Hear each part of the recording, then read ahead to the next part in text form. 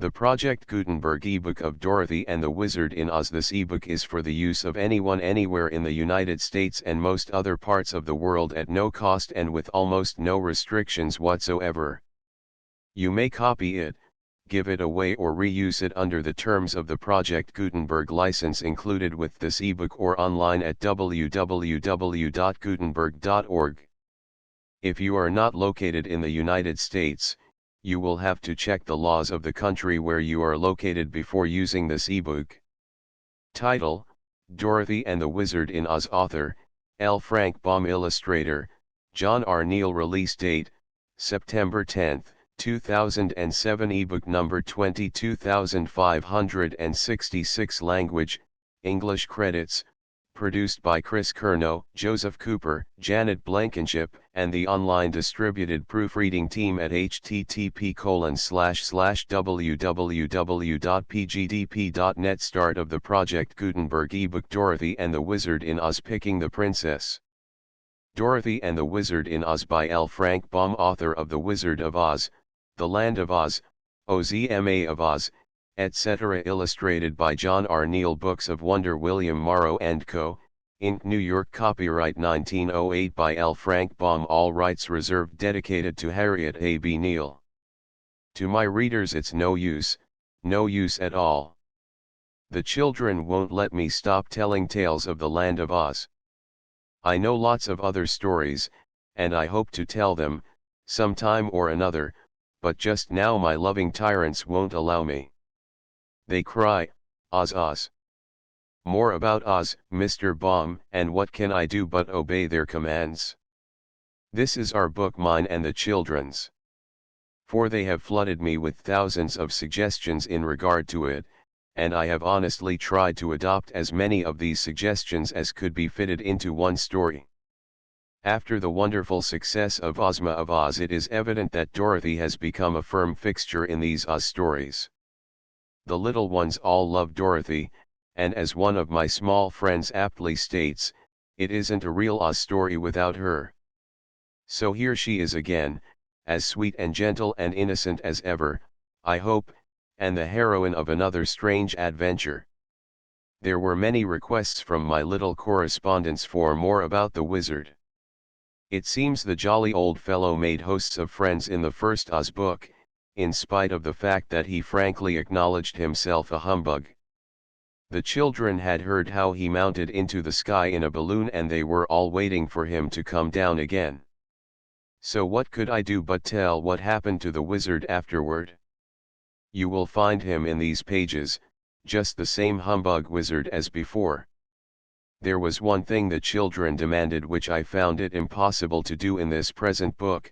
They bade me introduce Toto, Dorothy's little black dog, who has many friends among my readers.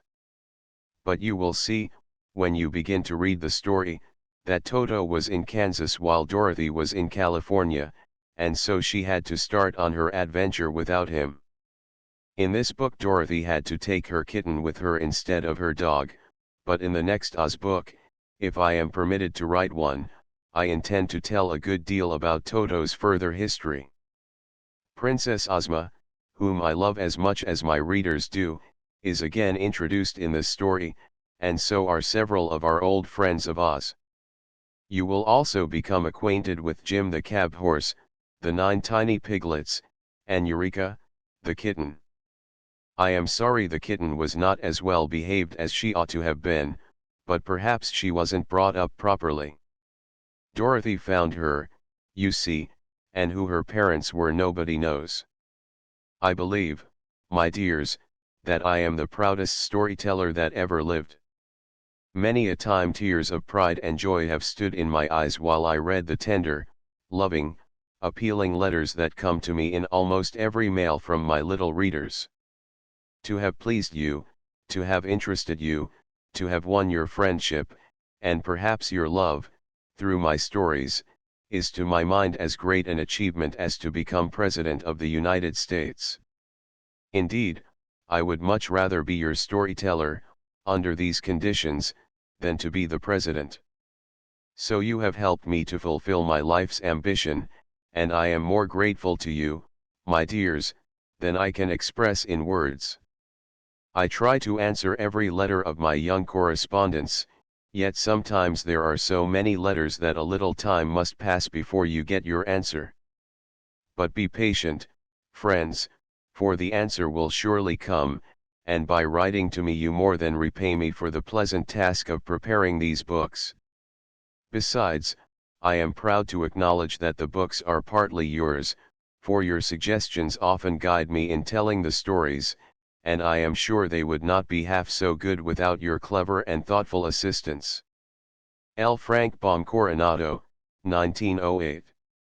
List of chapters. Chapter Page 1 The Earthquake 13-2 The Glass City 23-3 The Arrival of the Wizard 41-4 The Vegetable Kingdom 55-5 Dorothy Picks the Princess 64-6 The Mangaboos Prove Dangerous 77-7 Into the Black Pit and Out Again 88-8 The Valley of Voices 95-9 They Fight the Invisible Bears 106-10 The Braided Man of Pyramid MT 120-11 They Meet the Wooden Gargoyles 130-112 A Wonderful Escape 140-213 The Den of the Dragonettes 160-14 Ozma Uses the Magic Belt 172-15 Old Friends Are Reunited 187-16 Jim, the Cab Horse 203-17 The 9 Tiny Piglets 217-18 The Trial of Eureka, the Kitten 231-19 The Wizard Performs Another Trick 240-20 Zeb Returns to the Ranch 251 Chapter 1 Contents The earthquake He train from Frisco was very late. It should have arrived at Hugson's siding at midnight, but it was already 5 o'clock and the gray dawn was breaking in the east when the little train slowly rumbled up to the open shed that served for the station house.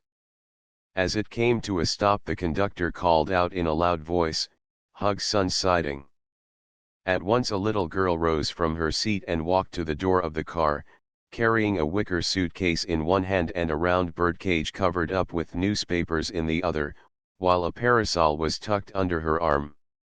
The conductor helped her off the car and then the engineer started his train again, so that it puffed and groaned and moved slowly away up the track.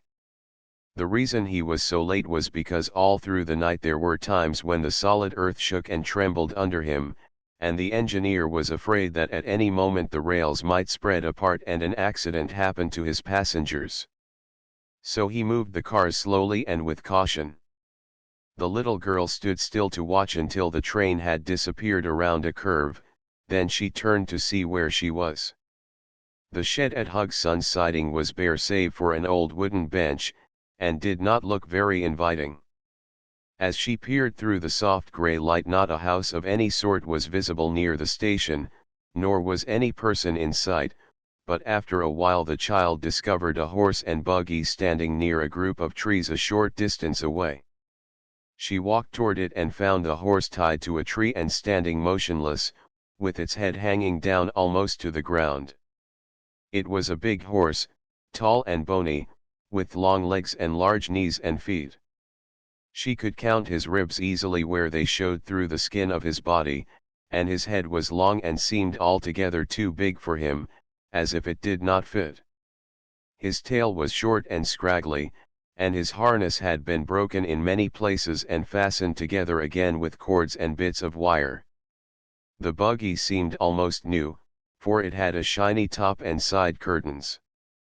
Getting around in front, so that she could look inside, the girl saw a boy curled up on the seat, fast asleep. She set down the birdcage and poked the boy with her parasol. Presently he woke up, rose to a sitting position and rubbed his eyes briskly. "Hello," he said, seeing her, "are you Dorothy Gale?" "Yes," she answered, looking gravely at his tousled hair and blinking gray eyes. "Have you come to take me to Hugson's ranch?" "Of course," he answered. "Train in." "I couldn't be here if it wasn't," she said. He laughed at that, and his laugh was merry and frank. Jumping out of the buggy he put Dorothy's suitcase under the seat and her birdcage on the floor in front. "Canary birds?" he asked. "Oh, no, it's just Eureka, my kitten. I thought that was the best way to carry her." The boy nodded. Eureka's a funny name for a cat, he remarked. I named my kitten that because I found it, she explained. Uncle Henry says Eureka means I have found it. All right, hop in. She climbed into the buggy and he followed her. Then the boy picked up the reins, shook them, and said gid-dap. The horse did not stir. Dorothy thought he just wiggled one of his drooping ears, but that was all. Gid-dap, called the boy, again. The horse stood still. Perhaps, said Dorothy, if you untied him, he would go. The boy laughed cheerfully and jumped out. Guess I'm half asleep yet, he said, untying the horse. But Jim knows his business all right, don't you, Jim, patting the long nose of the animal. Then he got into the buggy again and took the reins, and the horse at once backed away from the tree, turned slowly around, and began to trot down the sandy road which was just visible in the dim light. Thought that train would never come, observed the boy. I've waited at that station for 5 hours. We had a lot of earthquakes, said Dorothy. Didn't you feel the ground shake? Yes, but we're used to such things in California, he replied. They don't scare us much. Dorothy poked the boy with her parasol. The conductor said it was the worst quake he ever knew. Did he? Then it must have happened while I was asleep, he said, thoughtfully. How is Uncle Henry? She inquired, after a pause during which the horse continued to trot with long, regular strides. He's pretty well. He and Uncle Hugson have been having a fine visit. Is Mr. Hugson your uncle? She asked. Yes. Uncle Bill Hugson married your Uncle Henry's wife's sister, so we must be second cousins, said the boy, in an amused tone. I work for Uncle Bill on his ranch, and he pays me $6 a month and my board. Isn't that a great deal? She asked, doubtfully. Why, it's a great deal for Uncle Hugson, but not for me. I'm a splendid worker. I work as well as I sleep, he added, with a laugh. What is your name? Asked Dorothy, thinking she liked the boy's manner and the cheery tone of his voice. Not a very pretty one, he answered, as if a little ashamed. My whole name is Zebediah, but folks just call me Zeb. You've been to Australia, haven't you? Yes, with Uncle Henry, she answered. We got to San Francisco a week ago, and Uncle Henry went right on to Hugson's ranch for a visit while I stayed a few days in the city with some friends we had met. How long will you be with us? He asked. Only a day. Tomorrow Uncle Henry and I must start back for Kansas. We've been away for a long time, you know, and so we're anxious to get home again. The boy flicked the big, bony horse with his whip and looked thoughtful. Then he started to say something to his little companion, but before he could speak the buggy began to sway dangerously from side to side and the earth seemed to rise up before them. Next minute there was a roar and a sharp crash, and at her side Dorothy saw the ground open in a wide crack and then come together again. Goodness, she cried, grasping the iron rail of the seat. What was that? That was an awful big quake, replied Zeb, with a white face. It almost got us that time, Dorothy. The horse had stopped short, and stood firm as a rock. Zeb shook the reins and urged him to go, but Jim was stubborn. Then the boy cracked his whip and touched the animal's flanks with it, and after a low moan of protest Jim stepped slowly along the road. Neither the boy nor the girl spoke again for some minutes. There was a breath of danger in the very air, and every few moments the earth would shake violently. Jim's ears were standing erect upon his head and every muscle of his big body was tense as he trotted toward home. He was not going very fast, but on his flanks specks of foam began to appear and at times he would tremble like a leaf. The sky had grown darker again and the wind made queer sobbing sounds as it swept over the valley. Suddenly there was a rending, tearing sound, and the earth split into another great crack just beneath the spot where the horse was standing. With a wild neigh of terror the animal fell bodily into the pit, drawing the buggy and its occupants after him. Dorothy grabbed fast hold of the buggy top and the boy did the same. The sudden rush into space confused them so that they could not think. Blackness engulfed them on every side, and in breathless silence they waited for the fall to end and crush them against jagged rocks or for the earth to close in on them again and bury them forever in its dreadful depths. The horrible sensation of falling, the darkness, and the terrifying noises, proved more than Dorothy could endure and for a few moments the little girl lost consciousness. Zeb, being a boy, did not faint, but he was badly frightened, and clung to the buggy seat with a tight grip, expecting every moment would be his last. Chapter 2. Contents. Glass City. When Dorothy recovered her senses they were still falling, but not so fast. The top of the buggy caught the air like a parachute or an umbrella filled with wind, and held them back so that they floated downward with a gentle motion that was not so very disagreeable to bear. The worst thing was their terror of reaching the bottom of this great crack in the earth, and the natural fear that sudden death was about to overtake them at any moment.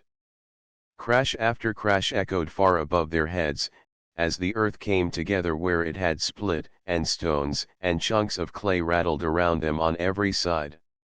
These they could not see, but they could feel them pelting the buggy top, and Jim screamed almost like a human being when a stone overtook him and struck his bony body.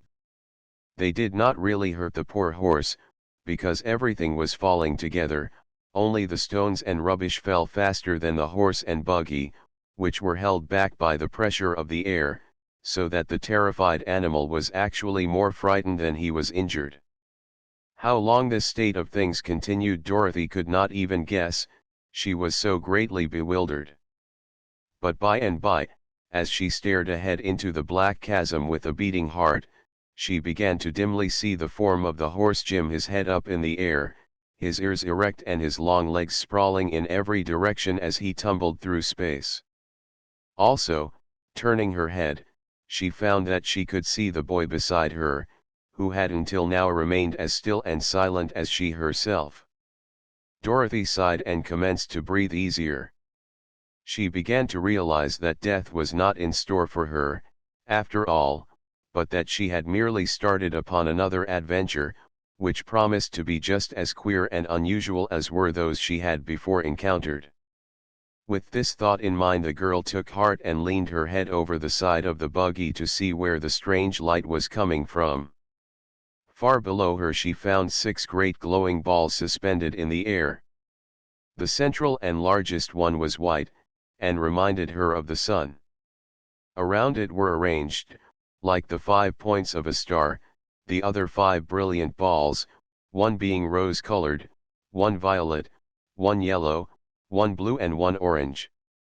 This splendid group of colored suns sent rays darting in every direction, and as the horse and buggy with Dorothy and Zeb sank steadily downward and came nearer to the lights, the rays began to take on all the delicate tintings of a rainbow, growing more and more distinct every moment until all the space was brilliantly illuminated. Dorothy was too dazed to say much, but she watched one of Jim's big ears turn to violet and the other to rose, and wondered that his tail should be yellow and his body striped with blue and orange like the stripes of a zebra. Then she looked at Zeb, whose face was blue and whose hair was pink, and gave a little laugh that sounded a bit nervous. "Isn't it funny?" she said. The boy was startled and his eyes were big. Dorothy had a green streak through the center of her face where the blue and yellow lights came together, and her appearance seemed to add to his fright. I don't see anything funny about it," he stammered. Horse, buggy, and all fell slowly. Just then the buggy tipped slowly over upon its side, the body of the horse tipping also. But they continued to fall, all together, and the boy and girl had no difficulty in remaining upon the seat, just as they were before. Then they turned bottom side up, and continued to roll slowly over until they were right side up again. During this time Jim struggled frantically, all his legs kicking the air, but on finding himself in his former position the horse said, in a relieved tone of voice, "Well, that's better." Dorothy and Zeb looked at one another in wonder. "Can your horse talk?" she asked. "Never knew him to, before," replied the boy. "Those were the first words I ever said," called out the horse, who had overheard them, "and I can't explain why I happened to speak then.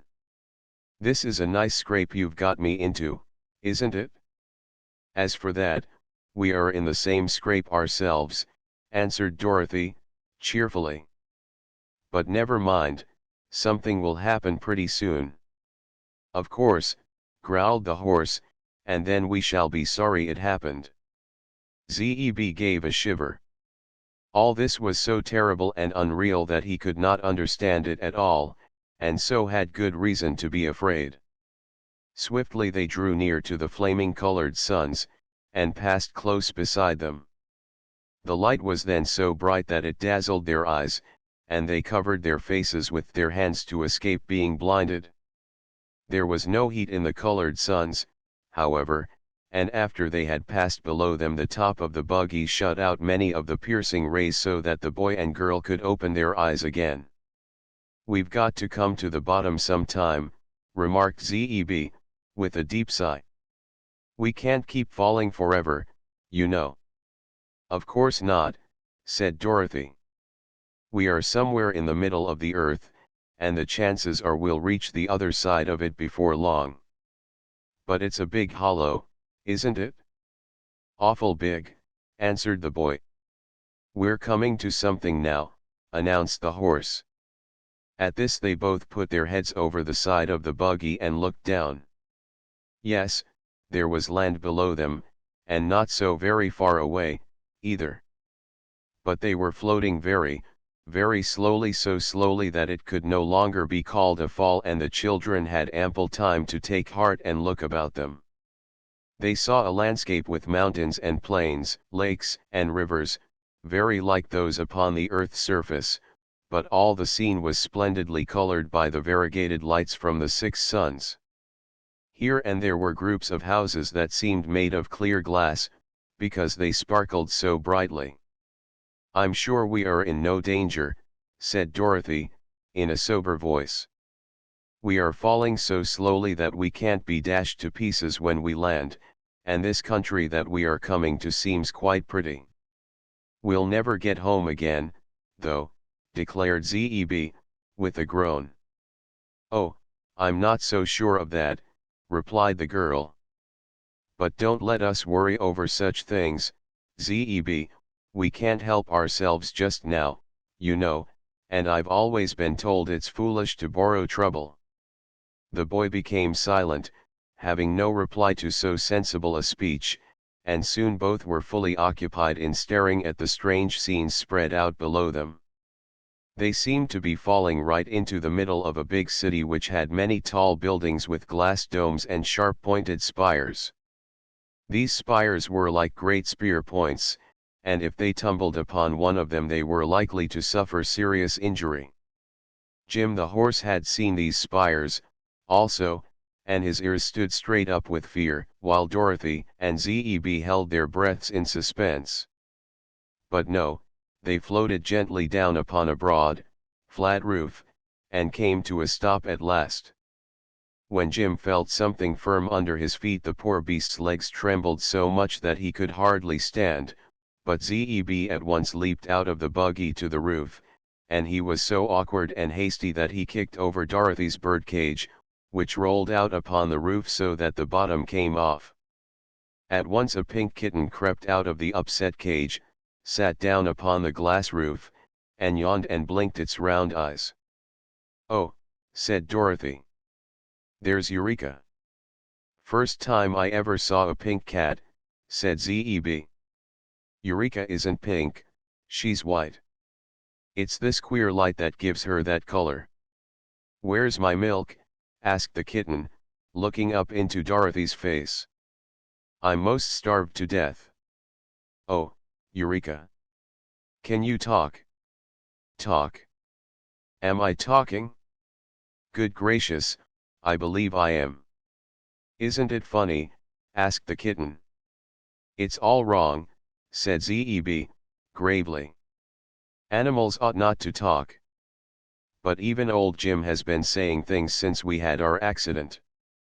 I can't see that it's wrong, remarked Jim, in his gruff tones. At least, it isn't as wrong as some other things. What's going to become of us now? I don't know, answered the boy, looking around him curiously. The houses of the city were all made of glass, so clear and transparent that one could look through the walls as easily as though a window.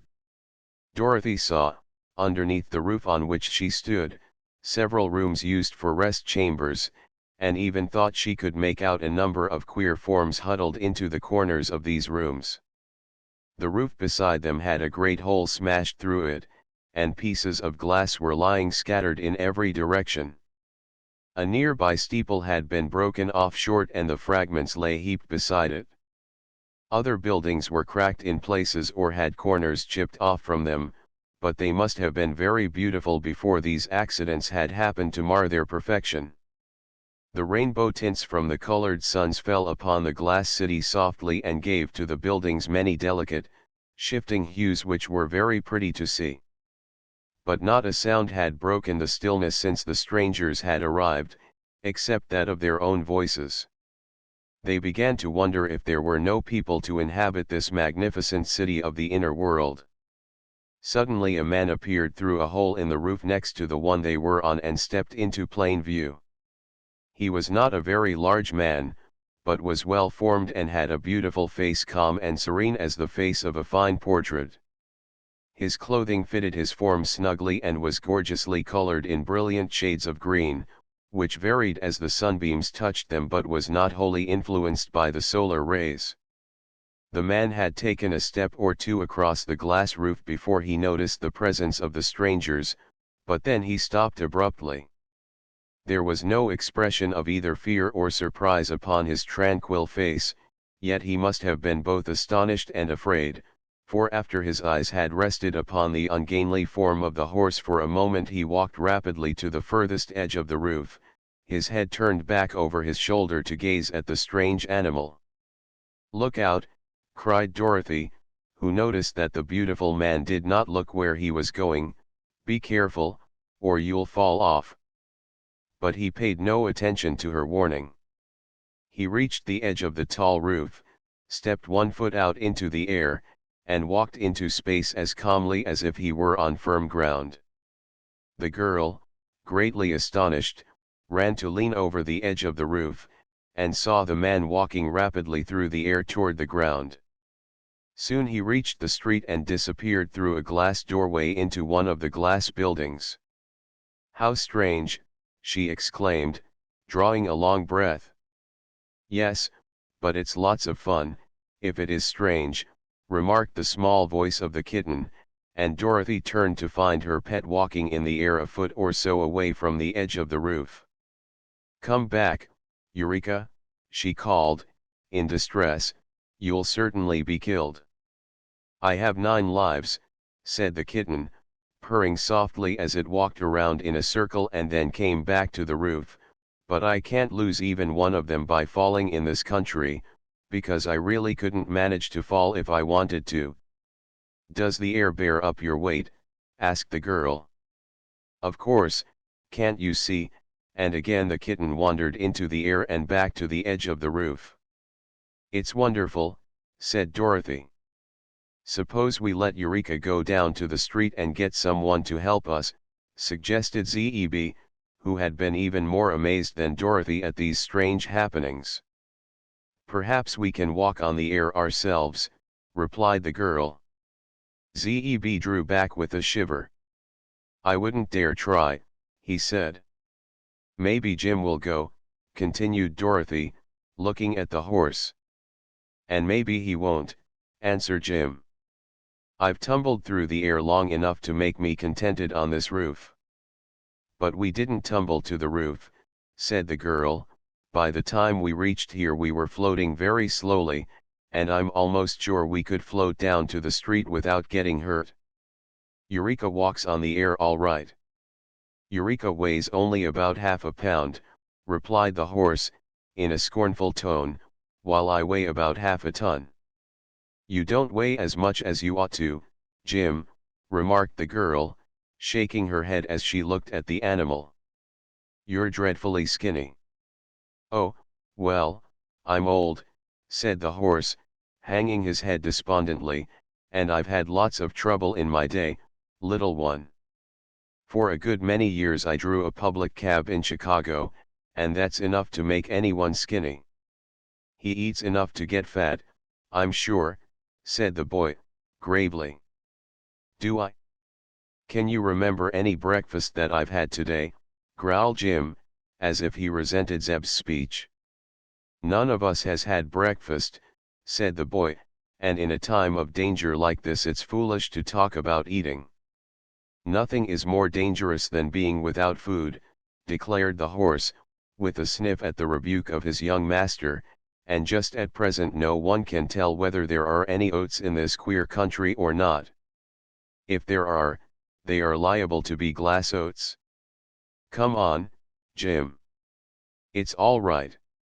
Oh, no, exclaimed Dorothy. I can see plenty of nice gardens and fields down below us, at the edge of the city. But I wish we could find a way to get to the ground. Why don't you walk down? Asked Eureka. I'm as hungry as the horse is, and I want my milk. Will you try it? Zeb asked the girl, turning to her companion. Zeb hesitated. He was still pale and frightened, for this dreadful adventure had upset him and made him nervous and worried.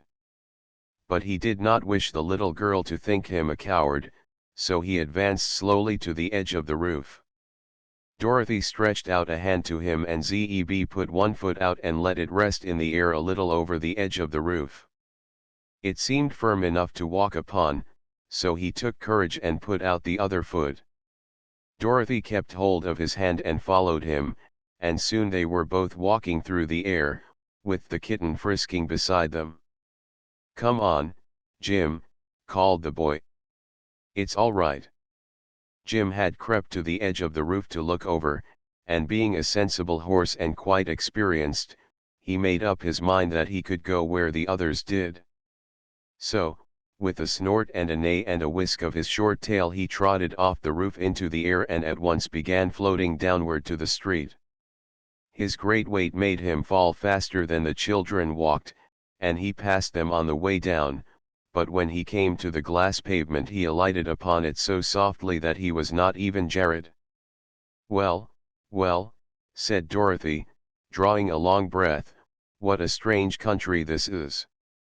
People began to come out of the glass doors to look at the new arrivals, and pretty soon quite a crowd had assembled.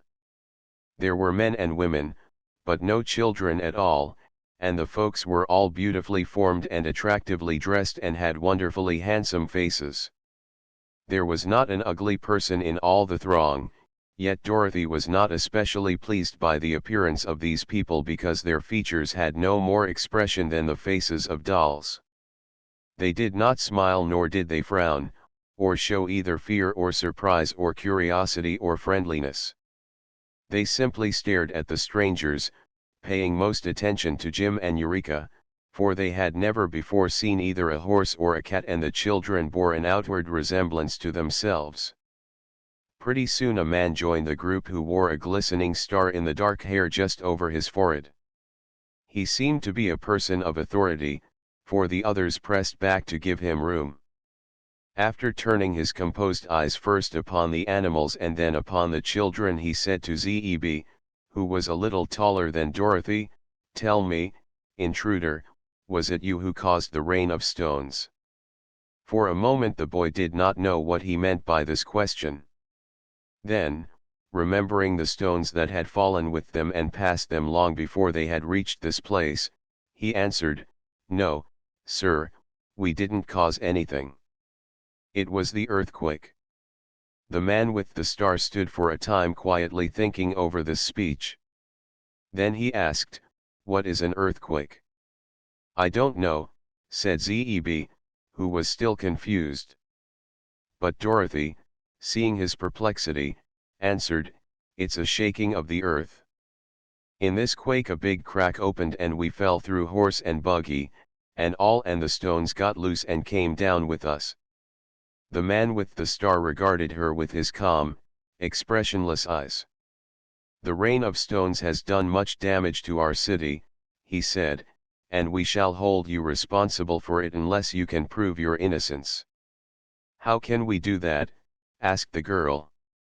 "That I am not prepared to say. It is your affair, not mine. You must go to the house of the sorcerer, who will soon discover the truth."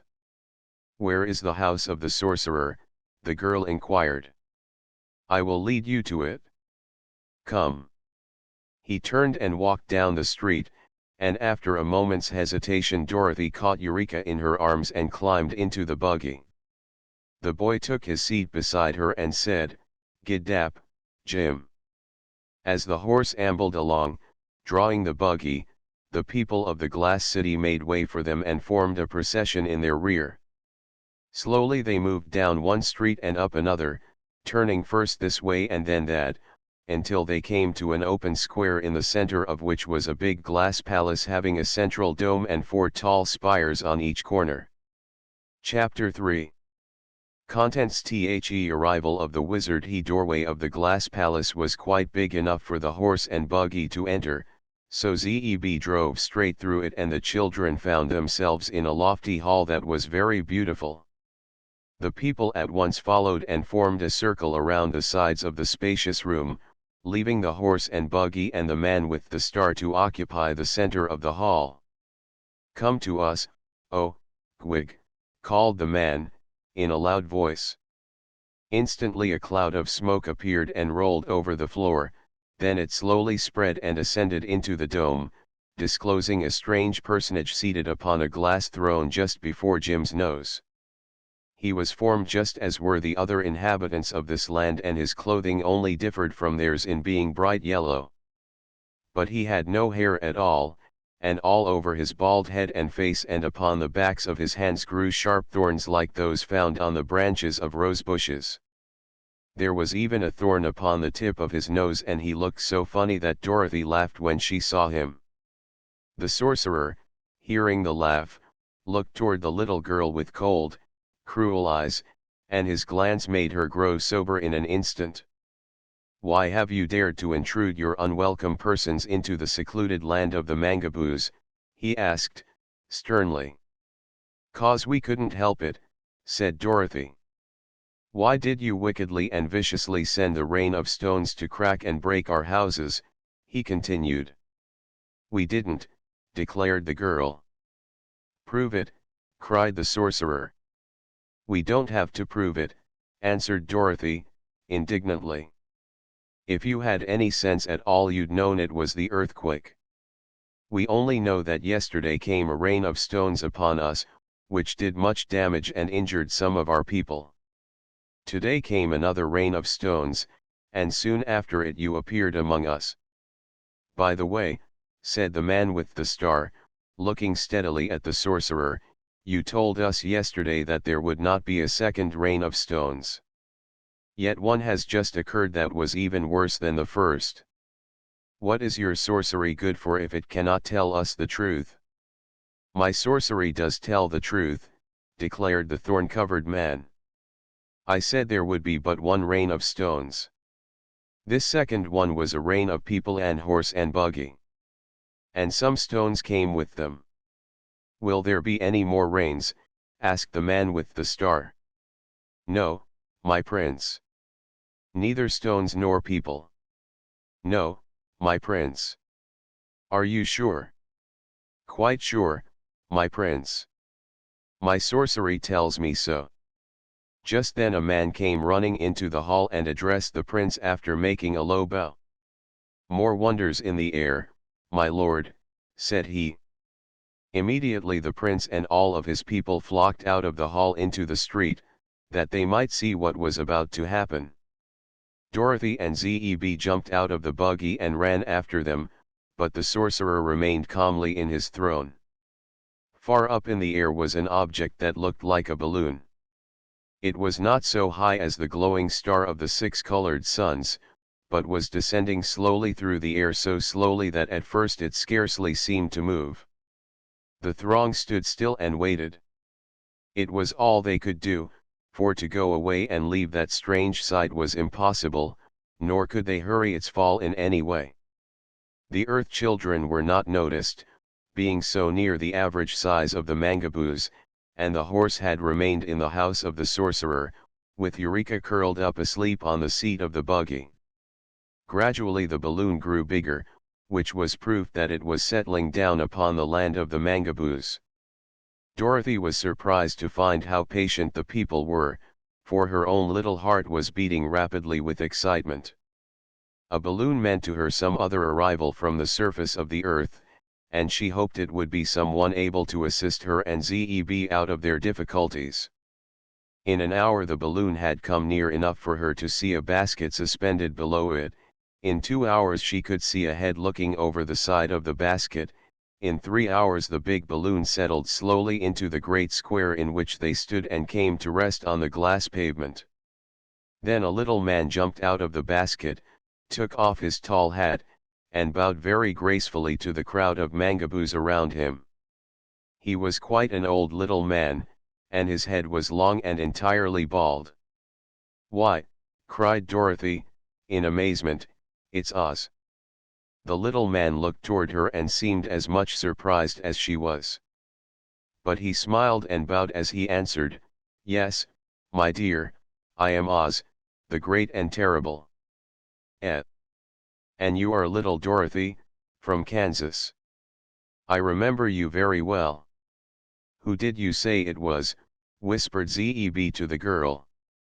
"It's the wonderful Wizard of Oz, haven't you heard of him?" Just then the man with the star came and stood before the wizard. "Sir," said he, "why are you here, in the land of the mangaboos?" "Didn't know what land it was, my son," returned the other, with a pleasant smile, "and, to be honest, I didn't mean to visit you when I started out.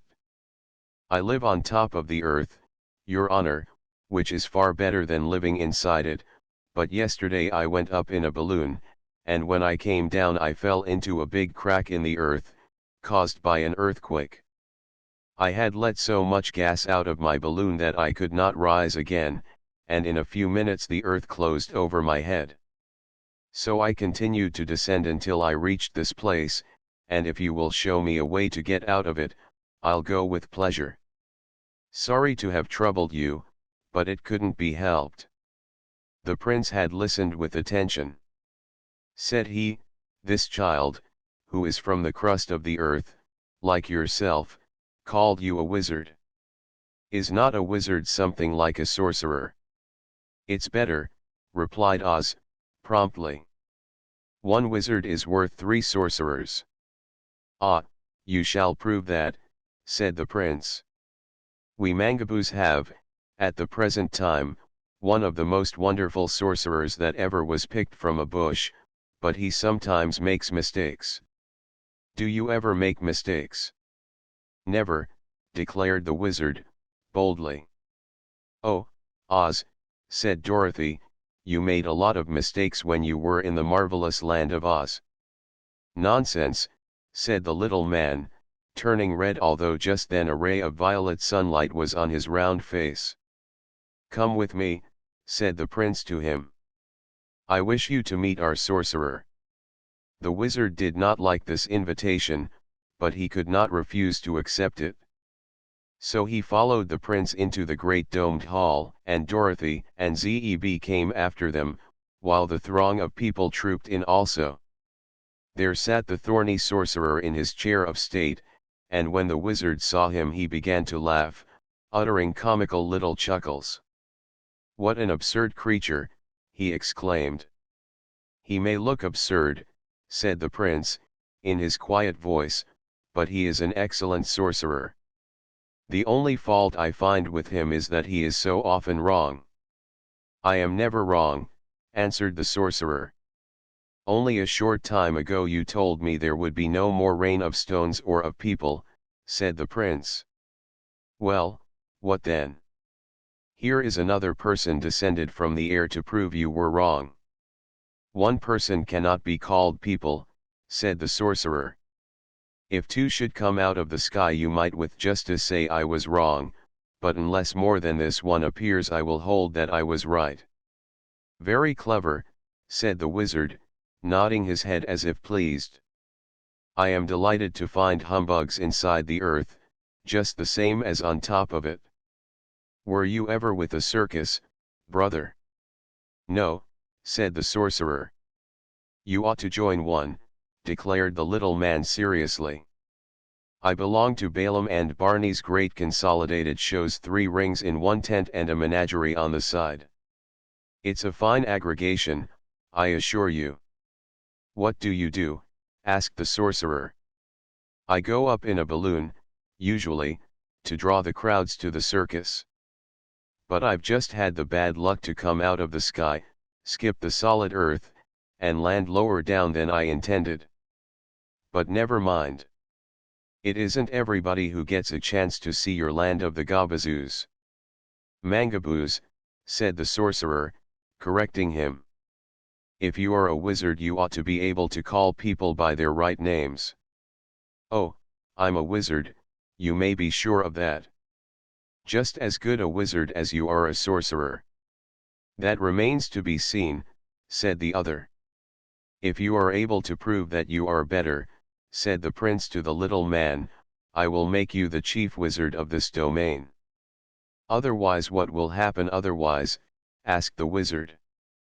I will stop you from living, and forbid you to be planted, returned the prince. That does not sound especially pleasant, said the little man, looking at the one with the star uneasily. But never mind.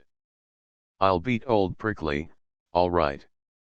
My name is Gwig, said the sorcerer, turning his heartless, cruel eyes upon his rival. Let me see you equal the sorcery I am about to perform. He waved a thorny hand and at once the tinkling of bells was heard, playing sweet music. Yet, look where she would, Dorothy could discover no bells at all in the great glass hall.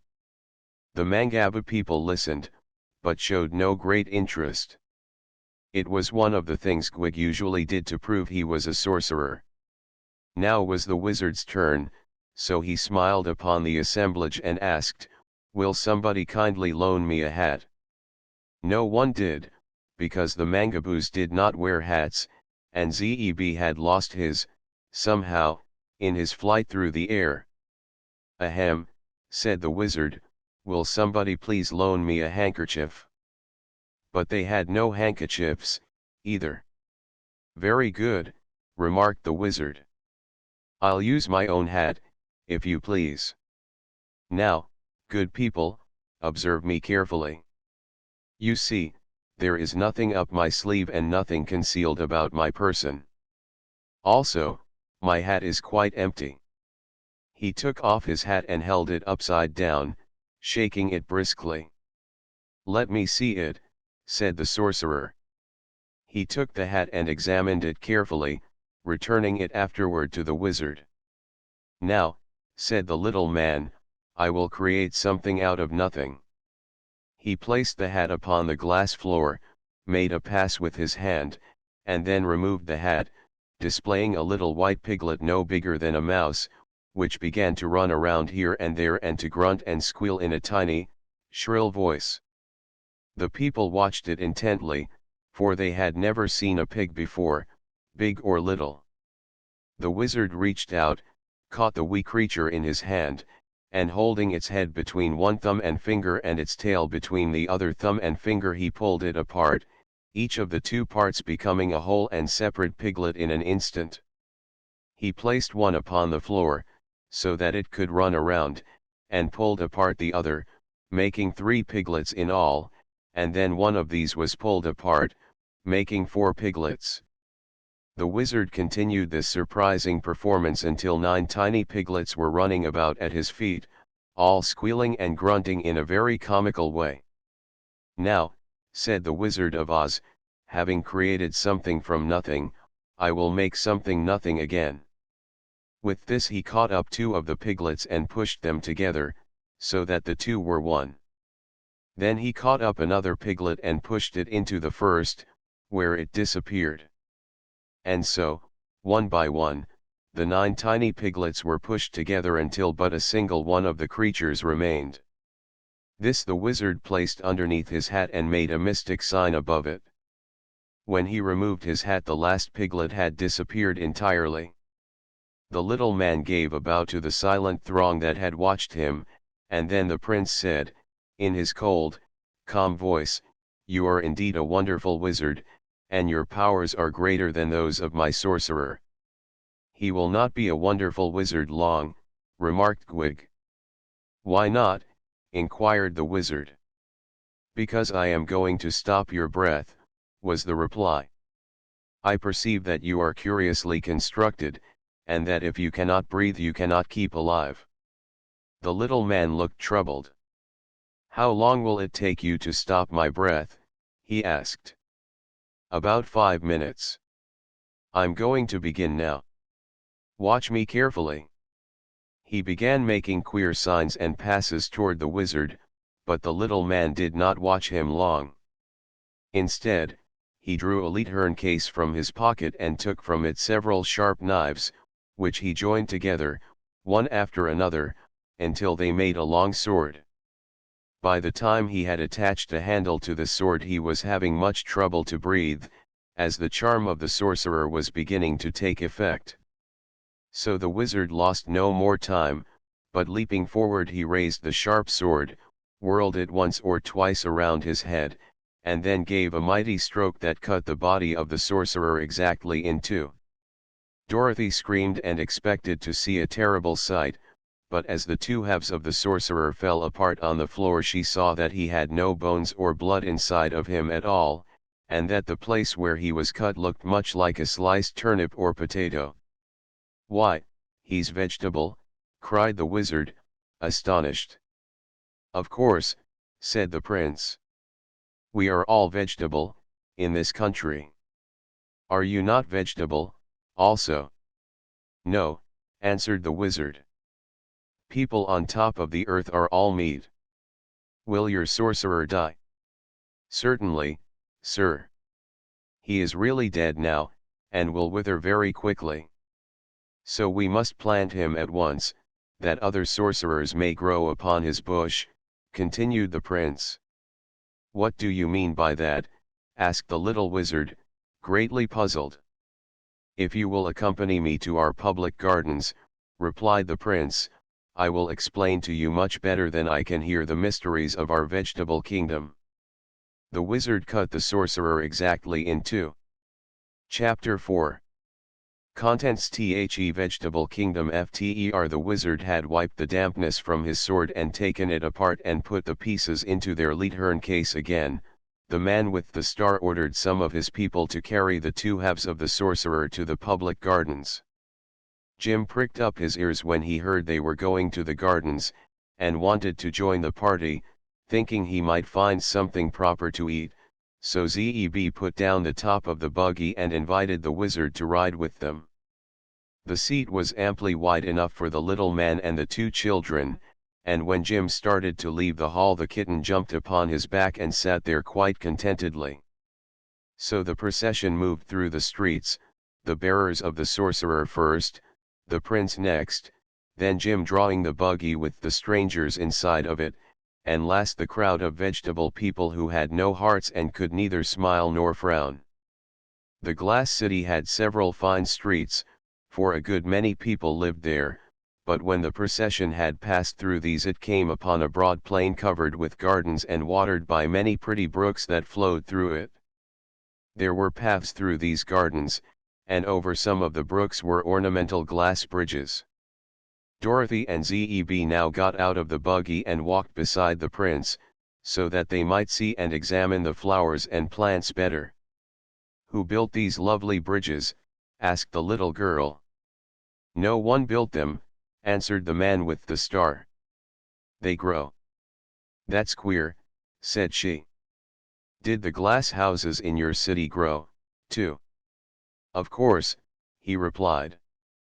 "But it took a good many years for them to grow as large and fine as they are now.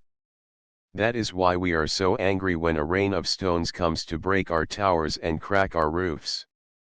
"Can't you mend them?" she inquired.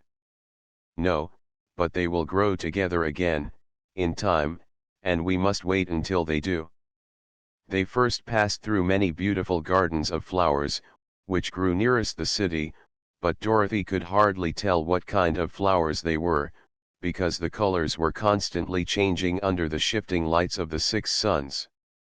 A flower would be pink one second, white the next, then blue or yellow, and it was the same way when they came to the plants, which had broad leaves and grew close to the ground.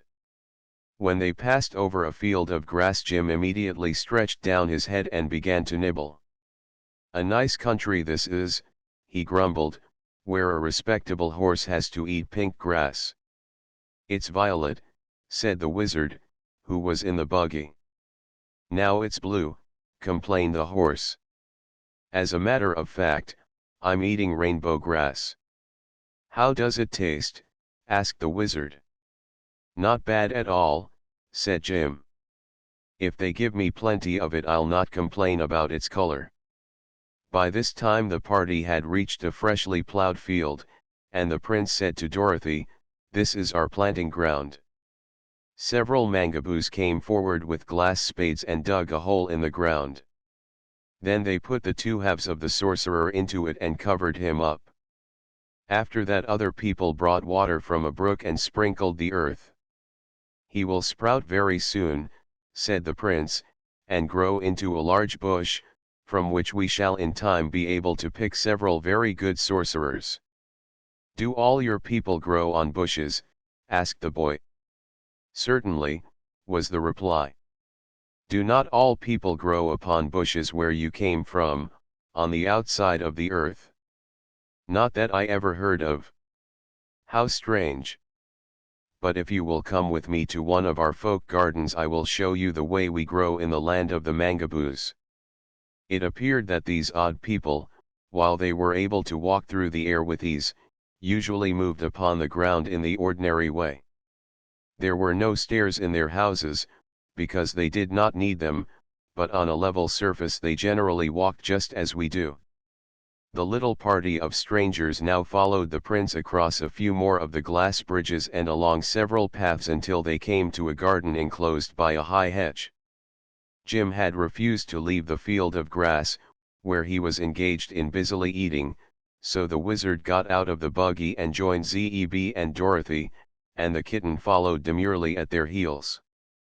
Inside the hedge they came upon row after row of large and handsome plants with broad leaves gracefully curving until their points nearly reached the ground.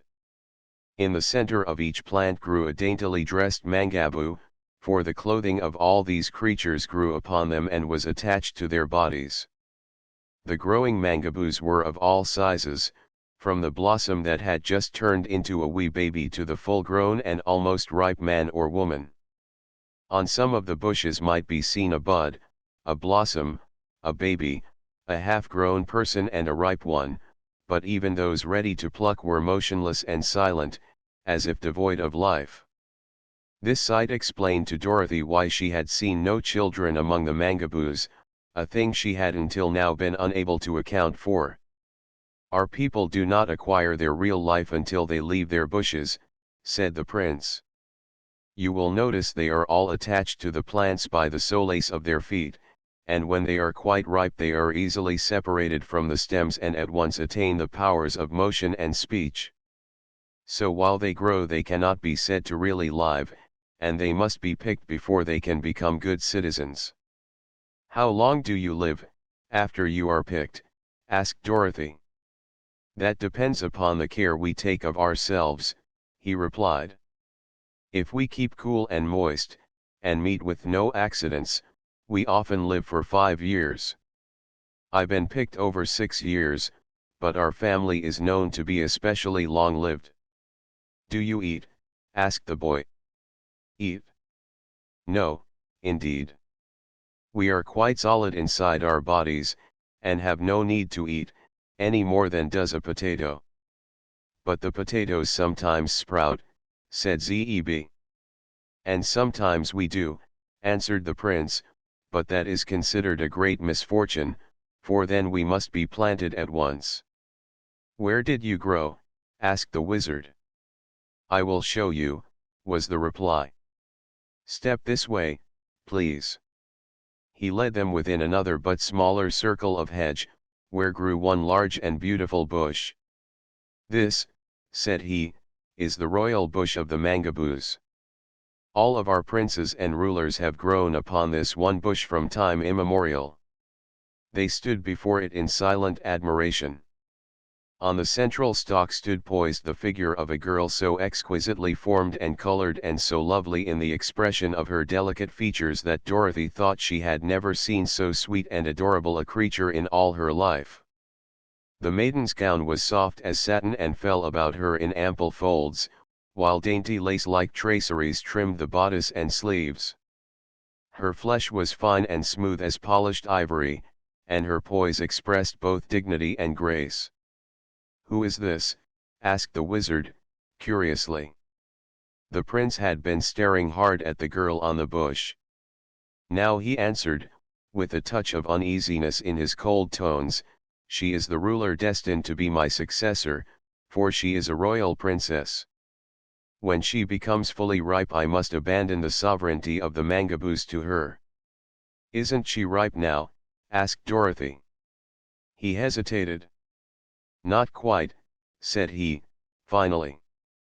It will be several days before she needs to be picked, or at least that is my judgment. I am in no hurry to resign my office and be planted, you may be sure. Probably not, declared the wizard, nodding.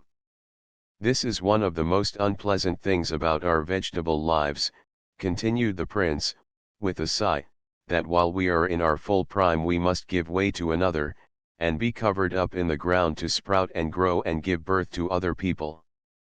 I'm sure the princess is ready to be picked, asserted Dorothy, gazing hard at the beautiful girl on the bush. She's as perfect as she can be.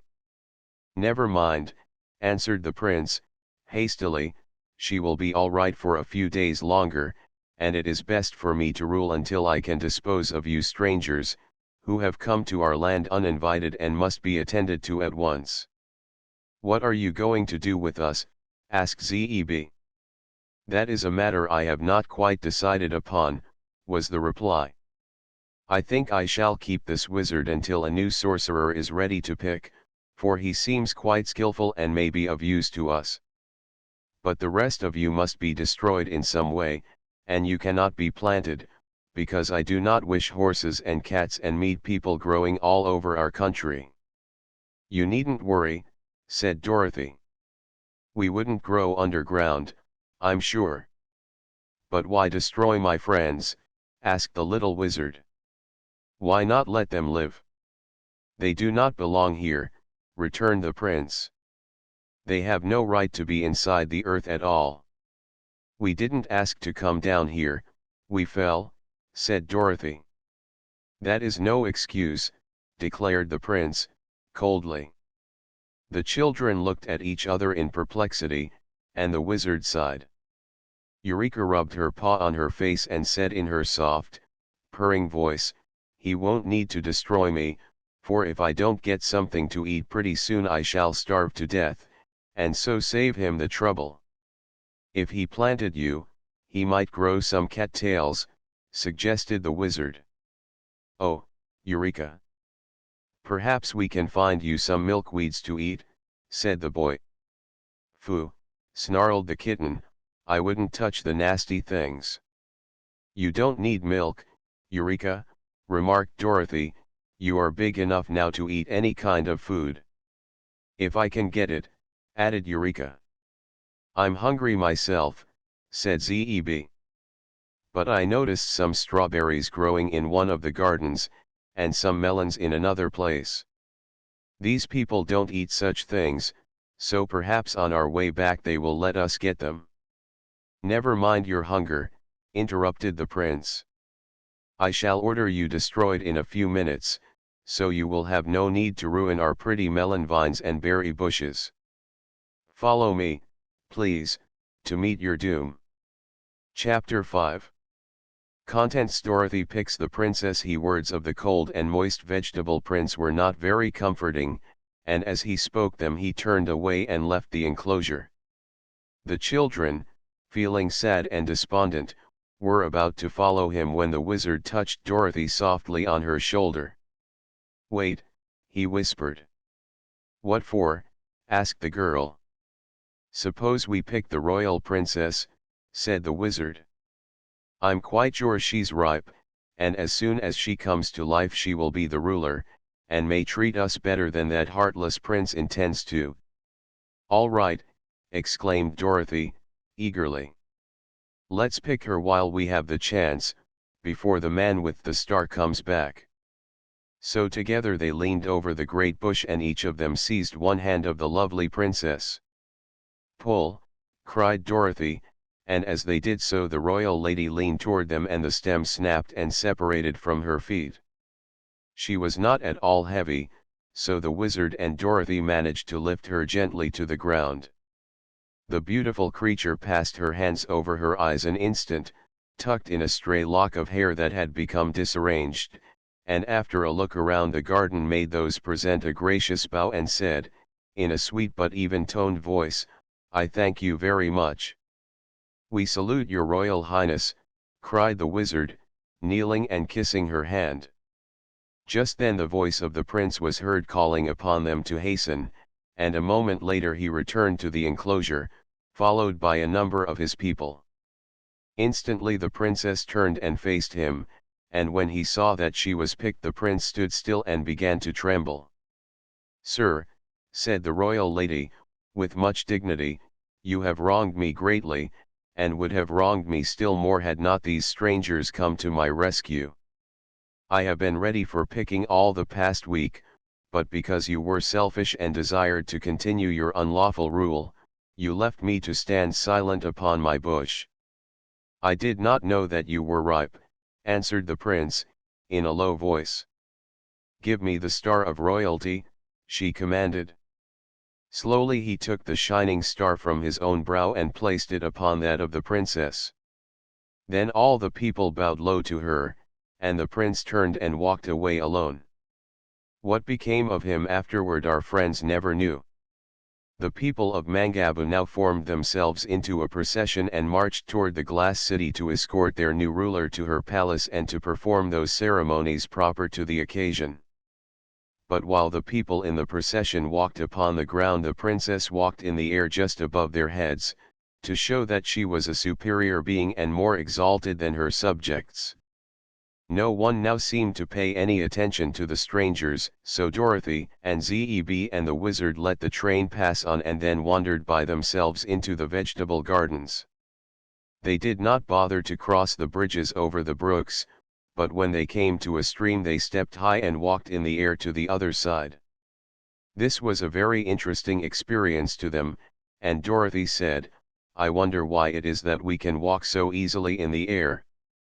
Perhaps, answered the wizard, it is because we are close to the center of the earth, where the attraction of gravitation is very slight. But I've noticed that many queer things happen in fairy countries. Is this a fairy country? Asked the boy. Of course it is, returned Dorothy, promptly. Only a fairy country could have vegetable people, and only in a fairy country could Eureka and Jim talk as we do. That's true, said Zeb, thoughtfully. In the vegetable gardens they found the strawberries and melons, and several other unknown but delicious fruits, of which they ate heartily. But the kitten bothered them constantly by demanding milk or meat, and called the wizard names because he could not bring her a dish of milk by means of his magical arts. As they sat upon the grass watching Jim, who was still busily eating, Eureka said, I don't believe you are a wizard at all. No, answered the little man, You are quite right. In the strict sense of the word I am not a wizard, but only a humbug. The Wizard of Oz has always been a humbug, agreed Dorothy. I've known him for a long time. If that is so, said the boy, how could he do that wonderful trick with the 9 tiny piglets? Don't know, said Dorothy, but it must have been humbug. Very true, declared the wizard, nodding at her.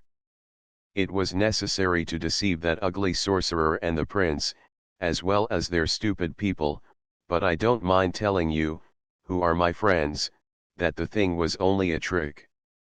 But I saw the little pigs with my own eyes, exclaimed Zeb. So did I, purred the kitten.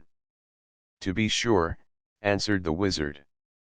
You saw them because they were there. They are in my inside pocket now. But the pulling of them apart and pushing them together again was only a sleight of hand trick. Let's see the pigs, said Eureka, eagerly. The little man felt carefully in his pocket and pulled out the tiny piglets, setting them upon the grass one by one, where they ran around and nibbled the tender blades. They're hungry, too, he said. Oh, what cunning things, cried Dorothy, catching up one and petting it. Be careful, said the piglet, with a squeal, you're squeezing me. Dear me, murmured the wizard, looking at his pets in astonishment. They can actually talk. May I eat one of them? Asked the kitten, in a pleading voice. I'm awfully hungry. Why, Eureka, said Dorothy, reproachfully, what a cruel question. It would be dreadful to eat these dear little things. I should say so, grunted another of the piglets, looking uneasily at the kitten. Cats are cruel things. I'm not cruel, replied the kitten, yawning. I'm just hungry. You cannot eat my piglets, even if you are starving, declared the little man, in a stern voice. They are the only things I have to prove I'm a wizard. How did they happen to be so little? Asked Dorothy. I never saw such small pigs before. They are from the island of Teenteweent, said the wizard, where everything is small because it's a small island. A sailor brought them to Los Angeles and I gave him 9 tickets to the circus for them. But what am I going to eat? Wailed the kitten, sitting in front of Dorothy and looking pleadingly into her face. There are no cows here to give milk, or any mice, or even grasshoppers. And if I can't eat the piglets, you may as well plant me at once and raise catsup. I have an idea, said the wizard, that there are fishes in these brooks. Do you like fish? Fish, cried the kitten. Do I like fish? Why, they're better than piglets or even milk. Then I'll try to catch you some, said he. But won't they be vegetable, like everything else here? Asked the kitten. I think not. Fishes are not animals, and they are as cold and moist as the vegetables themselves. There is no reason, that I can see, why they may not exist in the waters of this strange country. Then the wizard bent a pin for a hook and took a long piece of string from his pocket for a fish line. The only bait he could find was a bright red blossom from a flower, but he knew fishes are easy to fool if anything bright attracts their attention, so he decided to try the blossom. Having thrown the end of his line in the water of a nearby brook, he soon felt a sharp tug that told him a fish had bitten and was caught on the bent pin, so the little man drew in the string and, sure enough, the fish came with it and was landed safely on the shore, where it began to flop around in great excitement. In the garden of the mangaboos. The fish was fat and round, and its scales glistened like beautifully cut jewels set close together, but there was no time to examine it closely, for Eureka made a jump and caught it between her claws, and in a few moments it had entirely disappeared. Oh, Eureka, cried Dorothy, did you eat the bones?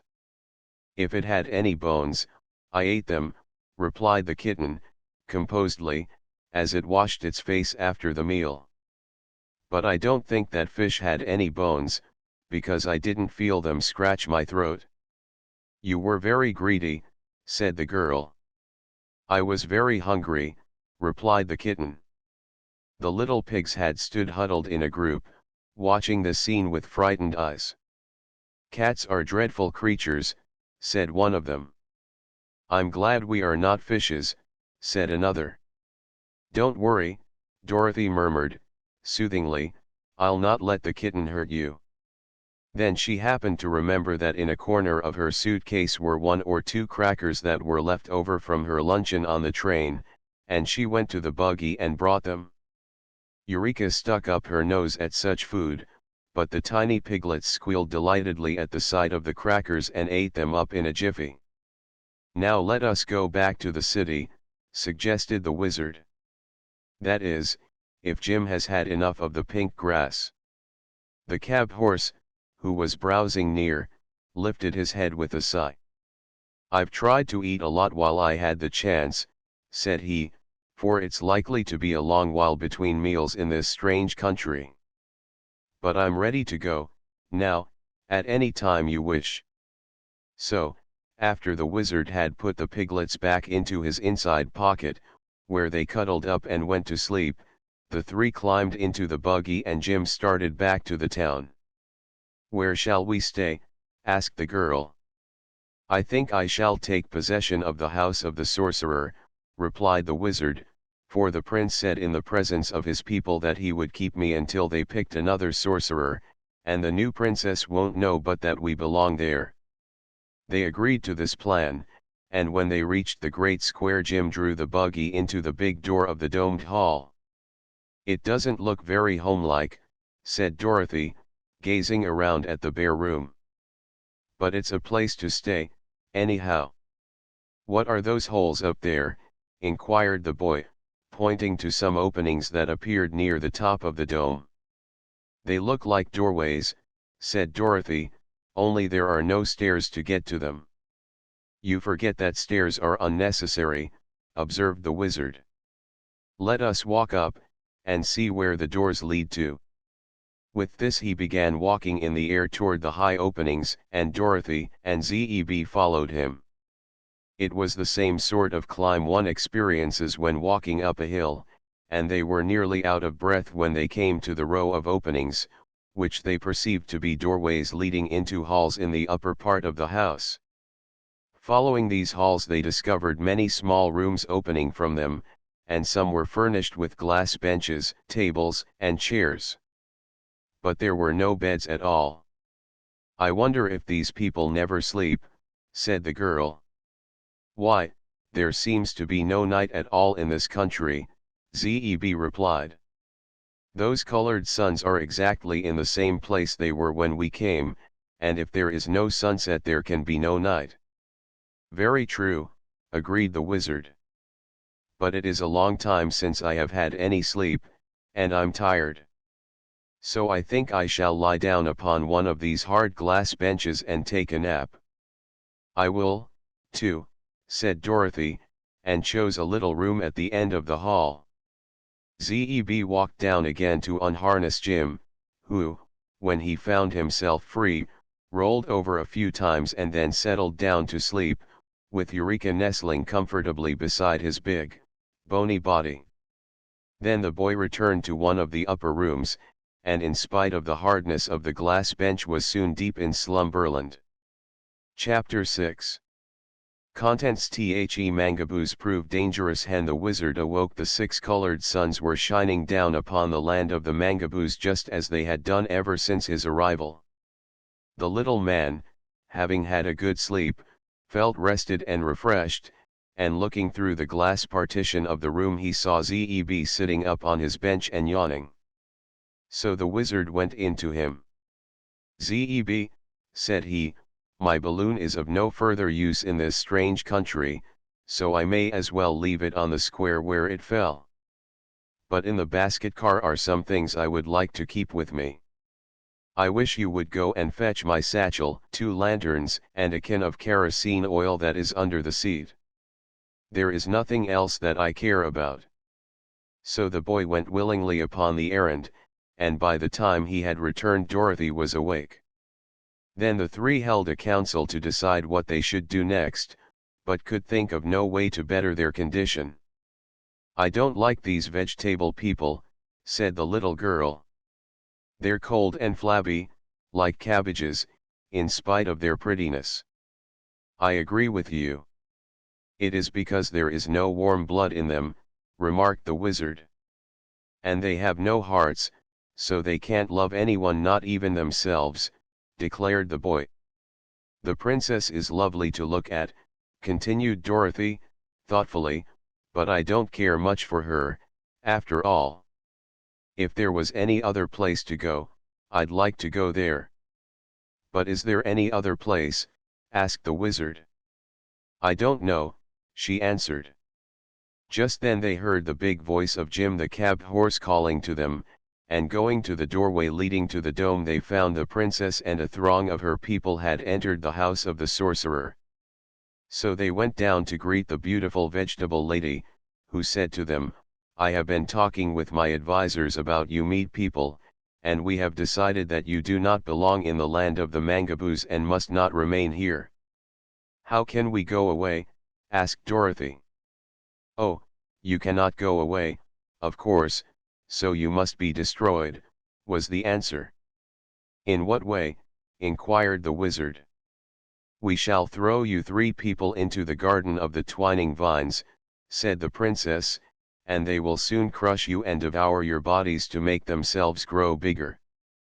The animals you have with you we will drive to the mountains and put into the black pit. Then our country will be rid of all its unwelcome visitors." "But you are in need of a sorcerer," said the wizard, "and not one of those growing is yet ripe enough to pick. I am greater than any thorn-covered sorcerer that ever grew in your garden. Why destroy me?"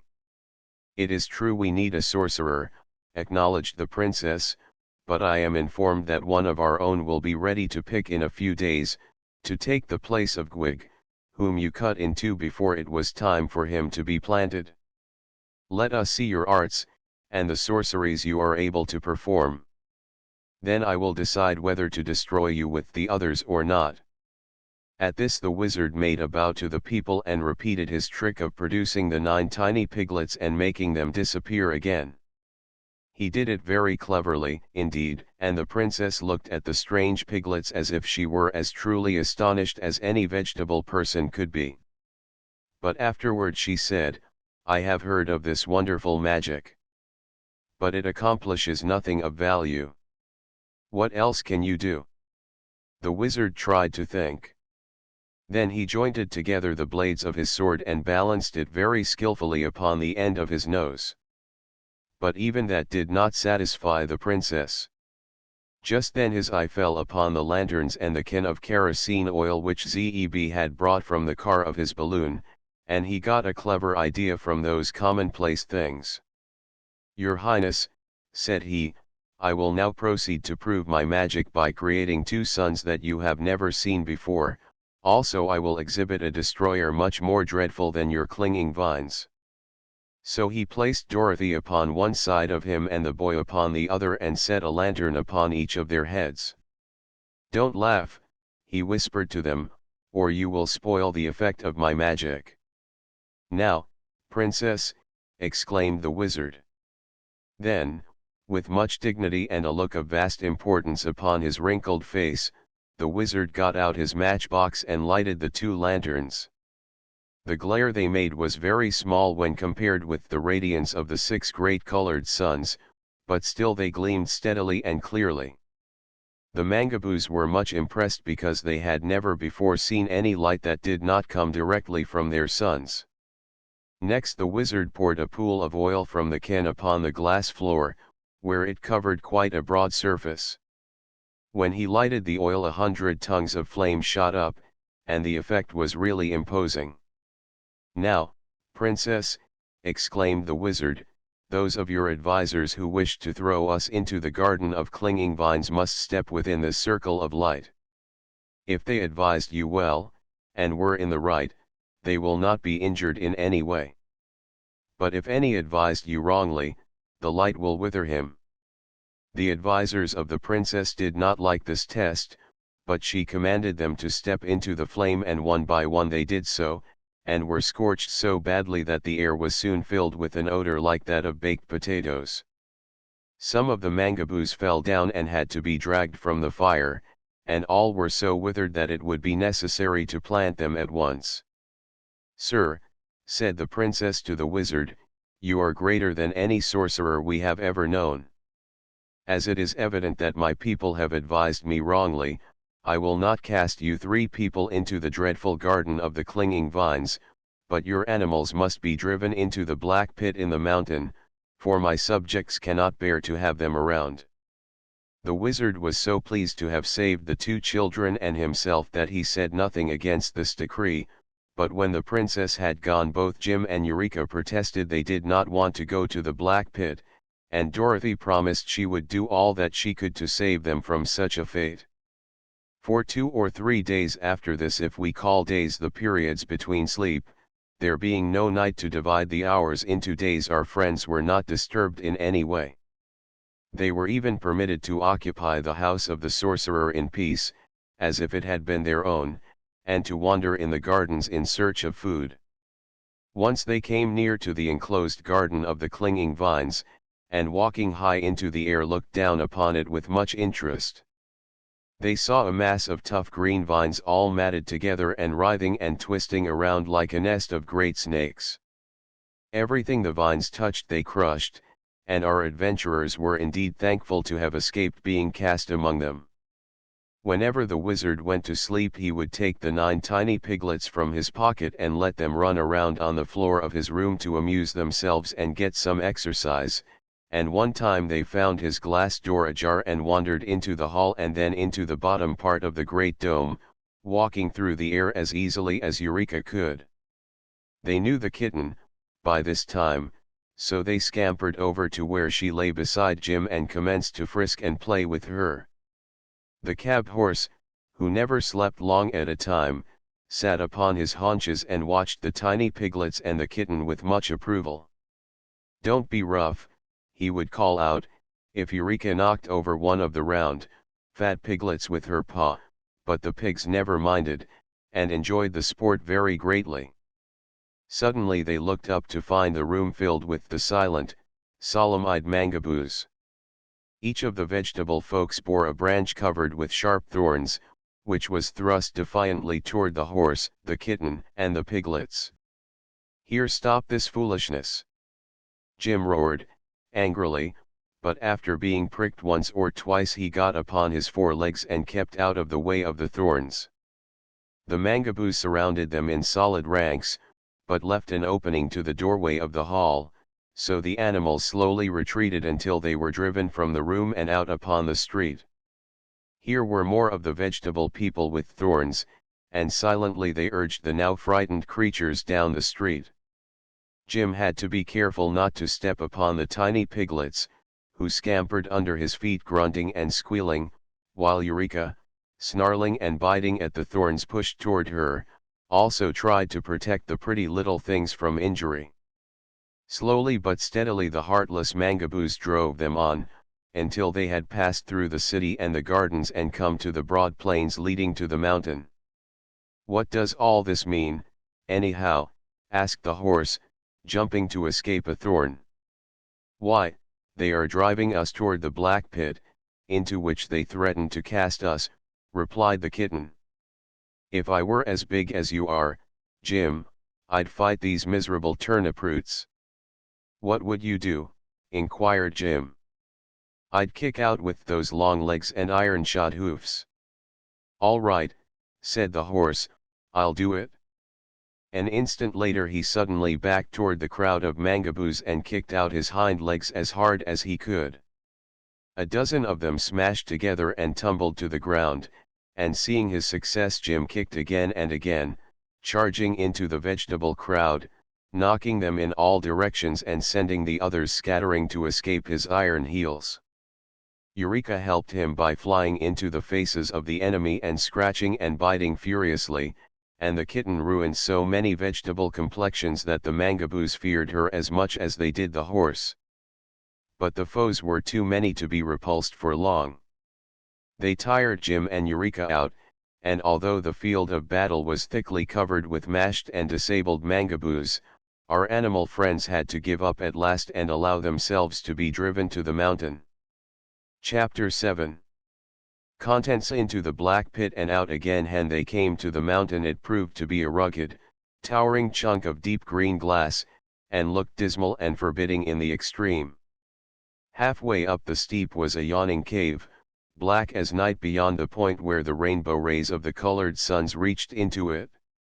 The mangaboos drove the horse and the kitten and the piglets into this dark hole, and then, having pushed the buggy in after them, for it seemed some of them had dragged it all the way from the domed hall, they began to pile big glass rocks within the entrance, so that the prisoners could not get out again. "This is dreadful," groaned Jim. "It will be about the end of our adventures, I guess." "If the wizard was here," said one of the piglets, sobbing bitterly, "he would not see us suffer so." "We ought to have called him and Dorothy when we were first attacked," added Eureka. "But never mind, be brave, my friends, and I will go and tell our masters where you are, and get them to come to your rescue." The mouth of the hole was nearly filled up now, but the kitten gave a leap through the remaining opening and at once scampered up into the air.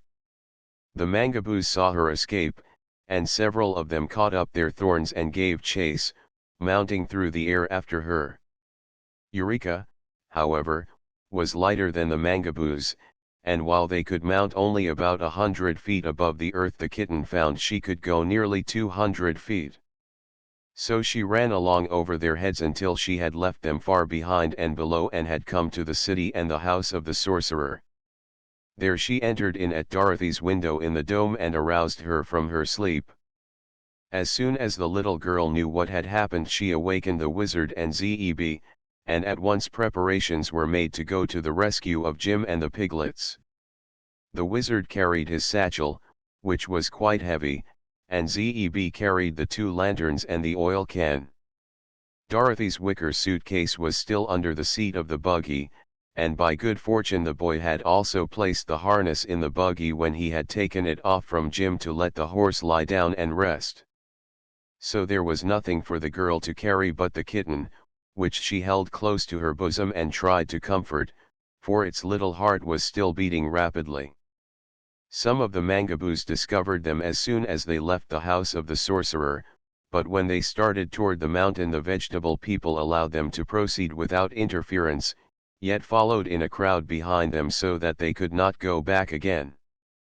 Before long they neared the black pit, where a busy swarm of mangaboos, headed by their princess, was engaged in piling up glass rocks before the entrance. "Stop, I command you," cried the wizard, in an angry tone, and at once began pulling down the rocks to liberate Jim and the piglets. Instead of opposing him in this, they stood back in silence until he had made a good-sized hole in the barrier, when by order of the princess they all sprang forward and thrust out their sharp thorns. Through the black pit. Dorothy hopped inside the opening to escape being pricked, and Zeb and the wizard, after enduring a few stabs from the thorns, were glad to follow her. At once the mangaboos began piling up the rocks of glass again, and as the little man realized that they were all about to be entombed in the mountain, he said to the children, "My dears, what shall we do? Jump out and fight?" "What's the use?" replied Dorothy. "I'd as soon die here as live much longer among those cruel and heartless people." "That's the way I feel about it," remarked Zeb, rubbing his wounds. "I've had enough of the mangaboos." "All right," said the wizard, "I'm with you, whatever you decide. But we can't live long in this cavern, that's certain." Noticing that the light was growing dim, he picked up his 9 piglets, patted each one lovingly on its fat little head, and placed them carefully in his inside pocket. Zeb struck a match and lighted one of the lanterns. The rays of the colored suns were now shut out from them forever, for the last chinks had been filled up in the wall that separated their prison from the land of the Mangaboos. "How big is this hole?" asked Dorothy. "I'll explore it and see," replied the boy. So he carried the lantern back for quite a distance, while Dorothy and the wizard followed at his side. The cavern did not come to an end, as they had expected it would, but slanted upward through the great glass mountain, running in a direction that promised to lead them to the side opposite the Mangaba country. "It isn't a bad road," observed the wizard, "and if we followed it, it might lead us to some place that is more comfortable than this black pocket we are now in. I suppose the vegetable folk were always afraid to enter this cavern because it is dark, but we have our lanterns to light the way, so I propose that we start out and discover where this tunnel in the mountain leads to." The others agreed readily to this sensible suggestion, and at once the boy began to harness Jim to the buggy. When all was in readiness, the three took their seats in the buggy and Jim started cautiously along the way, Zeb driving while the wizard and Dorothy each held a lighted lantern so the horse could see where to go. Sometimes the tunnel was so narrow that the wheels of the buggy grazed the sides, then it would broaden out as wide as a street, but the floor was usually smooth, and for a long time they traveled on without any accident. Jim stopped sometimes to rest, for the climb was rather steep and tiresome. "We must be nearly as high as the 6 colored suns, by this time," said Dorothy. "I didn't know this mountain was so tall." "We are certainly a good distance away from the land of the Mangaboos," added Zeb, "for we have slanted away from it ever since we started." But they kept steadily moving, and just as Jim was about tired out with his long journey, the way suddenly grew lighter, and Zeb put out the lanterns to save the oil. To their joy they found it was a white light that now greeted them, for all were weary of the colored rainbow lights which, after a time, had made their eyes ache with their constantly shifting rays. The sides of the tunnel showed before them like the inside of a long spyglass, and the floor became more level. Jim hastened his lagging steps at this assurance of a quick relief from the dark passage, and in a few moments more they had emerged from the mountain and found themselves face to face with a new and charming country. Chapter 8. Contents: The Valley of Voices. While journeying through the glass mountain they had reached a delightful valley that was shaped like the hollow of a great cup, with another rugged mountain showing on the other side of it, and soft and pretty green hills at the ends. It was all laid out into lovely lawns and gardens, with pebble paths leading through them and groves of beautiful and stately trees dotting the landscape here and there. There were orchards, too, bearing luscious fruits that are all unknown in our world. Alluring brooks of crystal water flowed sparkling between their flower-strewn banks, while scattered over the valley were dozens of the quaintest and most picturesque cottages our travelers had ever beheld. None of them were in clusters, such as villages or towns, but each had ample grounds of its own, with orchards and gardens surrounding it. As the new arrivals gazed upon this exquisite scene they were enraptured by its beauties and the fragrance that permeated the soft air, which they breathed so gratefully after the confined atmosphere of the tunnel. Several minutes were consumed in silent admiration before they noticed two very singular and unusual facts about this valley. One was that it was lighted from some unseen source, for no sun or moon was in the arched blue sky, although every object was flooded with a clear and perfect light. The second and even more singular fact was the absence of any inhabitant of this splendid place. From their elevated position they could overlook the entire valley, but not a single moving object could they see. All appeared mysteriously deserted. The mountain on this side was not glass, but made of a stone similar to granite. With some difficulty and danger Jim drew the buggy over the loose rocks until he reached the green lawns below, where the paths and orchards and gardens began. The nearest cottage was still some distance away. "Isn't it fine?" cried Dorothy, in a joyous voice, as she sprang out of the buggy and let Eureka run frolicking over the velvety grass. "Yes, indeed," answered Zeb. We were lucky to get away from those dreadful vegetable people. It wouldn't be so bad, remarked the wizard, gazing around him, if we were obliged to live here always. We couldn't find a prettier place, I'm sure. He took the piglets from his pocket and let them run on the grass, and Jim tasted a mouthful of the green blades and declared he was very contented in his new surroundings. We can't walk in the air here, though, called Eureka, who had tried it and failed, but the others were satisfied to walk on the ground, and the wizard said they must be nearer the surface of the earth than they had been in the Mangaba country, for everything was more homelike and natural. But where are the people? Asked Dorothy. The little man shook his bald head. Can't imagine, my dear, he replied. They heard the sudden twittering of a bird, but could not find the creature anywhere.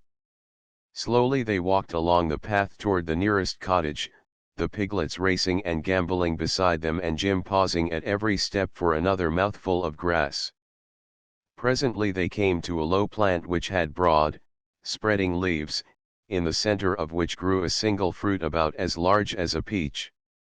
The fruit was so daintily colored and so fragrant, and looked so appetizing and delicious that Dorothy stopped and exclaimed, "What is it, do you suppose?" The piglets had smelled the fruit quickly, and before the girl could reach out her hand to pluck it, every one of the 9 tiny ones had rushed in and commenced to devour it with great eagerness. "It's good, anyway," said Zeb, "or those little rascals wouldn't have gobbled it up so greedily." "Where are they?" asked Dorothy, in astonishment. They all looked around, but the piglets had disappeared. "Dear me," cried the wizard, "they must have run away." "But I didn't see them go, did you?" "No," replied the boy and the girl, together. "Here Piggy, Piggy, Piggy," called their master, anxiously. Several squeals and grunts were instantly heard at his feet, but the wizard could not discover a single piglet. "Where are you?" he asked. "Why, right beside you," spoke a tiny voice. "Can't you see us? Are there really people in this room?" "No," answered the little man, in a puzzled tone. "We can see you," said another of the piglets. The wizard stooped down and put out his hand, and at once felt the small fat body of one of his pets. He picked it up, but could not see what he held. "It is very strange," said he, soberly. "The piglets have become invisible, in some curious way." "I'll bet it's because they ate that peach," cried the kitten. "It wasn't a peach, Eureka," said Dorothy. "I only hope it wasn't poison." "It was fine, Dorothy," called one of the piglets. "We'll eat all we can find of them," said another. "But we mustn't eat them," the wizard warned the children, "or we too may become invisible, and lose each other. If we come across another of the strange fruit we must avoid it." Calling the piglets to him, he picked them all up, one by one, and put them away in his pocket, for although he could not see them he could feel them, and when he had buttoned his coat he knew they were safe for the present. The travelers now resumed their walk toward the cottage, which they presently reached. It was a pretty place, with vines growing thickly over the broad front porch. The door stood open and a table was set in the front room, with 4 chairs drawn up to it. On the table were plates, knives and forks, and dishes of bread, meat, and fruits. The meat was smoking hot and the knives and forks were performing strange antics and jumping here and there in quite a puzzling way. But not a single person appeared to be in the room.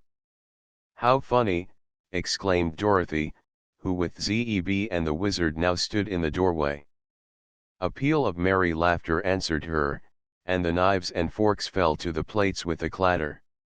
One of the chairs pushed back from the table, and this was so astonishing and mysterious that Dorothy was almost tempted to run away in fright. "Here are strangers, Mamma," cried the shrill and childish voice of some unseen person.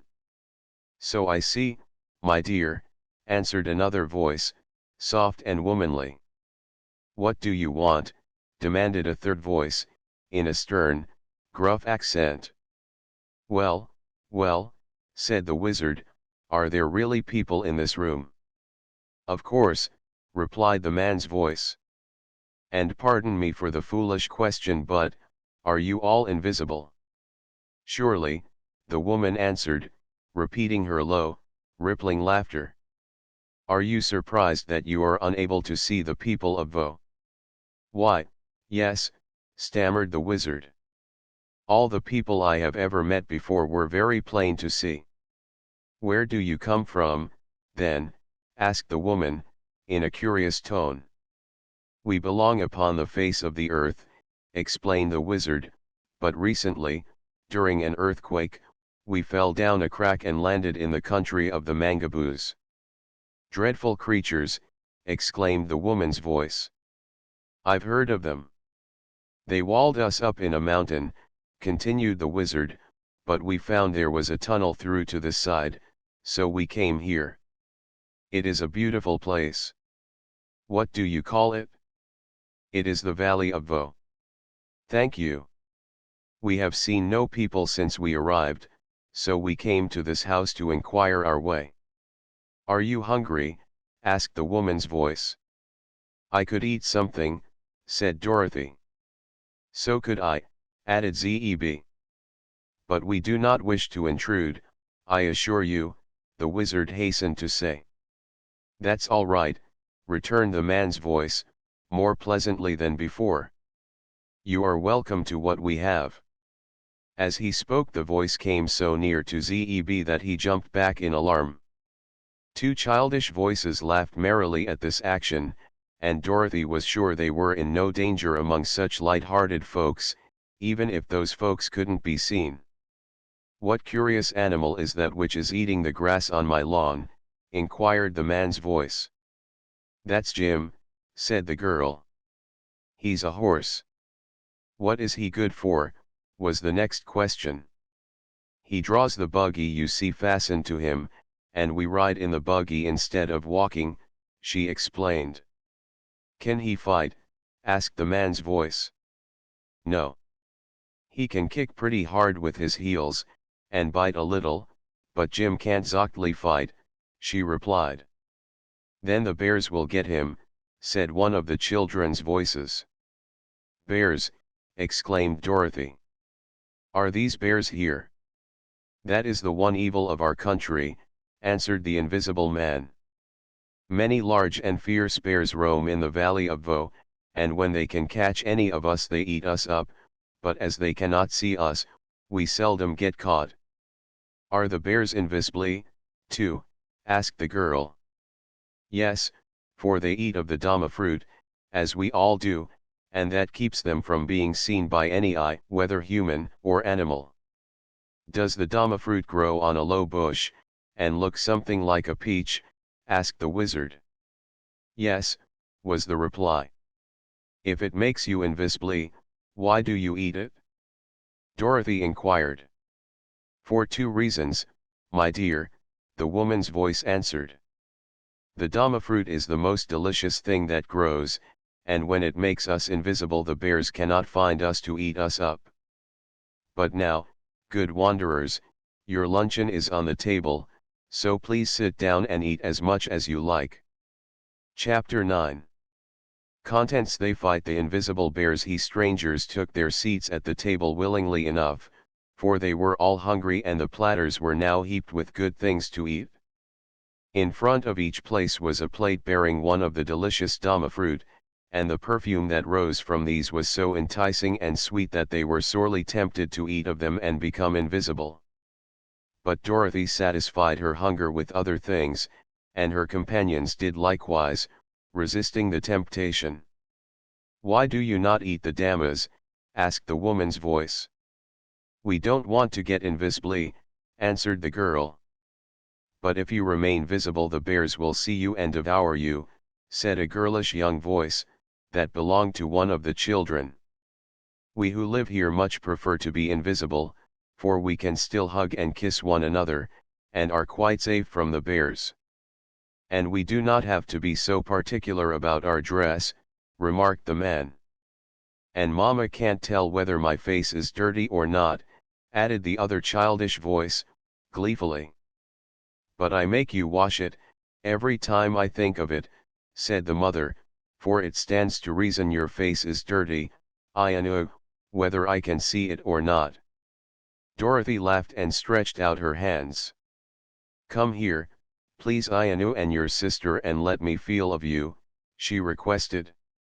They came to her willingly, and Dorothy passed her hands over their faces and forms and decided one was a girl of about her own age and the other a boy somewhat smaller.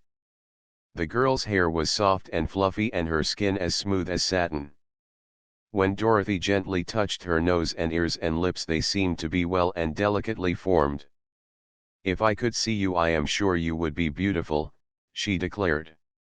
The girl laughed, and her mother said, we are not vain in the valley of Vo, because we cannot display our beauty, and good actions and pleasant ways are what make us lovely to our companions. Yet we can see and appreciate the beauties of nature, the dainty flowers and trees, the green fields and the clear blue of the sky. How about the birds and beasts and fishes? Asked Zeb. The birds we cannot see, because they love to eat of the damas as much as we do, yet we hear their sweet songs and enjoy them. Neither can we see the cruel bears, for they also eat the fruit. But the fishes that swim in our brooks we can see, and often we catch them to eat. It occurs to me you have a great deal to make you happy, even while invisible, remarked the wizard. Nevertheless, we prefer to remain visible while we are in your valley. Just then Eureka came in, for she had been until now wandering outside with Jim, and when the kitten saw the table set with food she cried out, now you must feed me, Dorothy, for I'm half starved. The children were inclined to be frightened by the sight of the small animal, which reminded them of the bears, but Dorothy reassured them by explaining that Eureka was a pet and could do no harm even if she wished to. Then, as the others had by this time moved away from the table, the kitten sprang upon the chair and put her paws upon the cloth to see what there was to eat. To her surprise, an unseen hand clutched her and held her suspended in the air. Eureka was frantic with terror, and tried to scratch and bite, so the next moment she was dropped to the floor. Did you see that, Dorothy?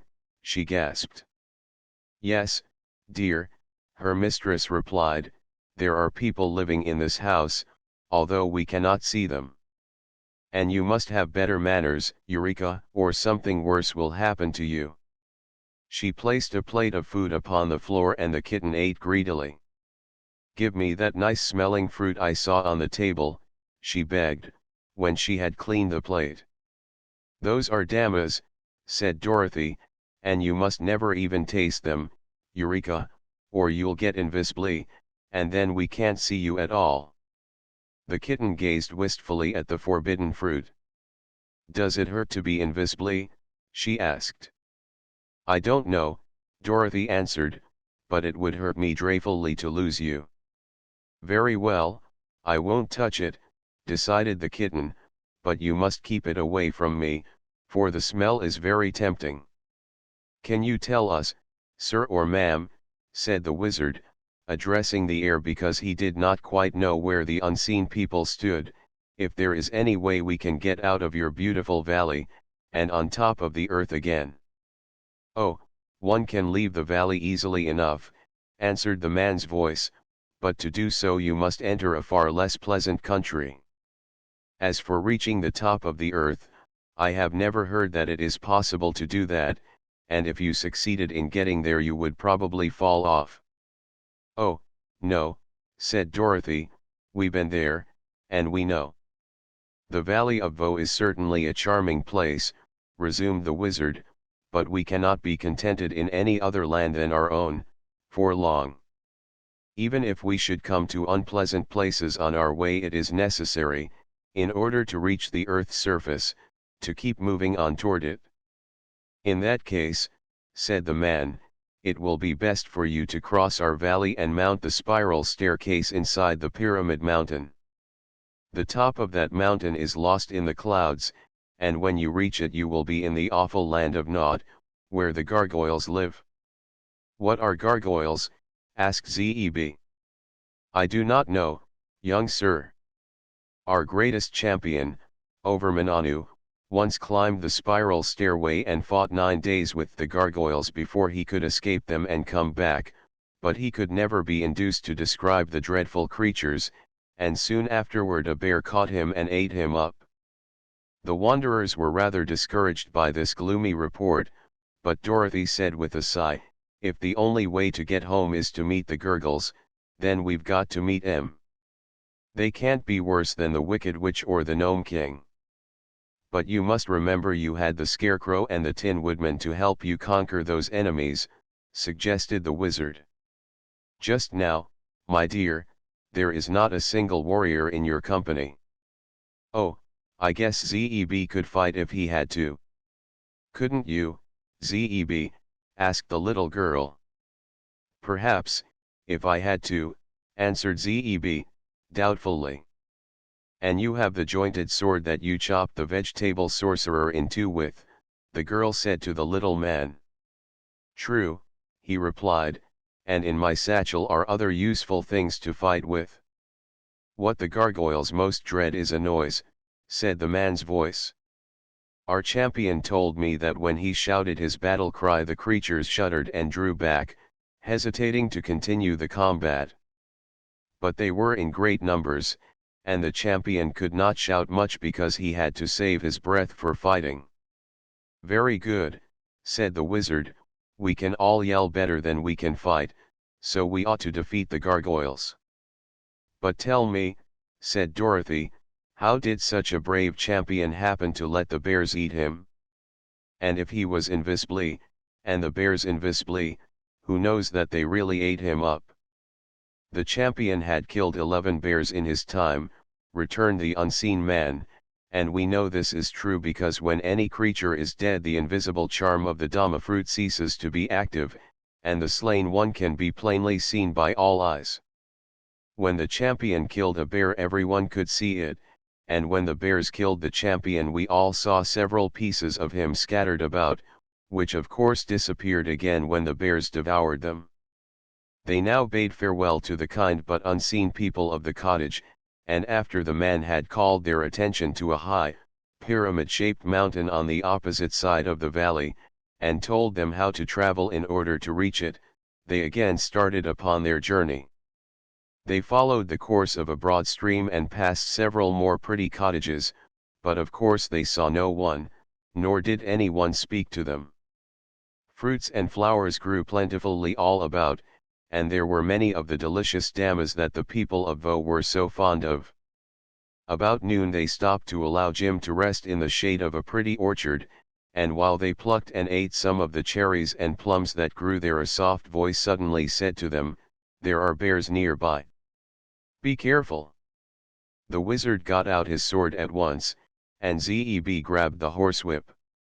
Dorothy climbed into the buggy, although Jim had been unharnessed from it and was grazing some distance away. The owner of the unseen voice laughed lightly and said, "You cannot escape the bears that way." "How can we escape?" asked Dorothy, nervously, for an unseen danger is always the hardest to face. "You must take to the river," was the reply. "The bears will not venture upon the water." "But we would be drowned," exclaimed the girl. "Oh, there is no need of that," said the voice, which from its gentle tone seemed to belong to a young girl. "You are strangers in the valley of Vo, and do not seem to know our ways, so I will try to save you." The next moment a broad-leaved plant was jerked from the ground where it grew and held suspended in the air before the wizard. Escaping the invisible bears. "Sir," said the voice, "you must rub these leaves upon the soles of all your feet, and then you will be able to walk upon the water without sinking below the surface. It is a secret the bears do not know, and we people of Vo usually walk upon the water when we travel, and so escape our enemies." "Thank you," cried the wizard, joyfully, and at once rubbed a leaf upon the solace of Dorothy's shoes and then upon his own. The girl took a leaf and rubbed it upon the kitten's paws, and the rest of the plant was handed to Zeb, who, after applying it to his own feet, carefully rubbed it upon all four of Jim's hoofs and then upon the tires of the buggy wheels. He had nearly finished this last task when a low growling was suddenly heard and the horse began to jump around and kick viciously with his heels. "Quick! To the water, or you are lost," cried their unseen friend, and without hesitation the wizard drew the buggy down the bank and out upon the broad river, for Dorothy was still seated in it with Eureka in her arms. They did not sink at all, owing to the virtues of the strange plant they had used, and when the buggy was in the middle of the stream the wizard returned to the bank to assist Zeb and Jim. The horse was plunging madly about, and 2 or 3 deep gashes appeared upon its flanks, from which the blood flowed freely. "Run for the river," shouted the wizard, and Jim quickly freed himself from his unseen tormentors by a few vicious kicks and then obeyed. As soon as he trotted out upon the surface of the river he found himself safe from pursuit, and Zeb was already running across the water toward Dorothy. As the little wizard turned to follow them he felt a hot breath against his cheek and heard a low, fierce growl. At once he began stabbing at the air with his sword, and he knew that he had struck some substance because when he drew back the blade it was dripping with blood. The third time that he thrust out the weapon there was a loud roar and a fall, and suddenly at his feet appeared the form of a great red bear, which was nearly as big as the horse and much stronger and fiercer. The beast was quite dead from the sword thrusts, and after a glance at its terrible claws and sharp teeth the little man turned in a panic and rushed out upon the water, for other menacing growls told him more bears were near. On the river, however, the adventurers seemed to be perfectly safe. Dorothy and the buggy had floated slowly downstream with the current of the water, and the others made haste to join her. The wizard opened his satchel and got out some sticking plaster with which he mended the cuts Jim had received from the claws of the bears. "I think we'd better stick to the river, after this," said Dorothy. "If our unknown friend hadn't warned us, and told us what to do, we would all be dead by this time." "That is true," agreed the wizard, "and as the river seems to be flowing in the direction of the Pyramid Mountain it will be the easiest way for us to travel." Zeb hitched Jim to the buggy again, and the horse trotted along and drew them rapidly over the smooth water. The kitten was at first dreadfully afraid of getting wet, but Dorothy let her down and soon Eureka was frisking along beside the buggy without being scared a bit. Once a little fish swam too near the surface, and the kitten grabbed it in her mouth and ate it up as quick as a wink, but Dorothy cautioned her to be careful what she ate in this valley of enchantments, and no more fishes were careless enough to swim within reach. After a journey of several hours they came to a point where the river curved, and they found they must cross a mile or so of the valley before they came to the Pyramid Mountain. There were few houses in this part, and few orchards or flowers, so our friends feared they might encounter more of the savage bears, which they had learned to dread with all their hearts. "You'll have to make a dash, Jim," said the wizard, "and run as fast as you can go." "All right," answered the horse, "I'll do my best. But you must remember I'm old, and my dashing days are past and gone." All three got into the buggy and Zeb picked up the reins, though Jim needed no guidance of any sort. The horse was still smarting from the sharp claws of the invisible bears, and as soon as he was on land and headed toward the mountain the thought that more of those fearsome creatures might be near acted as a spur and sent him galloping along in a way that made Dorothy catch her breath. Then Zeb, in a spirit of mischief, uttered a growl like that of the bears, and Jim pricked up his ears and fairly flew. His bony legs moved so fast they could scarcely be seen, and the wizard clung fast to the seat and yelled "Whoa!" at the top of his voice. I'm afraid he's running away," gasped Dorothy.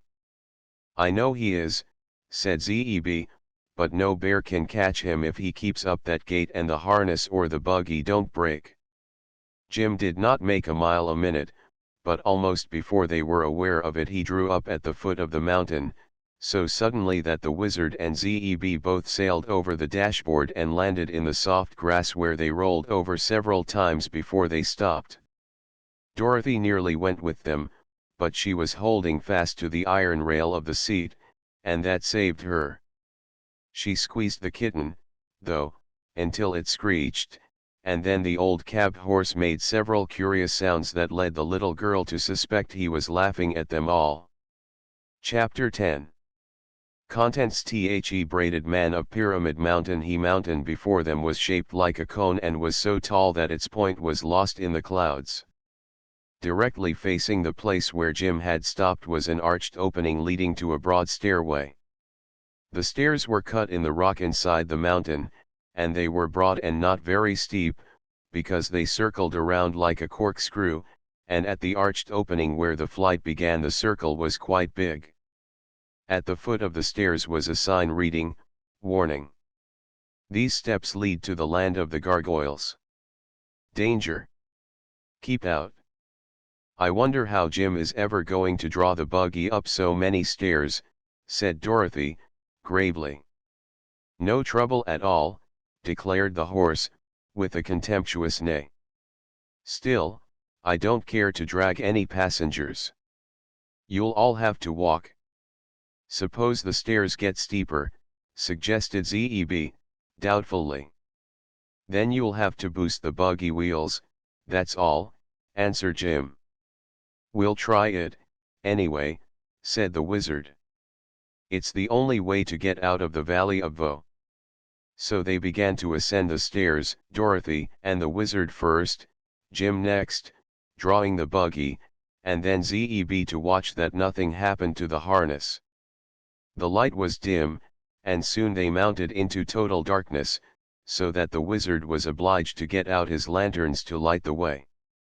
But this enabled them to proceed steadily until they came to a landing where there was a rift in the side of the mountain that let in both light and air. Looking through this opening they could see the Valley of Voe lying far below them, the cottages seeming like toy houses from that distance. After resting a few moments they resumed their climb, and still the stairs were broad and low enough for Jim to draw the buggy easily after him. The old horse panted a little, and had to stop often to get his breath. At such times they were all glad to wait for him, for continually climbing upstairs is sure to make one's legs ache. They wound about, always going upward, for some time. The lights from the lanterns dimly showed the way, but it was a gloomy journey, and they were pleased when a broad streak of light ahead assured them they were coming to a second landing. Here one side of the mountain had a great hole in it, like the mouth of a cavern, and the stairs stopped at the near edge of the floor and commenced ascending again at the opposite edge. The opening in the mountain was on the side opposite to the Valley of Voe, and our travelers looked out upon a strange scene. Below them was a vast space, at the bottom of which was a black sea with rolling billows, through which little tongues of flame constantly shot up.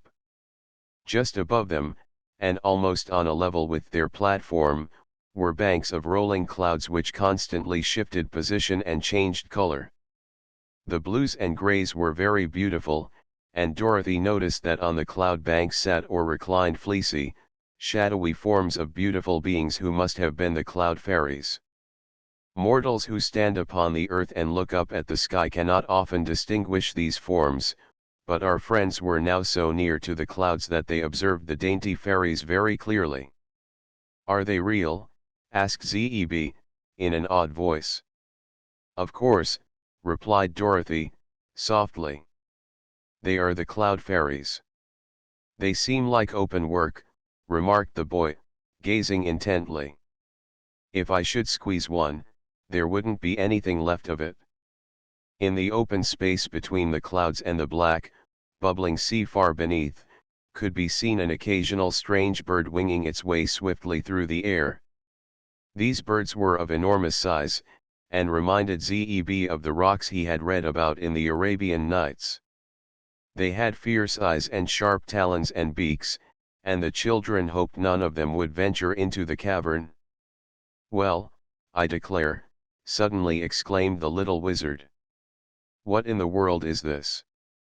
They turned around and found a man standing on the floor in the center of the cave, who bowed very politely when he saw he had attracted their attention. He was a very old man, bent nearly double, but the queerest thing about him was his white hair and beard. These were so long that they reached to his feet, and both the hair and the beard were carefully plaited into many braids, and the end of each braid fastened with a bow of colored ribbon. "Where did you come from?" asked Dorothy, wonderingly. "No place at all," answered the man with the braids, "that is, not recently. Once I lived on top the earth, but for many years I have had my factory in this spot halfway up Pyramid Mountain." "Are we only halfway up?" inquired the boy, in a discouraged tone. "I believe so, my lad," replied the braided man. "But as I have never been in either direction, down or up, since I arrived, I cannot be positive whether it is exactly halfway or not."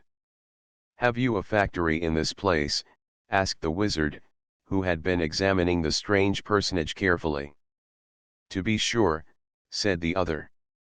"I am a great inventor, you must know, and I manufacture my products in this lonely spot." "What are your products?" inquired the wizard. "Well, I make assorted flutters for flags and bunting, and a superior grade of rustles for ladies' silk gowns." "I thought so," said the wizard, with a sigh. "May we examine some of these articles?" "The cloud fairies." "The braided man."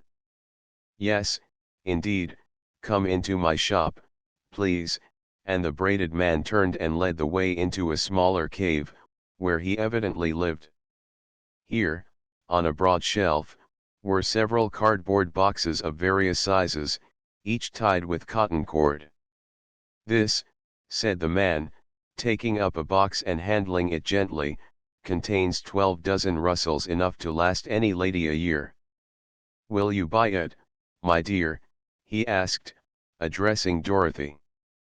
"My gown isn't silk," she said, smiling. "Never mind.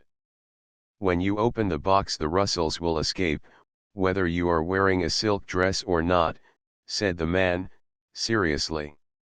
Then he picked up another box. "In this," he continued, "are many assorted flutters. They are invaluable to make flags flutter on a still day, when there is no wind. You, sir," turning to the wizard, "ought to have this assortment. Once you have tried my goods I am sure you will never be without them." "I have no money with me," said the wizard, evasively. "I do not want money," returned the braided man, "for I could not spend it in this deserted place if I had it. But I would like very much a blue hair ribbon. You will notice my braids are tied with yellow, pink, brown, red, green, white, and black, but I have no blue ribbons." "I'll get you one," cried Dorothy, who was sorry for the poor man, so she ran back to the buggy and took from her suitcase a pretty blue ribbon. It did her good to see how the braided man's eyes sparkled when he received this treasure. "You have made me very, very happy, my dear," he exclaimed, and then he insisted on the wizard taking the box of flutters and the little girl accepting the box of rustles. "You may need them, sometime," he said, "and there is really no use in my manufacturing these things unless somebody uses them." "Why did you leave the surface of the earth?" inquired the wizard. "I could not help it. It is a sad story, but if you will try to restrain your tears I will tell you about it. On earth I was a manufacturer of imported holes for American Swiss cheese, and I will acknowledge that I supplied a superior article, which was in great demand. Also I made pores for porous plasters and high-grade holes for doughnuts and buttons. Finally I invented a new adjustable post hole, which I thought would make my fortune. I manufactured a large quantity of these post holes, and having no room in which to store them I set them all end to end and put the top one in the ground. That made an extraordinary long hole, as you may imagine, and reached far down into the earth, and, as I leaned over it to try to see to the bottom, I lost my balance and tumbled in. Unfortunately, the hole led directly into the vast space you see outside this mountain, but I managed to catch a point of rock that projected from this cavern, and so saved myself from tumbling headlong into the black waves beneath, where the tongues of flame that dart out would certainly have consumed me. Here, then, I made my home, and although it is a lonely place I amuse myself making rustles and flutters, and so get along very nicely. When the braided man had completed this strange tale, Dorothy nearly laughed, because it was all so absurd, but the wizard tapped his forehead significantly, to indicate that he thought the poor man was crazy. So they politely bade him good day, and went back to the outer cavern to resume their journey. Chapter 11. Contents: They meet the wooden gargoyles. Another breathless climb brought our adventurers to a third landing where there was a rift in the mountain. On peering out, all they could see was rolling banks of clouds, so thick that they obscured all else. But the travelers were obliged to rest, and while they were sitting on the rocky floor the wizard felt in his pocket and brought out the 9 tiny piglets. To his delight they were now plainly visible, which proved that they had passed beyond the influence of the magical valley of Baum. "Why, we can see each other again," cried one, joyfully. "Yes," sighed Eureka, "and I also can see you again, and the sight makes me dreadfully hungry. Please, Mr. Wizard, may I eat just one of the fat little piglets? You'd never miss one of them, I'm sure." "What a horrid, savage beast," exclaimed a piglet, "and after we've been such good friends, too, and played with one another." "When I'm not hungry, I love to play with you all," said the kitten, demurely, "but when my stomach is empty it seems that nothing would fill it so nicely as a fat piglet." "And we trusted you so," said another of the 9, reproachfully. "And thought you were respectable," said another. "It seems we were mistaken," declared a third, looking at the kitten timorously. "No one with such murderous desires should belong to our party, I'm sure." "You see, Eureka," remarked Dorothy, reprovingly, "you are making yourself disliked. There are certain things proper for a kitten to eat, but I never heard of a kitten eating a pig, under any circumstances." "Did you ever see such little pigs before?" asked the kitten. "They are no bigger than mice, and I'm sure mice are proper for me to eat." "It isn't the bigness, dear, it's the variety," replied the girl. "These are Mr. Wizard's pets, just as you are my pet, and it wouldn't be any more proper for you to eat them than it would be for Jim to eat you." "And that's just what I shall do if you don't let those little balls of pork alone," said Jim, glaring at the kitten with his round, big eyes. "If you injure any one of them I'll chew you up instantly." The kitten looked at the horse thoughtfully, as if trying to decide whether he meant it or not. "In that case," she said, "I'll leave them alone. You haven't many teeth left, Jim, but the few you have are sharp enough to make me shudder. So the piglets will be perfectly safe, hereafter, as far as I am concerned." "That is right, Eureka," remarked the wizard, earnestly. "Let us all be a happy family and love one another." Eureka yawned and stretched herself. "I've always loved the piglets," she said, "but they don't love me." "No one can love a person he's afraid of," asserted Dorothy. "If you behave, and don't scare the little pigs, I'm sure they'll grow very fond of you." The wizard now put the 9 tiny ones back into his pocket and the journey was resumed. "We must be pretty near the top, now," said the boy, as they climbed wearily up the dark, winding stairway. "The country of the Gurgles can't be far from the top of the earth," remarked Dorothy. "It isn't very nice down here. I'd like to get home again, I'm sure." No one replied to this, because they found they needed all their breath for the climb. The stairs had become narrower and Zeb and the wizard often had to help Jim pull the buggy from one step to another, or keep it from jamming against the rocky walls. At last, however, a dim light appeared ahead of them, which grew clearer and stronger as they advanced. "Thank goodness we're nearly there," panted the little wizard. Jim, who was in advance, saw the last stair before him and stuck his head above the rocky sides of the stairway. Then he halted, ducked down and began to back up, so that he nearly fell with the buggy onto the others. "Let's go down again," he said, in his hoarse voice. "Nonsense," snapped the tired wizard. "What's the matter with you, old man?" "Everything," grumbled the horse. "I've taken a look at this place, and it's no fit country for real creatures to go to. Everything's dead, up there, no flesh or blood or growing thing anywhere." "Never mind, we can't turn back," said Dorothy, "and we don't intend to stay there, anyhow." "It's dangerous," growled Jim, in a stubborn tone. "See here, my good steed," broke in the wizard, "little Dorothy and I have been in many queer countries in our travels, and always escaped without harm. We've even been to the marvelous land of Oz, haven't we, Dorothy, so we don't much care what the country of the gargoyles is like.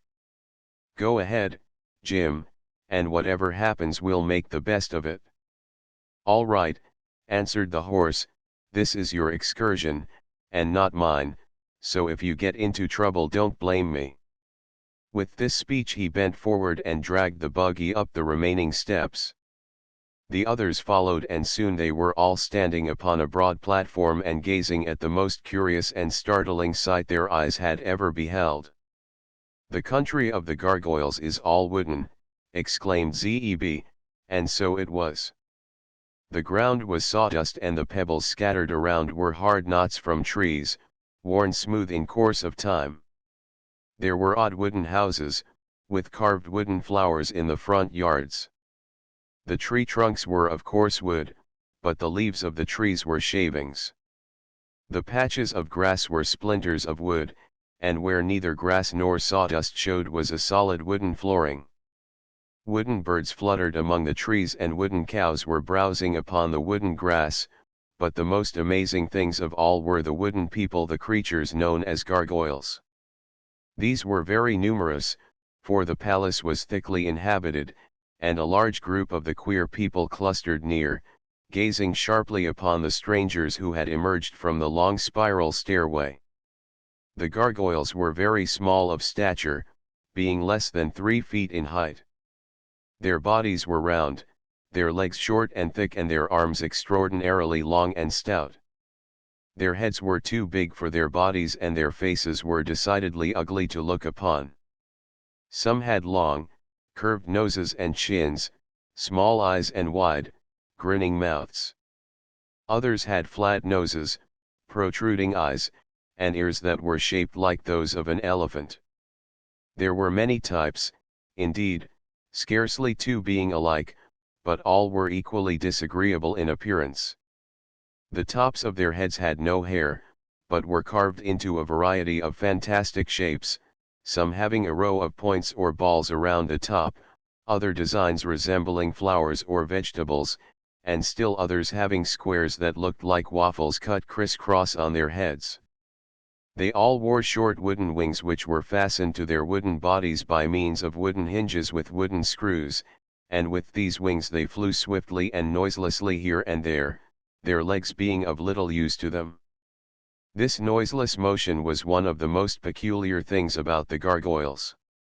They made no sounds at all, either in flying or trying to speak, and they conversed mainly by means of quick signals made with their wooden fingers or lips. Neither was there any sound to be heard anywhere throughout the wooden country. The birds did not sing, nor did the cows moo, yet there was more than ordinary activity everywhere.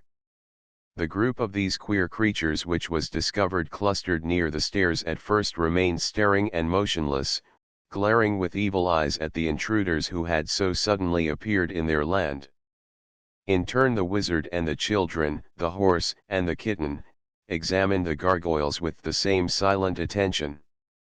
"There's going to be trouble, I'm sure," remarked the horse. "Unhitch those tugs, Zeb, and set me free from the buggy, so I can fight comfortably." "Jim's right," sighed the wizard. "There's going to be trouble, and my sword isn't stout enough to cut up those wooden bodies, so I shall have to get out my revolvers." He got his satchel from the buggy and, opening it, took out two deadly-looking revolvers that made the children shrink back in alarm just to look at. "What harm can the gurgles do?" asked Dorothy. "They have no weapons to hurt us with." "Each of their arms is a wooden club," answered the little man, "and I'm sure the creatures mean mischief, by the looks of their eyes. Even these revolvers can merely succeed in damaging a few of their wooden bodies, and after that we will be at their mercy." "But why fight at all, in that case?" asked the girl. "So I may die with a clear conscience," returned the wizard, gravely. "It's every man's duty to do the best he knows how, and I'm going to do it." "Wish I had an axe," said Zeb, who by now had unhitched the horse. "If we had known we were coming we might have brought along several other useful things," responded the wizard. "But we dropped into this adventure rather unexpectedly." The gargoyles had backed away a distance when they heard the sound of talking, for although our friends had spoken in low tones their words seemed loud in the silence surrounding them. But as soon as the conversation ceased the grinning, ugly creatures arose in a flock and flew swiftly toward the strangers, their long arms stretched out before them like the bowsprits of a fleet of sailboats. The horse had especially attracted their notice, because it was the biggest and strangest creature they had ever seen, so it became the center of their first attack. But Jim was ready for them, and when he saw them coming he turned his heels toward them and began kicking out as hard as he could. Crack! Crash! Bang! Went his iron-shod hoofs against the wooden bodies of the gargoyles, and they were battered right and left with such force that they scattered like straws in the wind. But the noise and clatter seemed as dreadful to them as Jim's heels, for all who were able swiftly turned and flew away to a great distance. The others picked themselves up from the ground one by one and quickly rejoined their fellows, so for a moment the horse thought he had won the fight with ease. But the wizard was not so confident. "Those wooden things are impossible to hurt," he said, "and all the damage Jim has done to them is to knock a few splinters from their noses and ears. That cannot make them look any uglier, I'm sure, and it is my opinion they will soon renew the attack."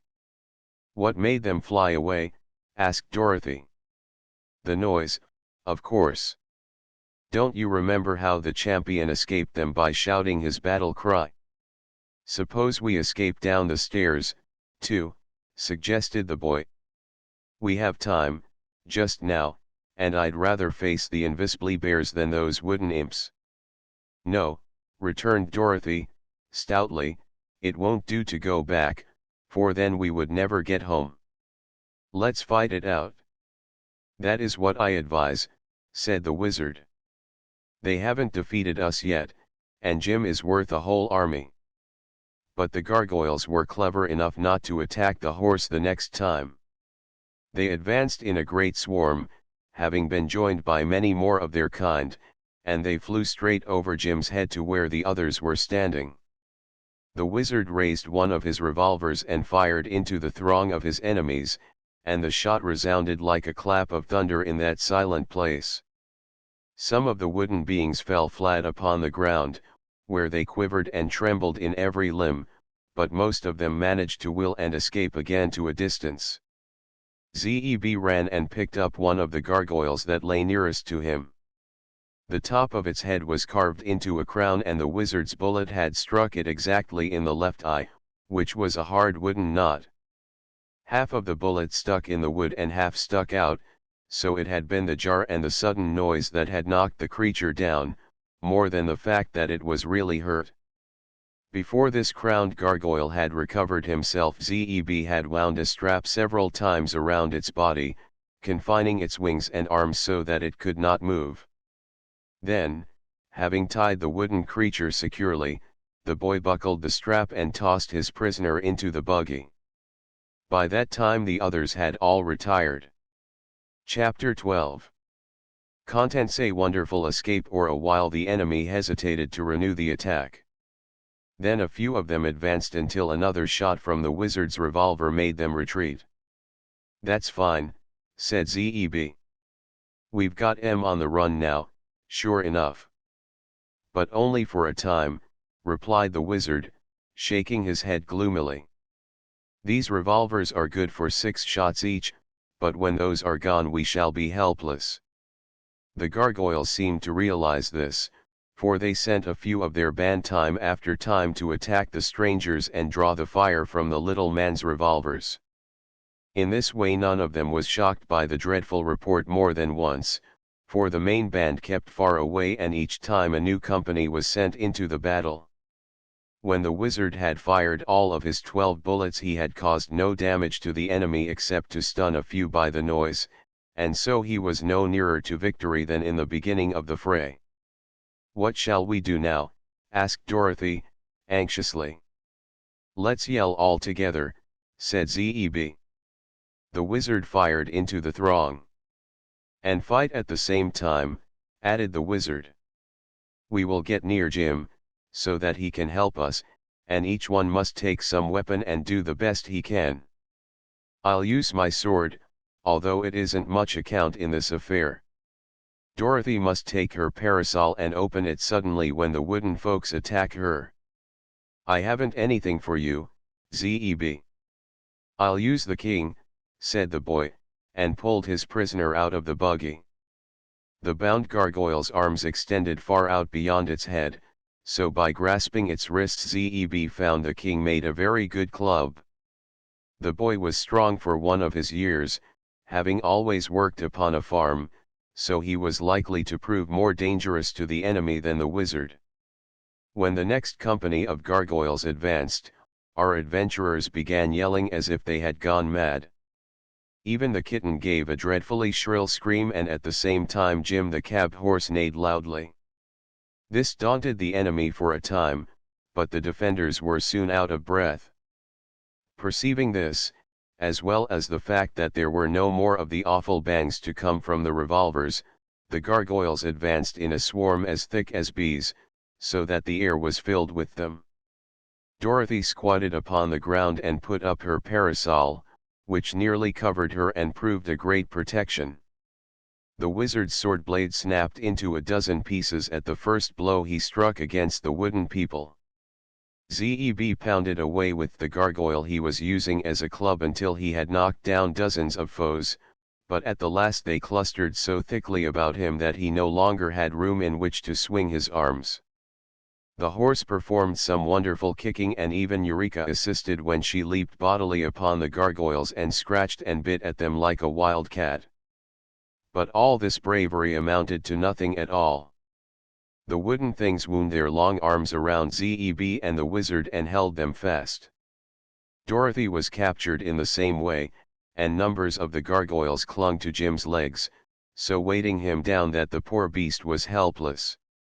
Eureka made a desperate dash to escape and scampered along the ground like a streak, but a grinning gargoyle flew after her and grabbed her before she had gone very far. All of them expected nothing less than instant death, but to their surprise the wooden creatures flew into the air with them and bore them far away, over miles and miles of wooden country, until they came to a wooden city. The houses of the city had many corners, being square and 6-sided and 8-sided. They were tower-like in shape, and the best of them seemed old and weather-worn, yet all were strong and substantial. To one of these houses which had neither doors nor windows, but only one broad opening far up underneath the roof, the prisoners were brought by their captors. The gargoyles roughly pushed them into the opening, where there was a platform, and then flew away and left them. As they had no wings, the strangers could not fly away, and if they jumped down from such a height they would surely be killed. The creatures had sense enough to reason that way, and the only mistake they made was in supposing the Earth people were unable to overcome such ordinary difficulties. Jim was brought with the others, although it took a good many gargoyles to carry the big beast through the air and land him on the high platform, and the buggy was thrust in after him because it belonged to the party and the wooden folks had no idea what it was used for or whether it was alive or not. When Eureka's captor had thrown the kitten after the others, the last gargoyle silently disappeared, leaving our friends to breathe freely once more. "What an awful fight," said Dorothy, catching her breath in little gasps. "Oh, I don't know," purred Eureka, smoothing her ruffled fur with her paw. "We didn't manage to hurt anybody, and nobody managed to hurt us. Thank goodness we are together again, even if we are prisoners," sighed the little girl. "I wonder why they didn't kill us on the spot," remarked Zeb, who had lost his king in the struggle. "They are probably keeping us for some ceremony," the wizard answered, reflectively, "but there is no doubt they intend to kill us as dead as possible in a short time." "As dead as possibly would be pretty dead, wouldn't it?" asked Dorothy. "Yes, my dear. But we have no need to worry about that just now. Let us examine our prison and see what it is like." The space underneath the roof, where they stood, permitted them to see on all sides of the tall building, and they looked with much curiosity at the city spread out beneath them. Everything visible was made of wood, and the scene seemed stiff and extremely unnatural. From their platform a stair descended into the house, and the children and the wizard explored it after lighting a lantern to show them the way. Several stories of empty rooms rewarded their search, but nothing more, so after a time they came back to the platform again. Had there been any doors or windows in the lower rooms, or had not the boards of the house been so thick and stout, escape would have been easy, but to remain down below was like being in a cellar or the hold of a ship, and they did not like the darkness or the damp smell. In this country, as in all others they had visited underneath the earth's surface, there was no night, a constant and strong light coming from some unknown source. Looking out, they could see into some of the houses near them, where there were open windows in abundance, and were able to mark the forms of the wooden gargoyles moving about in their dwellings. "This seems to be their time of rest," observed the wizard. "All people need rest, even if they are made of wood, and as there is no night here they select a certain time of the day in which to sleep or doze." "I feel sleepy myself," remarked Zeb, yawning. "Why, where's Eureka?" cried Dorothy, suddenly. They all looked around, but the kitten was no place to be seen. "She's gone out for a walk," said Jim, gruffly. "Where?" "On the roof," asked the girl. "No, she just dug her claws into the wood and climbed down the sides of this house to the ground." "She couldn't climb down, Jim," said Dorothy. "To climb means to go up." "Who said so?" demanded the horse. "My school teacher said so, and she knows a lot, Jim." "To climb down is sometimes used as a figure of speech," remarked the wizard. "Well, this was a figure of a cat," said Jim, "and she went down, anyhow, whether she climbed or crept." "Dear me! How careless Eureka is," exclaimed the girl, much distressed.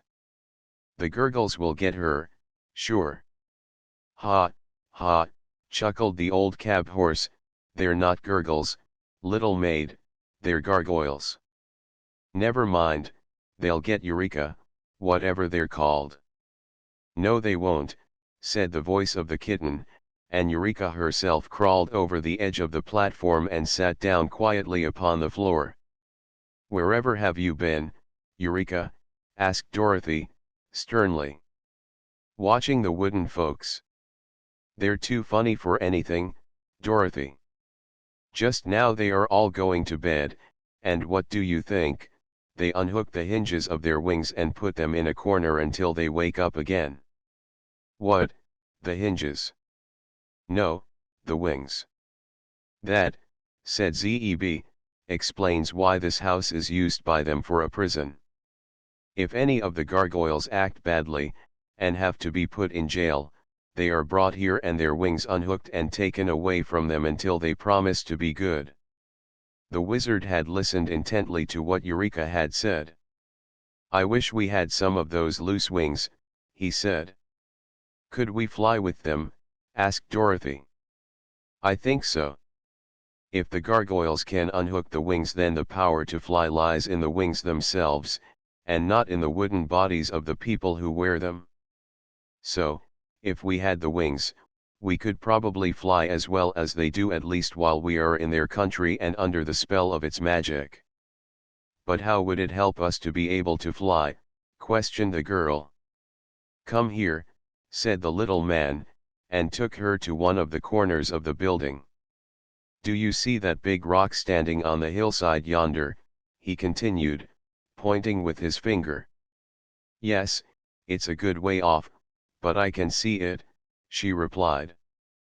"Well, inside that rock, which reaches up into the clouds, is an archway very much like the one we entered when we climbed the spiral stairway from the Valley of Voe. I'll get my spyglass, and then you can see it more plainly." He fetched a small but powerful telescope, which had been in his satchel, and by its aid the little girl clearly saw the opening. "Where does it lead to?" she asked. "That I cannot tell," said the wizard, "but we cannot now be far below the earth's surface, and that entrance may lead to another stairway that will bring us on top of our world again, where we belong. So, if we had the wings, and could escape the gargoyles, we might fly to that rock and be saved." "I'll get you the wings," said Zeb, who had thoughtfully listened to all this. "That is, if the kitten will show me where they are." "But how can you get down?" inquired the girl, wonderingly. For answer Zeb began to unfasten Jim's harness, strap by strap, and to buckle one piece to another until he had made a long leather strip that would reach to the ground. "The fight with the gargoyles. I can climb down that, all right," he said.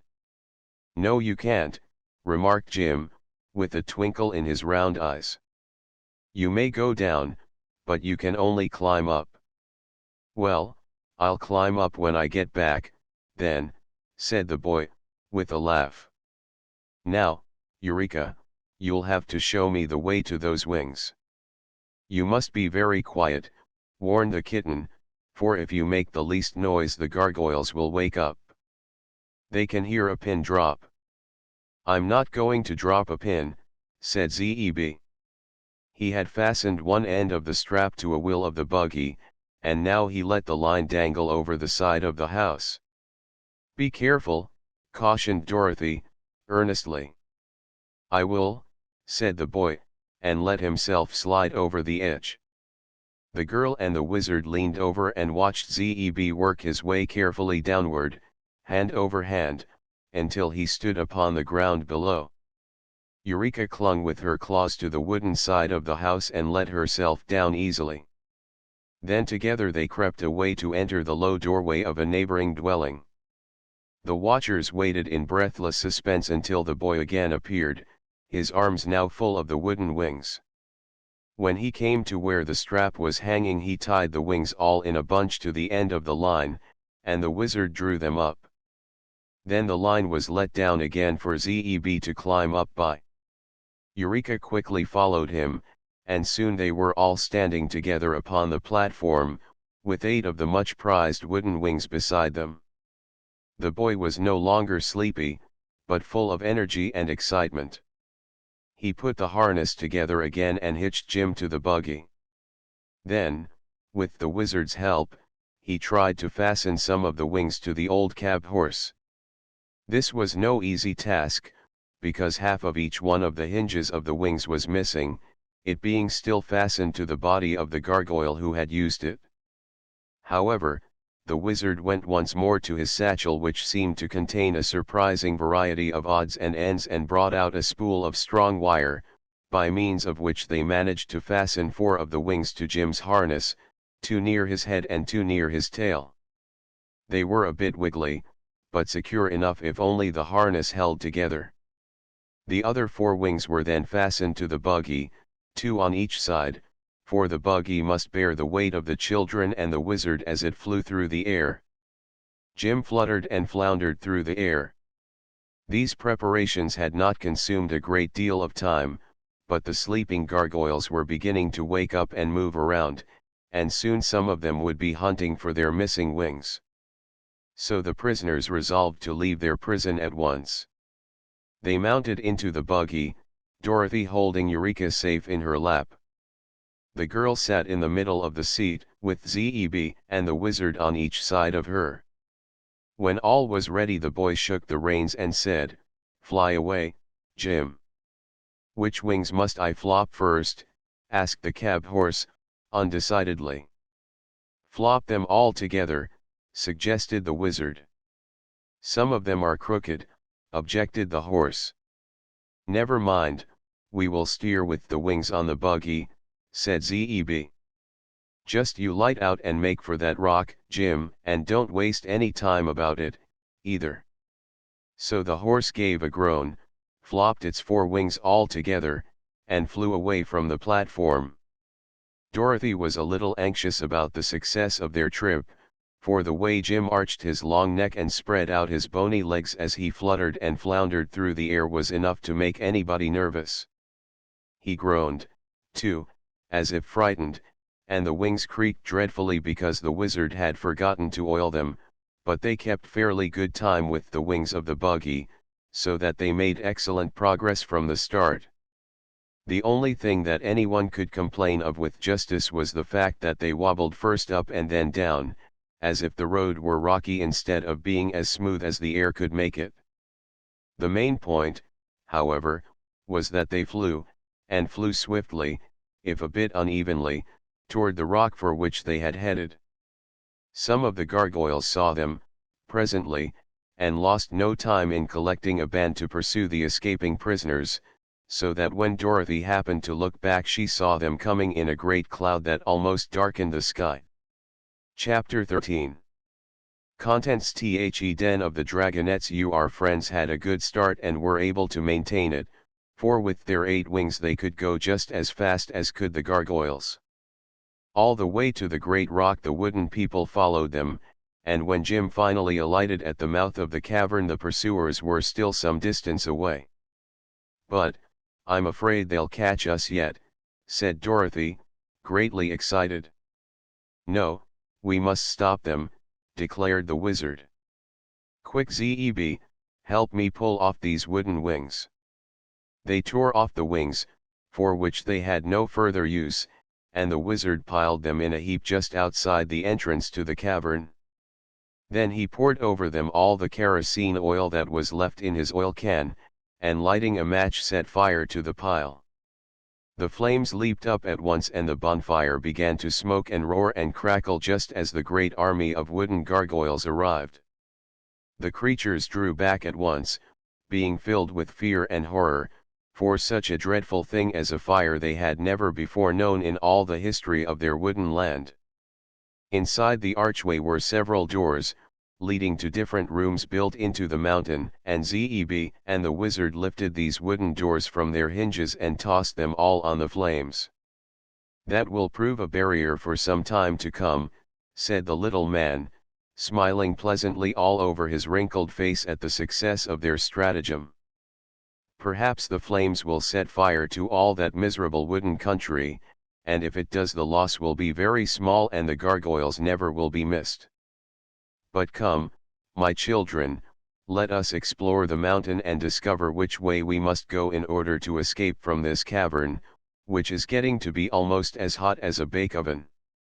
To their disappointment, there was within this mountain no regular flight of steps by means of which they could mount to the earth's surface. A sort of inclined tunnel led upward for a way, and they found the floor of it both rough and steep.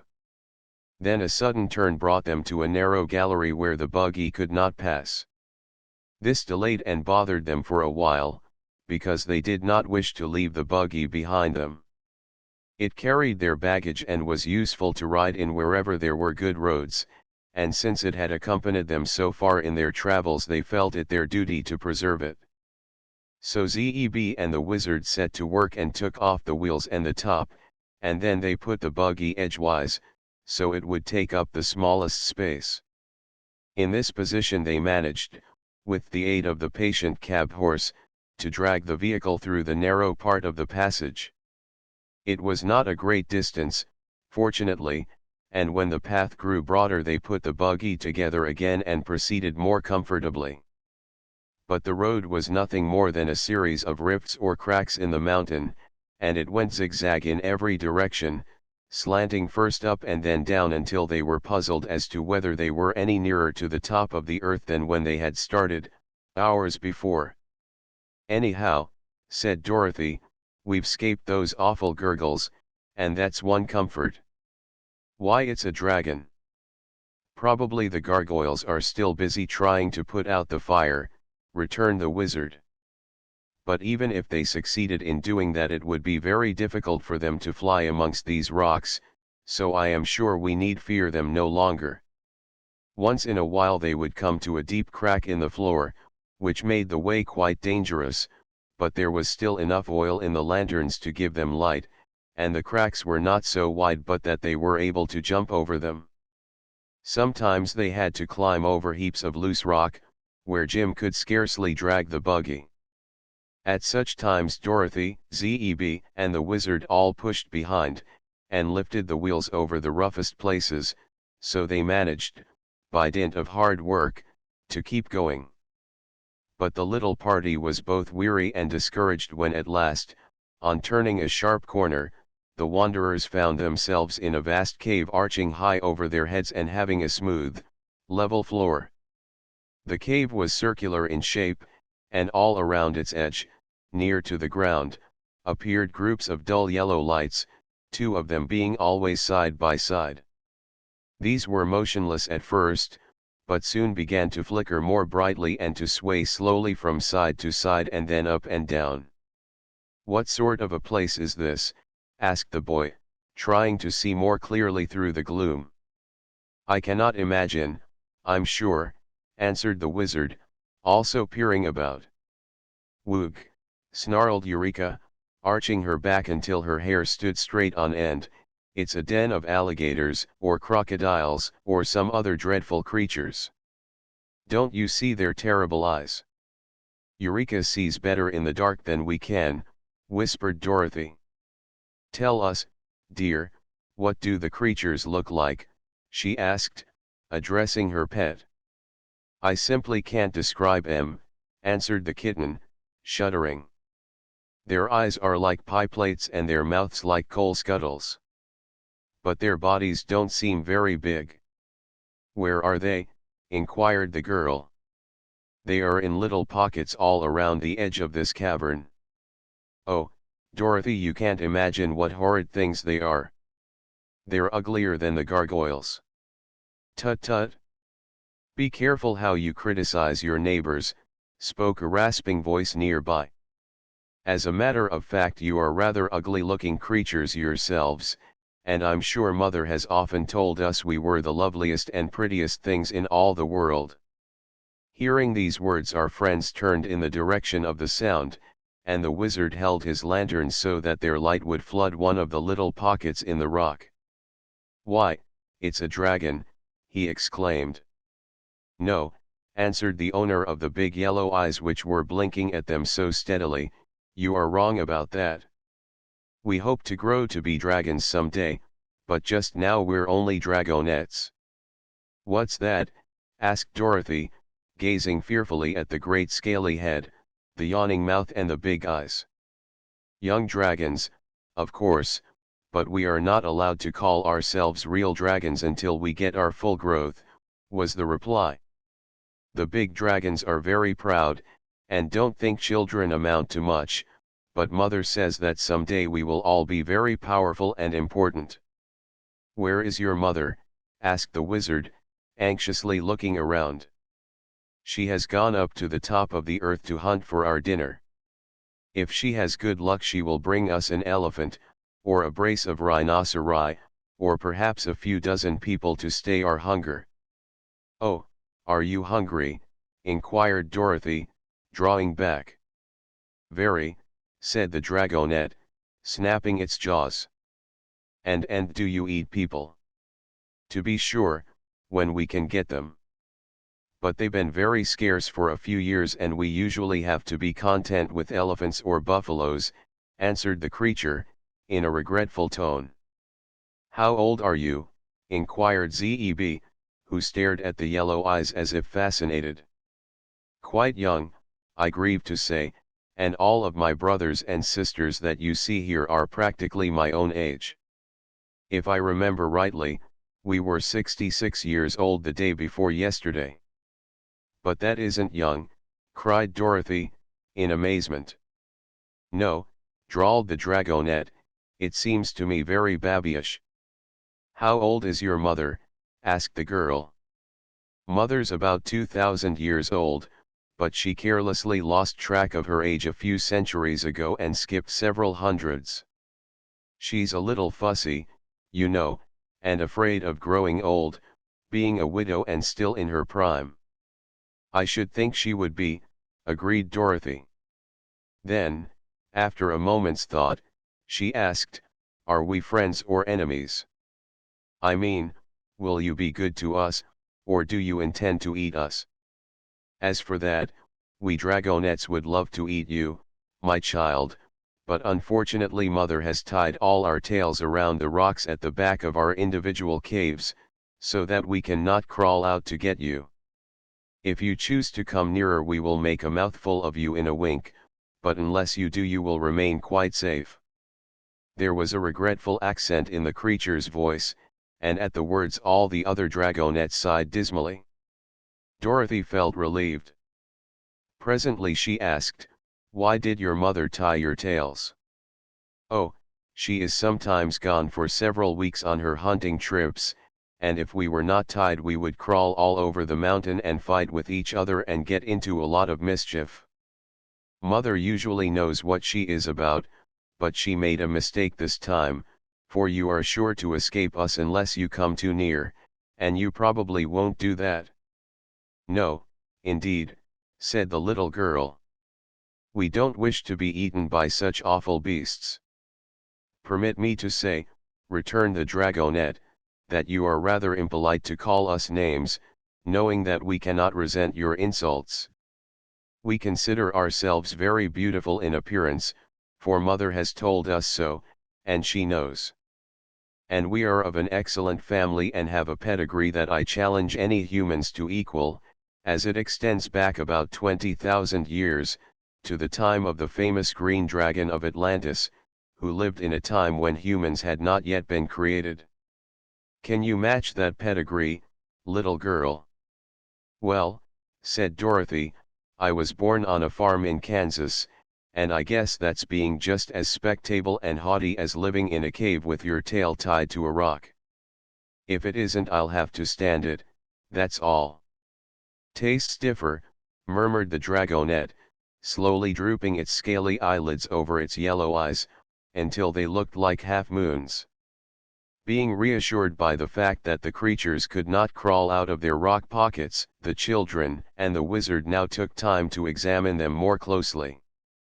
The heads of the dragonets were as big as barrels and covered with hard, greenish scales that glittered brightly under the light of the lanterns. Their front legs, which grew just back of their heads, were also strong and big, but their bodies were smaller around than their heads, and dwindled away in a long line until their tails were slim as a shoestring. Dorothy thought, if it had taken them 66 years to grow to this size, that it would be fully 100 years more before they could hope to call themselves dragons, and that seemed like a good while to wait to grow up. "It occurs to me," said the wizard, "that we ought to get out of this place before the mother dragon comes back." "Don't hurry," called one of the dragonettes, "Mother will be glad to meet you, I'm sure." "You may be right," replied the wizard, "but we're a little particular about associating with strangers. Will you kindly tell us which way your mother went to get on top the earth?" "That is not a fair question to ask us," declared another dragonette. "For, if we told you truly, you might escape us altogether, and if we told you an untruth we would be naughty and deserve to be punished." "Then," decided Dorothy, "we must find our way out the best we can." They circled all around the cavern, keeping a good distance away from the blinking yellow eyes of the dragonettes, and presently discovered that there were two paths leading from the wall opposite to the place where they had entered. They selected one of these at a venture and hurried along it as fast as they could go, for they had no idea when the mother dragon would be back and were very anxious not to make her acquaintance. Chapter 14. Contents: Ozma uses the magic belt or a considerable distance the way led straight upward in a gentle incline, and the wanderers made such good progress that they grew hopeful and eager, thinking they might see sunshine at any minute. But at length they came unexpectedly upon a huge rock that shut off the passage and blocked them from proceeding a single step farther. This rock was separate from the rest of the mountain and was in motion, turning slowly around and around as if upon a pivot. When first they came to it there was a solid wall before them, but presently it revolved until there was exposed a wide, smooth path across it to the other side. This appeared so unexpectedly that they were unprepared to take advantage of it at first, and allowed the rocky wall to swing around again before they had decided to pass over. But they knew now that there was a means of escape and so waited patiently until the path appeared for the second time. The children and the wizard rushed across the moving rock and sprang into the passage beyond, landing safely though a little out of breath. Jim the cab horse came last, and the rocky wall almost caught him, for just as he leaped to the floor of the further passage the wall swung across it and a loose stone that the buggy wheels knocked against fell into the narrow crack where the rock turned, and became wedged there. They heard a crunching, grinding sound, a loud snap, and the turntable came to a stop with its broadest surface shutting off the path from which they had come. "Never mind," said Zeb, "we don't want to get back, anyhow." "I'm not so sure of that," returned Dorothy. "The mother dragon may come down and catch us here." "It is possible," agreed the wizard, "if this proves to be the path she usually takes. But I have been examining this tunnel, and I do not see any signs of so large a beast having passed through it." "Then we're all right," said the girl, "for if the dragon went the other way she can't possibly get to us now." "Of course not, my dear. But there is another thing to consider. The mother dragon probably knows the road to the earth's surface, and if she went the other way then we have come the wrong way," said the wizard, thoughtfully. "Dear me," cried Dorothy. "That would be unlucky, wouldn't it?" "Very. Unless this passage also leads to the top of the earth," said Zeb. "For my part, if we manage to get out of here I'll be glad it isn't the way the dragon goes." "So will I," returned Dorothy. "It's enough to have your pedigree flung in your face by those saucy dragonettes. No one knows what the mother might do." They now moved on again, creeping slowly up another steep incline. The lanterns were beginning to grow dim, and the wizard poured the remaining oil from one into the other, so that the one light would last longer. But their journey was almost over, for in a short time they reached a small cave from which there was no further outlet. They did not realize their ill fortune at first, for their hearts were gladdened by the sight of a ray of sunshine coming through a small crack in the roof of the cave, far overhead. That meant that their world, the real world, was not very far away, and that the succession of perilous adventures they had encountered had at last brought them near the earth's surface, which meant home to them. But when the adventurers looked more carefully around them, they discovered that they were in a strong prison from which there was no hope of escape.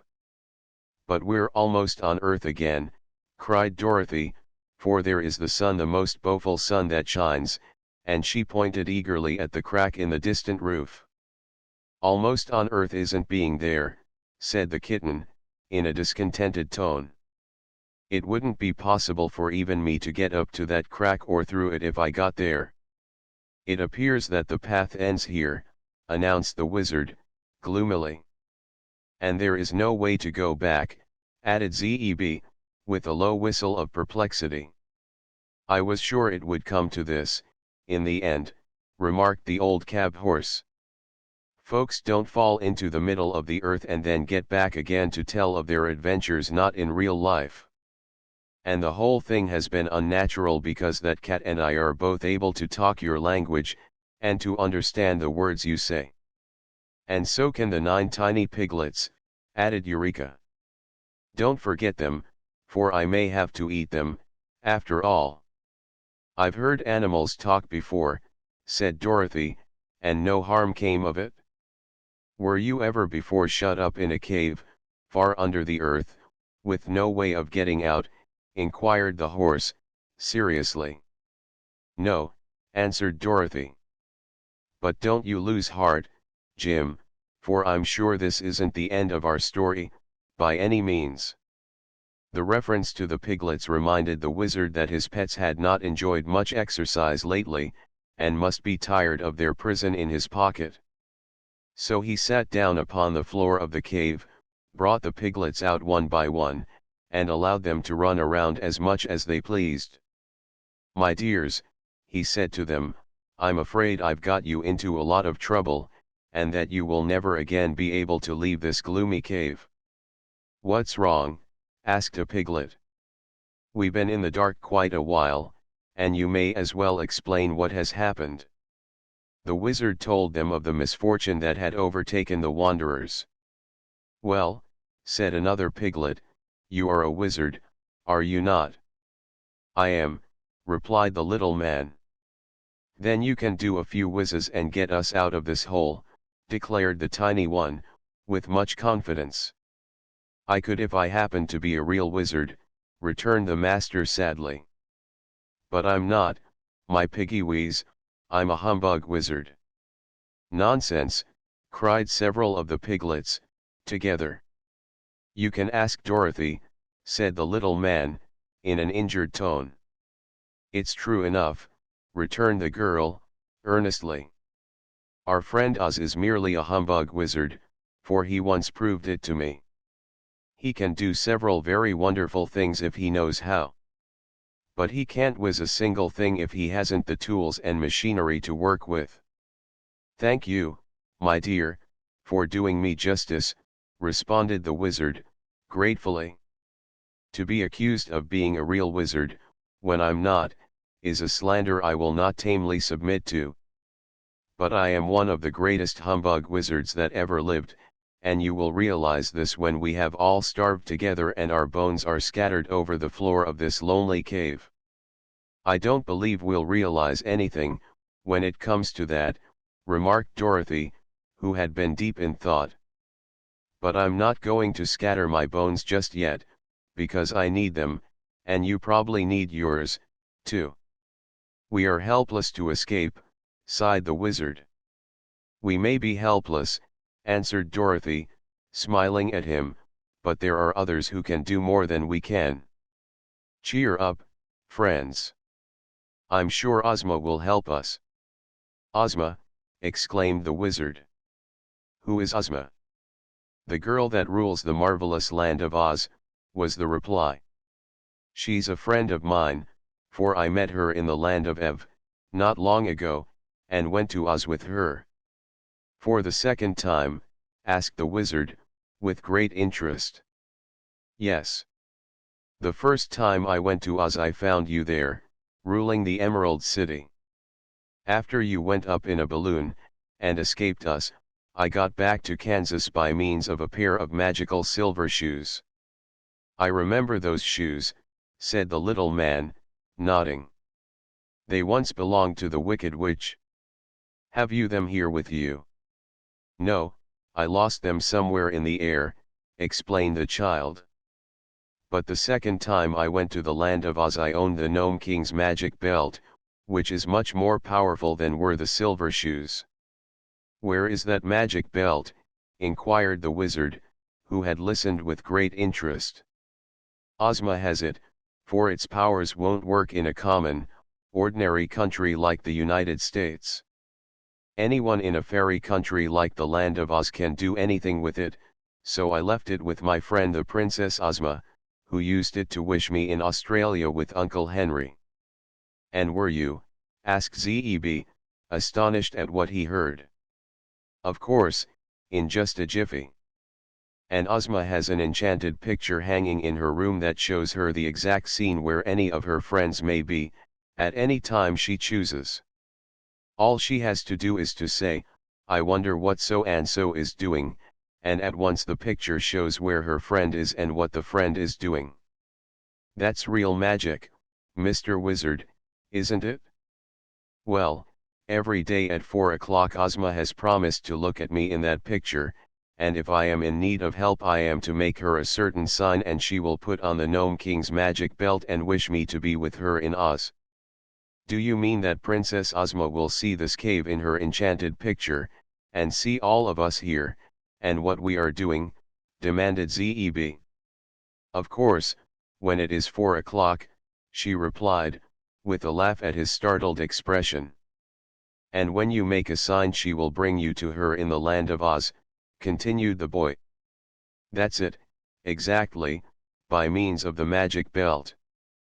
Then, said the wizard, you will be saved, little Dorothy, and I am very glad of it. The rest of us will die much more cheerfully when we know you have escaped our sad fate. I won't die cheerfully, protested the kitten. There's nothing cheerful about dying that I could ever see, although they say a cat has 9 lives, and so must die 9 times. Have you ever died yet? Inquired the boy. No, and I'm not anxious to begin, said Eureka. Don't worry, dear, Dorothy exclaimed, I'll hold you in my arms, and take you with me. Take us, too, cried the 9 tiny piglets, all in one breath. Perhaps I can, answered Dorothy. I'll try. Couldn't you manage to hold me in your arms? Asked the cab horse. Dorothy laughed. I'll do better than that, she promised, for I can easily save you all, once I am myself in the land of Oz. How? They asked. By using the magic belt. All I need do is to wish you with me, and there you'll be safe in the royal palace. Good, cried Zeb. I built that palace, and the Emerald City, too, remarked the wizard, in a thoughtful tone, and I'd like to see them again, for I was very happy among the Munchkins and Winkies and Quadlings and Gillikins. Who are they? Asked the boy. The 4 nations that inhabit the land of Oz, was the reply. I wonder if they would treat me nicely if I went there again. Of course they would, declared Dorothy. They are still proud of their former wizard, and often speak of you kindly. Do you happen to know whatever became of the Tin Woodman and the Scarecrow? He inquired. They live in Oz yet, said the girl, and are very important people. And the Cowardly Lion? Oh, he lives there too, with his friend the Hungry Tiger, and Billina is there, because she liked the place better than Kansas, and wouldn't go with me to Australia. I'm afraid I don't know the Hungry Tiger and Billina, said the wizard, shaking his head. Is Billina a girl? No, she's a yellow hen, and a great friend of mine. You're sure to like Billina, when you know her, asserted Dorothy. Your friends sound like a menagerie, remarked Zeb, uneasily. Couldn't you wish me in some safer place than Oz? Don't worry, replied the girl. You'll just love the folks in Oz, when you get acquainted. What time is it, Mr. Wizard? The little man looked at his watch, a big silver one that he carried in his vest pocket. 3:30, he said. Then we must wait for half an hour, she continued, but it won't take long, after that, to carry us all to the Emerald City. They sat silently thinking for a time. Then Jim suddenly asked, Are there any horses in Oz? Only one, replied Dorothy, and he's a sawhorse. A what? A sawhorse. Princess Ozma once brought him to life with a witch powder, when she was a boy. Was Ozma once a boy? Asked Zeb, wonderingly. Yes, a wicked witch enchanted her, so she could not rule her kingdom. But she's a girl now, and the sweetest, loveliest girl in all the world. A sawhorse is a thing they saw boards on, remarked Jim, with a sniff. It is when it's not alive, acknowledged the girl. But this sawhorse can trot as fast as you can, Jim, and he's very wise, too. Pa! I'll race the miserable wooden donkey any day in the week, cried the cab horse. Dorothy did not reply to that. She felt that Jim would know more about the sawhorse later on. The time dragged wearily enough to the eager watchers, but finally the wizard announced that 4 o'clock had arrived, and Dorothy caught up the kitten and began to make the signal that had been agreed upon to the faraway, invisible Ozma. Nothing seems to happen, said Zeb, doubtfully. Oh, we must give Ozma time to put on the magic belt, replied the girl. She had scarcely spoken the words when she suddenly disappeared from the cave, and with her went the kitten. There had been no sound of any kind and no warning. One moment Dorothy sat beside them with the kitten in her lap, and a moment later the horse, the piglets, the wizard, and the boy were all that remained in the underground prison. Dorothy made the signal. I believe we will soon follow her, announced the wizard, in a tone of great relief, for I know something about the magic of the fairyland that is called the Land of Oz. Let us be ready, for we may be sent for any minute. He put the piglets safely away in his pocket again, and then he and Zeb got into the buggy and sat expectantly upon the seat. Will it hurt? Asked the boy, in a voice that trembled a little. Not at all, replied the wizard. It will all happen as quick as a wink. And that was the way it did happen. The cab horse gave a nervous start and Zeb began to rub his eyes to make sure he was not asleep. For they were in the streets of a beautiful emerald green city, bathed in a grateful green light that was especially pleasing to their eyes, and surrounded by merry-faced people in gorgeous green and gold costumes of many extraordinary designs.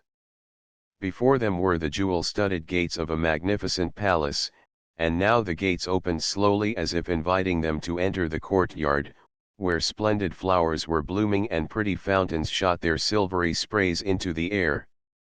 Zeb shook the reins to rouse the cab horse from his stupor of amazement, for the people were beginning to gather around and stare at the strangers. Gid-dap, cried the boy, and at the word Jim slowly trotted into the courtyard and drew the buggy along the jeweled driveway to the great entrance of the royal palace. Chapter 15. Contents. Old friends are reunited. Any servants dressed in handsome uniforms stood ready to welcome the new arrivals, and when the wizard got out of the buggy a pretty girl in a green gown cried out in surprise, Why, it's Oz, the wonderful wizard, come back again. The little man looked at her closely and then took both the maiden's hands in his and shook them cordially. On my word, he exclaimed, it's little Jellia Jam as pert and pretty as ever. Why not, Mr. Wizard? Asked Jellia, bowing low. But I'm afraid you cannot rule the Emerald City, as you used to, because we now have a beautiful princess whom everyone loves dearly. And the people will not willingly part with her," added a tall soldier in a captain general's uniform. The wizard turned to look at him. "Did you not wear green whiskers at one time?" he asked. "Yes," said the soldier, "but I shaved them off long ago, and since then I have risen from a private to be the chief general of the royal armies." "That's nice," said the little man. "But I assure you, my good people, that I do not wish to rule the Emerald City," he added, earnestly. "In that case you are very welcome," cried all the servants, and it pleased the wizard to note the respect with which the royal retainers bowed before him. His fame had not been forgotten in the land of Oz, by any means. "Where is Dorothy?" inquired Zeb, anxiously, as he left the buggy and stood beside his friend the little wizard. "She is with the Princess Ozma, in the private rooms of the palace," replied Jellia Jam. "But she has ordered me to make you welcome and to show you to your apartments." The boy looked around him with wondering eyes. Such magnificence and wealth as was displayed in this palace was more than he had ever dreamed of, and he could scarcely believe that all the gorgeous glitter was real and not tinsel. "What's to become of me?" asked the horse, uneasily. He had seen considerable of life in the cities in his younger days, and knew that this regal palace was no place for him. It perplexed even Jellia Jam, for a time, to know what to do with the animal. The Green Maiden was much astonished at the sight of so unusual a creature, for horses were unknown in this land, but those who lived in the Emerald City were apt to be astonished by queer sights, so after inspecting the cab horse and noting the mild look in his big eyes, the girl decided not to be afraid of him. "There are no stables here," said the wizard, "unless some have been built since I went away." "We have never needed them before," answered Jellia, "for the sawhorse lives in a room of the palace, being much smaller and more natural in appearance than this great beast you have brought with you." "Do you mean that I'm a freak?" asked Jim, angrily. "Oh, no," she hastened to say, "there may be many more like you in the place you came from, but in Oz any horse but a sawhorse is unusual." This mollified Jim a little, and after some thought the Green Maiden decided to give the cab horse a room in the palace, such a big building having many rooms that were seldom in use.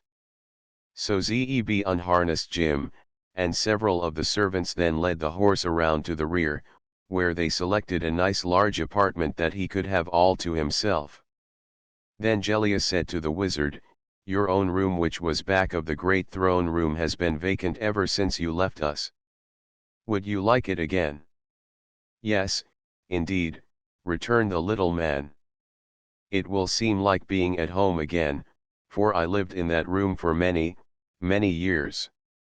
He knew the way to it, and a servant followed him, carrying his satchel.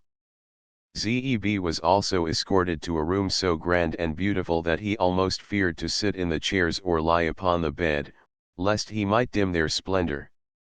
In the closets he discovered many fancy costumes of rich velvets and brocades, and one of the attendants told him to dress himself in any of the clothes that pleased him and to be prepared to dine with the princess and Dorothy in an hour's time. Opening from the chamber was a fine bathroom having a marble tub with perfumed water, so the boy, still dazed by the novelty of his surroundings, indulged in a good bath and then selected a maroon velvet costume with silver buttons to replace his own soiled and much worn clothing. There were silk stockings and soft leather slippers with diamond buckles to accompany his new costume, and when he was fully dressed Zeb looked much more dignified and imposing than ever before in his life. He was all ready when an attendant came to escort him to the presence of the princess. He followed bashfully and was ushered into a room more dainty and attractive than it was splendid. Here he found Dorothy seated beside a young girl so marvelously beautiful that the boy stopped suddenly with a gasp of admiration. But Dorothy sprang up and ran to seize her friend's hand, drawing him impulsively toward the lovely princess, who smiled most graciously upon her guest.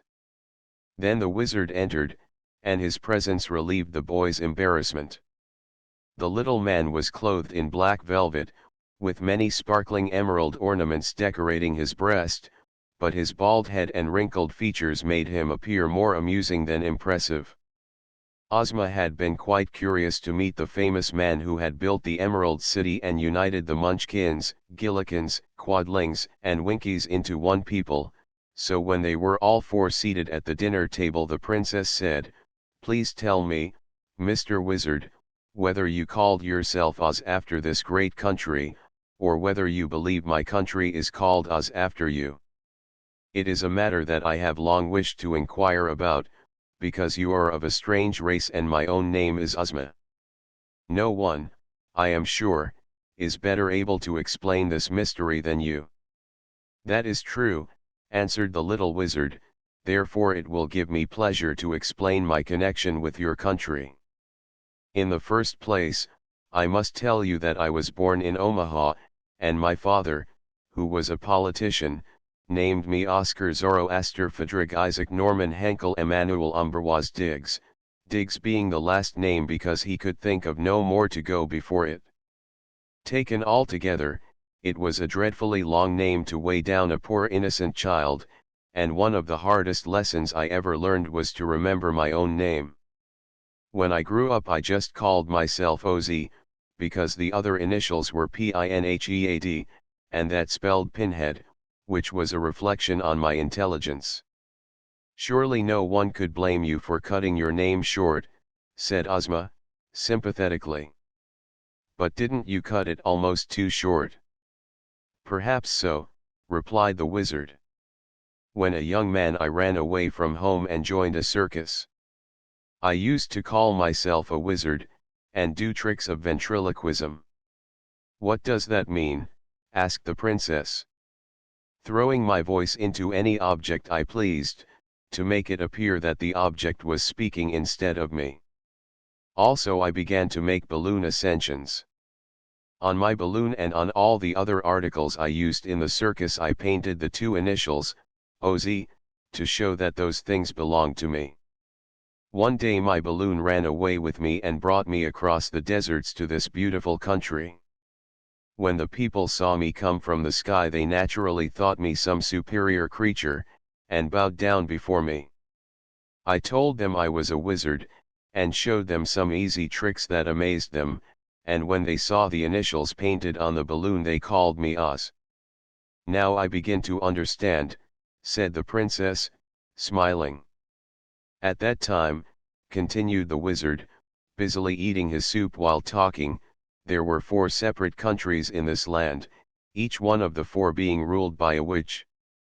But the people thought my power was greater than that of the witches, and perhaps the witches thought so too, for they never dared oppose me.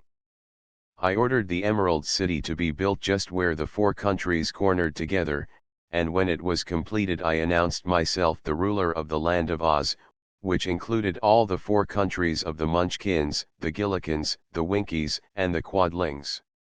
Over this land I ruled in peace for many years, until I grew old and longed to see my native city once again. So when Dorothy was first blown to this place by a cyclone I arranged to go away with her in a balloon, but the balloon escaped too soon and carried me back alone. After many adventures I reached Omaha, only to find that all my old friends were dead or had moved away. So, having nothing else to do, I joined a circus again, and made my balloon ascensions until the earthquake caught me." "That is quite a history," said Ozma, "but there is a little more history about the land of Oz that you do not seem to understand, perhaps for the reason that no one ever told it you. Many years before you came here this land was united under one ruler, as it is now, and the ruler's name was always Oz, which means in our language great and good, or, if the ruler happened to be a woman, her name was always Ozma. But once upon a time 4 witches leagued together to depose the king and rule the 4 parts of the kingdom themselves, so when the ruler, my grandfather, was hunting one day, one wicked witch named Mombi stole him and carried him away, keeping him a close prisoner. Then the witches divided up the kingdom, and ruled the 4 parts of it until you came here. That was why the people were so glad to see you, and why they thought from your initials that you were their rightful ruler. But, at that time, said the wizard, thoughtfully, there were 2 good witches and 2 wicked witches ruling in the land. Yes, replied Ozma, because a good witch had conquered Mombi in the north and Glinda the good had conquered the evil witch in the south. But Mombi was still my grandfather's jailer, and afterward my father's jailer. When I was born she transformed me into a boy, hoping that no one would ever recognize me and know that I was the rightful princess of the land of Oz. But I escaped from her and am now the ruler of my people. I am very glad of that, said the wizard, and hope you will consider me one of your most faithful and devoted subjects. We owe a great deal to the wonderful wizard, continued the princess, for it was you who built this splendid emerald city. Your people built it, he answered. I only bossed the job, as we say in Omaha. But you ruled it wisely and well for many years, said she, and made the people proud of your magical art. So, as you are now too old to wander abroad and work in a circus, I offer you a home here as long as you live. You shall be the official wizard of my kingdom, and be treated with every respect and consideration. I accept your kind offer with gratitude, gracious princess, the little man said, in a soft voice, and they could all see that teardrops were standing in his keen old eyes. It meant a good deal to him to secure a home like this. He's only a humbug wizard, though, said Dorothy, smiling at him. And that is the safest kind of a wizard to have, replied Ozma, promptly. Oz can do some good tricks, humbug or no humbug, announced Zeb, who was now feeling more at ease. He shall amuse us with his tricks tomorrow, said the princess. I have sent messengers to summon all of Dorothy's old friends to meet her and give her welcome, and they ought to arrive very soon, now. Indeed, the dinner was no sooner finished than in rushed the Scarecrow, to hug Dorothy in his padded arms and tell her how glad he was to see her again. The wizard was also most heartily welcomed by the straw man, who was an important personage in the land of Oz. How are your brains? Inquired the little humbug, as he grasped the soft, stuffed hands of his old friend. Working finely, answered the Scarecrow. I'm very certain, Oz, that you gave me the best brains in the world, for I can think with them day and night, when all other brains are fast asleep. Dorothy and Ozma. How long did you rule the Emerald City, after I left here, was the next question. Quite a while, until I was conquered by a girl named General Jinjur. But Ozma soon conquered her, with the help of Glinda the Good, and after that I went to live with Nick Chopper, the Tin Woodman. Just then a loud cackling was heard outside, and, when a servant threw open the door with a low bow, a yellow hen strutted in. Dorothy sprang forward and caught the fluffy fowl in her arms, uttering at the same time a glad cry. Oh, Billina, she said, how fat and sleek you've grown. Why shouldn't I? Asked the hen, in a sharp, clear voice. I live on the fat of the land, don't I, Ozma? You have everything you wish for, said the princess. Around Billina's neck was a string of beautiful pearls, and on her legs were bracelets of emeralds. She nestled herself comfortably in Dorothy's lap until the kitten gave a snarl of jealous anger and leaped up with a sharp claw fiercely bared to strike Billina a blow. But the little girl gave the angry kitten such a severe cuff that it jumped down again without daring to scratch. How horrid of you, Eureka! Cried Dorothy. Is that the way to treat my friends?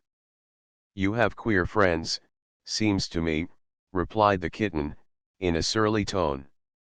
Seems to me the same way, said Billina, scornfully, if that beastly cat is one of them. Look here, said Dorothy, sternly. I won't have any quarreling in the land of Oz, I can tell you. Everybody lives in peace here, and loves everybody else, and unless you two, Billina and Eureka, make up and be friends, I'll take my magic belt and wish you both home again, immediately. So, there. They were both much frightened at the threat, and promised meekly to be good. But it was never noticed that they became very warm friends, for all of that. And now the Tin Woodman arrived, his body most beautifully nickel-plated, so that it shone splendidly in the brilliant light of the room. The Tin Woodman loved Dorothy most tenderly, and welcomed with joy the return of the little old wizard. "Sir," said he to the latter, "I never can thank you enough for the excellent heart you once gave me. It has made me many friends, I assure you, and it beats as kindly and lovingly today as it ever did." "I'm glad to hear that," said the wizard. "I was afraid it would get moldy in that tin body of yours." "Not at all," returned Nick Chopper. "It keeps finely, being preserved in my airtight chest."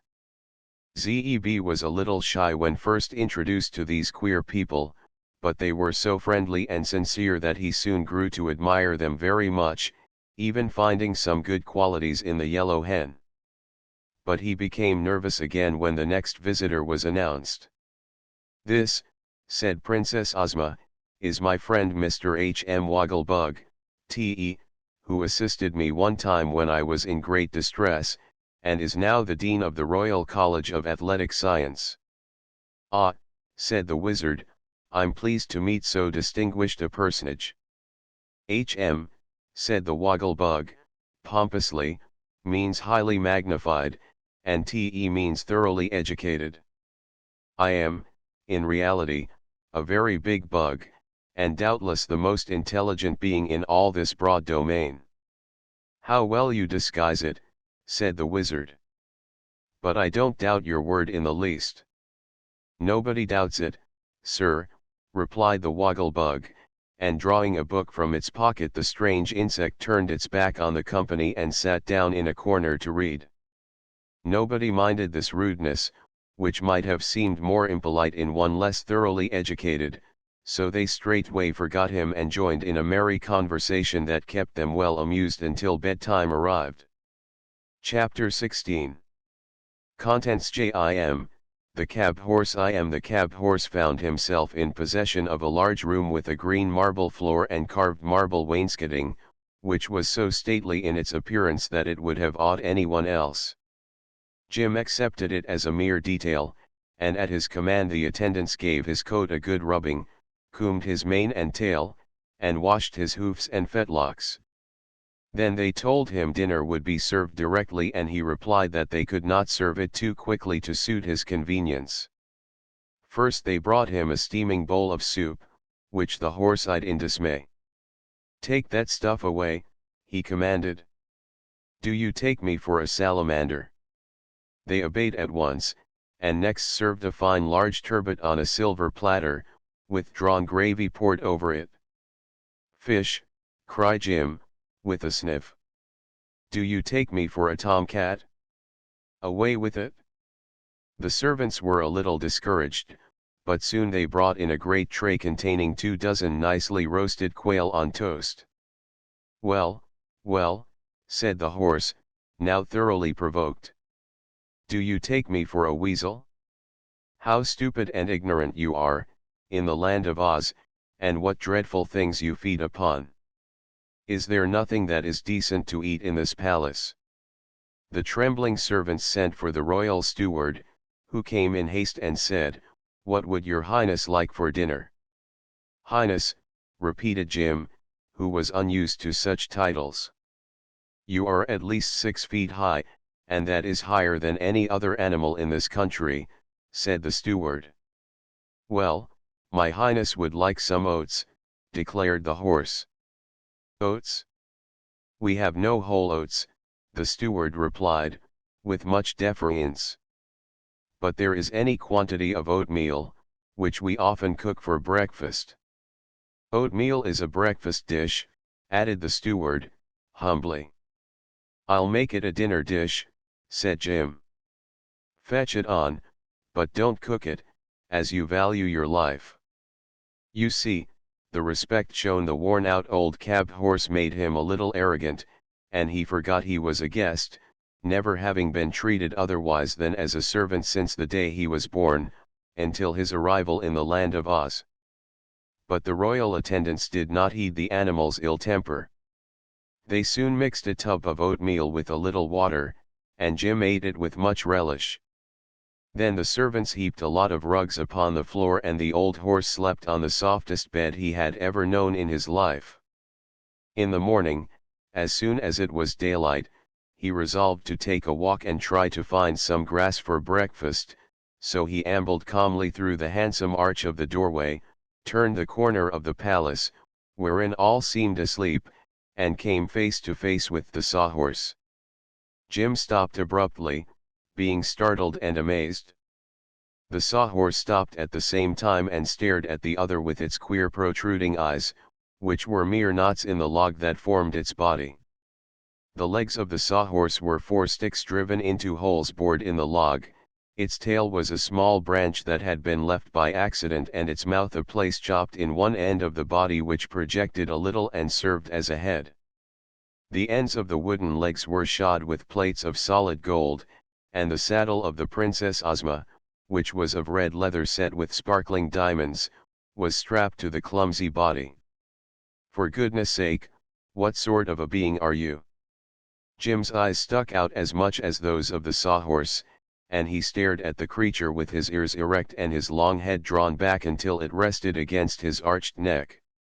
In this comical position the two horses circled slowly around each other for a while, each being unable to realize what the singular thing might be which it now beheld for the first time.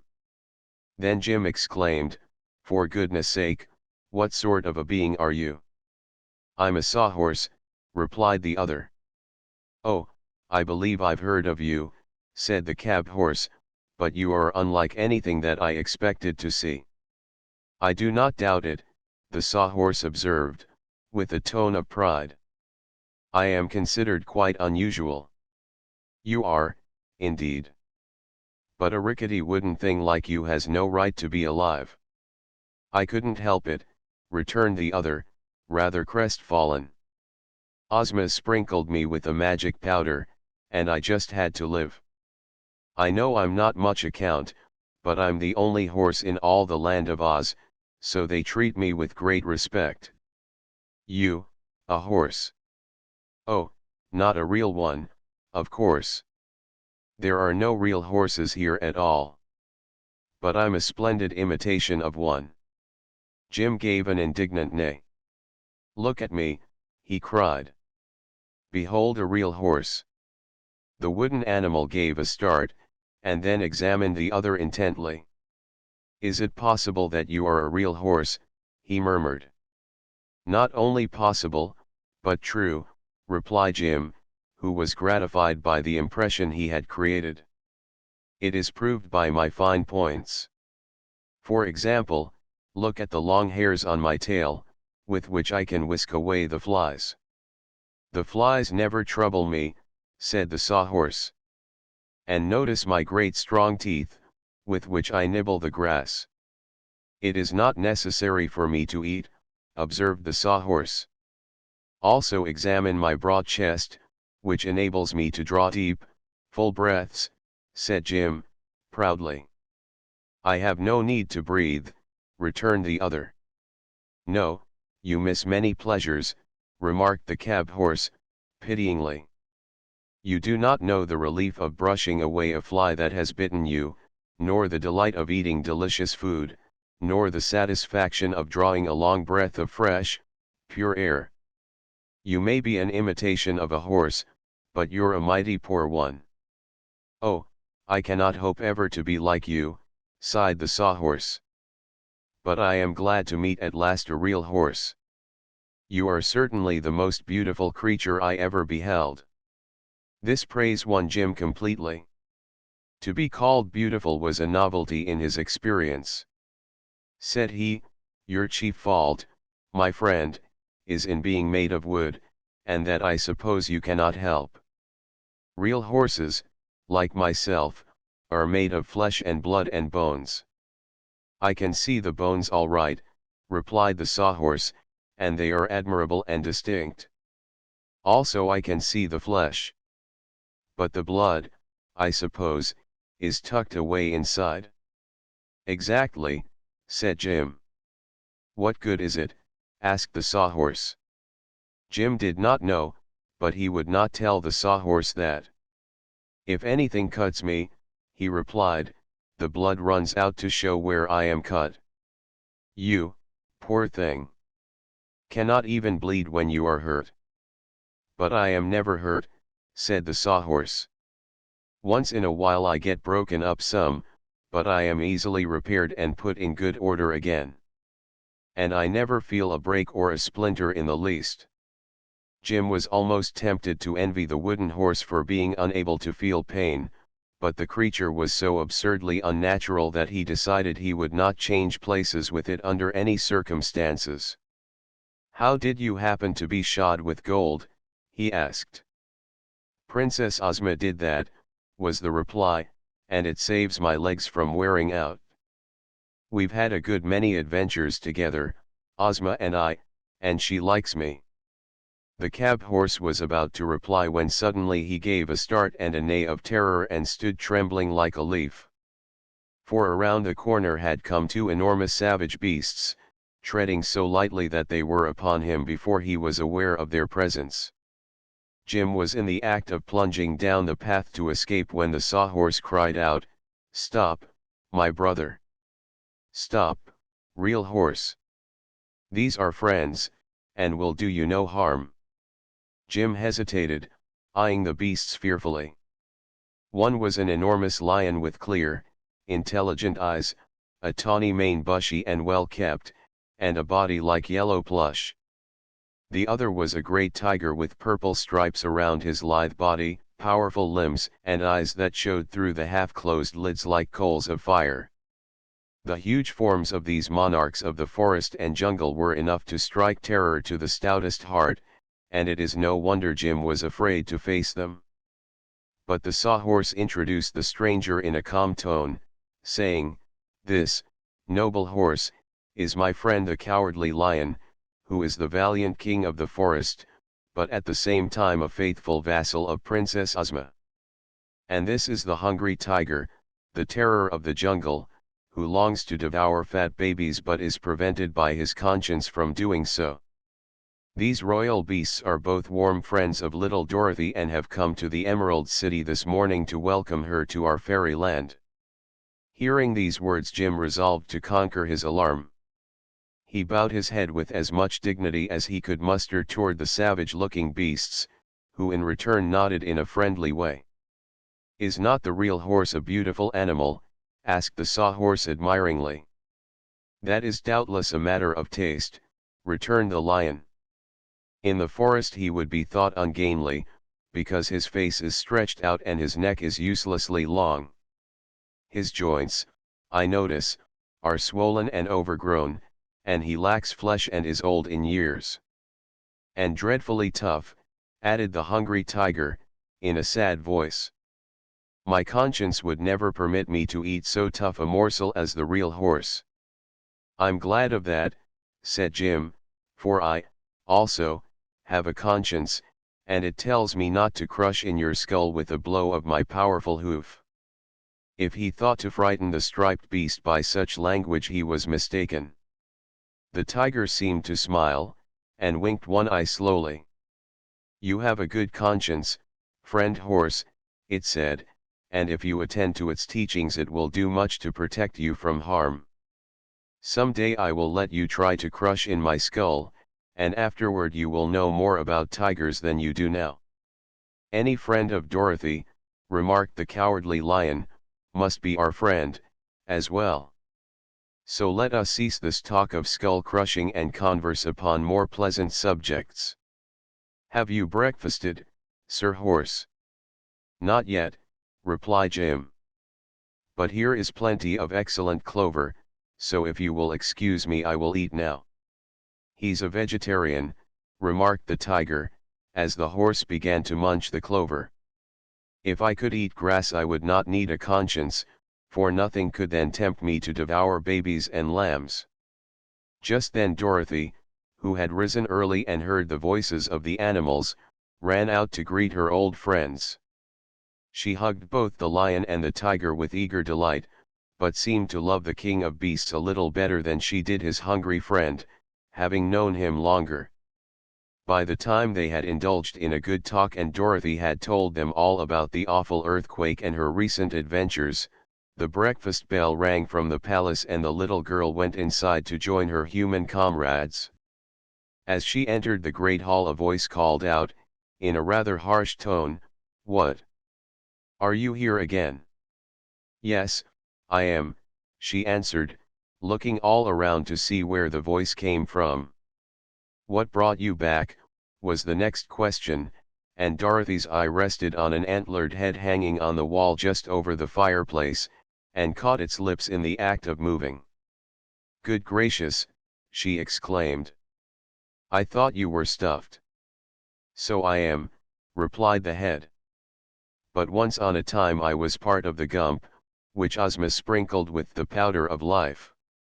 I was then for a time the head of the finest flying machine that was ever known to exist, and we did many wonderful things. Afterward the gump was taken apart and I was put back on this wall, but I can still talk when I feel in the mood, which is not often." "It's very strange," said the girl. "What were you when you were first alive?" "That I have forgotten," replied the gump's head, "and I do not think it is of much importance. But here comes Ozma, so I'd better hush up, for the princess doesn't like me to chatter since she changed her name from Tip to Ozma." Just then the girlish ruler of Oz opened the door and greeted Dorothy with a good morning kiss. The little princess seemed fresh and rosy and in good spirits. "Breakfast is served, dear," she said, "and I am hungry. So don't let us keep it waiting a single minute." Jim stood trembling like a leaf. Chapter 17. Contents: The 9 tiny piglets FTER breakfast. Ozma announced that she had ordered a holiday to be observed throughout the Emerald City, in honor of her visitors. The people had learned that their old wizard had returned to them and all were anxious to see him again, for he had always been a rare favorite. So first there was to be a grand procession through the streets, after which the little old man was requested to perform some of his wizardries in the great throne room of the palace. In the afternoon there were to be games and races. The procession was very imposing. First came the Imperial Cornet Band of Oz, dressed in emerald velvet uniforms with slashes of pea-green satin and buttons of immense cut emeralds.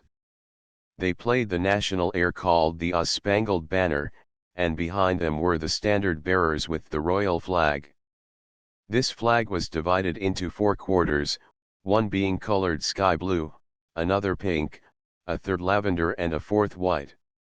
In the center was a large emerald green star, and all over the 4 quarters were sewn spangles that glittered beautifully in the sunshine. The colors represented the 4 countries of Oz, and the green star the Emerald City. Just behind the royal standard bearers came the Princess Ozma in her royal chariot, which was of gold encrusted with emeralds and diamonds set in exquisite designs. The chariot was drawn on this occasion by the Cowardly Lion and the Hungry Tiger, who were decorated with immense pink and blue bows. In the chariot rode Ozma and Dorothy, the former in splendid raiment and wearing her royal coronet, while the little Kansas girl wore around her waist the magic belt she had once captured from the Gnome King. Following the chariot came the Scarecrow mounted on the Sawhorse, and the people cheered him almost as loudly as they did their lovely ruler. Behind him stalked with regular, jerky steps, the famous machine man called Tick-Tock, who had been wound up by Dorothy for the occasion. Tick-Tock moved by clockwork, and was made all of burnished copper. He really belonged to the Kansas girl, who had much respect for his thoughts after they had been properly wound and set going, but as the copper man would be useless in any place but a fairy country, Dorothy had left him in charge of Ozma, who saw that he was suitably cared for. There followed another band after this, which was called the Royal Court Band, because the members all lived in the palace. They wore white uniforms with real diamond buttons and played What Is Oz Without Ozma very sweetly. Then came Professor Wogglebug, with a group of students from the Royal College of Scientific Athletics. The boys wore long hair and striped sweaters and yelled their college yell every other step they took, to the great satisfaction of the populace, which was glad to have this evidence that their lungs were in good condition. The brilliantly polished Tin Woodman marched next, at the head of the Royal Army of Oz, which consisted of 28 officers, from generals down to captains. There were no privates in the army because all were so courageous and skillful that they had been promoted one by one until there were no privates left. Jim and the buggy followed, the old cab horse being driven by Zeb, while the wizard stood up on the seat and bowed his bald head right and left in answer to the cheers of the people, who crowded thick about him. Taken altogether, the procession was a grand success, and when it had returned to the palace, the citizens crowded into the great throne room to see the wizard perform his tricks. The first thing the little humbug did was to produce a tiny white piglet from underneath his hat and pretend to pull it apart, making two. This act he repeated until all of the 9 tiny piglets were visible, and they were so glad to get out of his pocket that they ran around in a very lively manner. The pretty little creatures would have been a novelty anywhere, so the people were as amazed and delighted at their appearance as even the wizard could have desired. When he had made them all disappear again, Ozma declared she was sorry they were gone, for she wanted one of them to pet and play with. So the wizard pretended to take one of the piglets out of the hair of the princess, while really he slyly took it from his inside pocket, and Ozma smiled joyously as the creature nestled in her arms, and she promised to have an emerald collar made for its fat neck and to keep the little squealer always at hand to amuse her. Afterward it was noticed that the wizard always performed his famous trick with 8 piglets, but it seemed to please the people just as well as if there had been 9 of them. In his little room back of the throne room, the wizard had found a lot of things he had left behind him when he went away in the balloon, for no one had occupied the apartment in his absence. There was enough material there to enable him to prepare several new tricks which he had learned from some of the jugglers in the circus, and he had passed part of the night in getting them ready. So he followed the trick of the 9 tiny piglets with several other wonderful feats that greatly delighted his audience, and the people did not seem to care a bit whether the little man was a humbug wizard or not, so long as he succeeded in amusing them. They applauded all his tricks, and at the end of the performance begged him earnestly not to go away again and leave them. "In that case," said the little man, gravely, "I will cancel all of my engagements before the crowned heads of Europe and America and devote myself to the people of Oz, for I love you all so well that I can deny you nothing." After the people had been dismissed with this promise, our friends joined Princess Ozma at an elaborate luncheon in the palace, where even the tiger and the lion were sumptuously fed, and Jim the cab horse ate his oatmeal out of a golden bowl with 7 rows of rubies, sapphires, and diamonds set around the rim of it. In the afternoon they all went to a great field outside the city gates where the games were to be held. There was a beautiful canopy for Ozma and her guests to sit under and watch the people run races and jump and wrestle. You may be sure the folks of Oz did their best with such a distinguished company watching them, and finally Zeb offered to wrestle with a little munchkin who seemed to be the champion.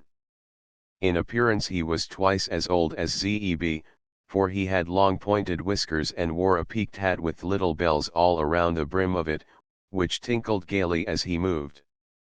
But although the munchkin was hardly tall enough to come to Zeb's shoulder, he was so strong and clever that he laid the boy 3 times on his back with apparent ease.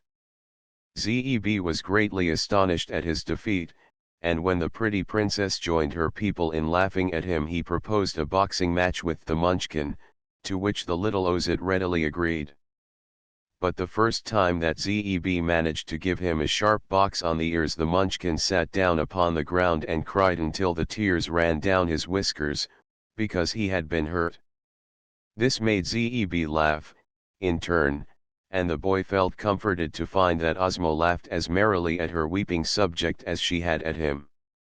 Just then the Scarecrow proposed a race between the Sawhorse and the Cab Horse, and although all the others were delighted at the suggestion, the Sawhorse drew back, saying, "Such a race would not be fair." "Of course not," added Jim, with a touch of scorn, "those little wooden legs of yours are not half as long as my own." "It isn't that," said the Sawhorse, modestly, "but I never tire, and you do." "Bah!" cried Jim, looking with great disdain at the other, "do you imagine for an instant that such a shabby imitation of a horse as you are can run as fast as I?" "I don't know, I'm sure," replied the Sawhorse. "That is what we are trying to find out," remarked the Scarecrow. "The object of a race is to see who can win it, or at least that is what my excellent brains think." "Once, when I was young," said Jim, "I was a race horse, and defeated all who dared run against me. I was born in Kentucky, you know, where all the best and most aristocratic horses come from." "But you're old, now, Jim," suggested Zeb. "Old? Why, I feel like a colt today," replied Jim. "I only wish there was a real horse here for me to race with. I'd show the people a fine sight, I can tell you." "Then why not race with the Sawhorse?" inquired the Scarecrow. "He's afraid," said Jim. "Oh, no," answered the Sawhorse. "I merely said it wasn't fair. But if my friend the real horse is willing to undertake the race, I am quite ready." So they unharnessed Jim and took the saddle off the Sawhorse, and the two queerly matched animals were stood side by side for the start. "When I say go," Zeb called to them, "you must dig out and race until you reach those 3 trees you see over yonder. Then circle round them and come back again. The first one that passes the place where the princess sits shall be named the winner. Are you ready?"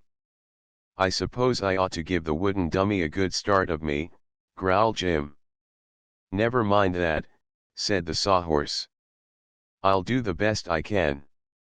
"Go," cried Zeb, and at the word the 2 horses leaped forward and the race was begun. The wizard took a piglet from Ozma's hair.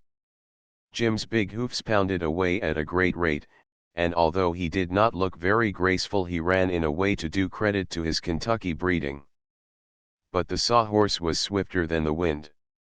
Its wooden legs moved so fast that their twinkling could scarcely be seen, and although so much smaller than the Cab Horse, it covered the ground much faster. Before they had reached the trees, the Sawhorse was far ahead, and the wooden animal returned to the starting place and was being lustily cheered by the Ozits before Jim came panting up to the canopy where the princess and her friends were seated. The Hungry Tiger teaches Jim a lesson.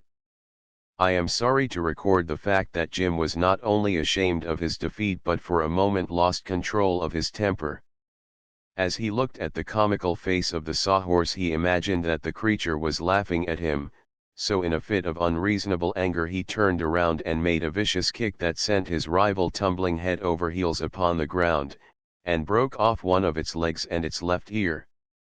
An instant later the tiger crouched and launched its huge body through the air, swift and resistless as a ball from a cannon.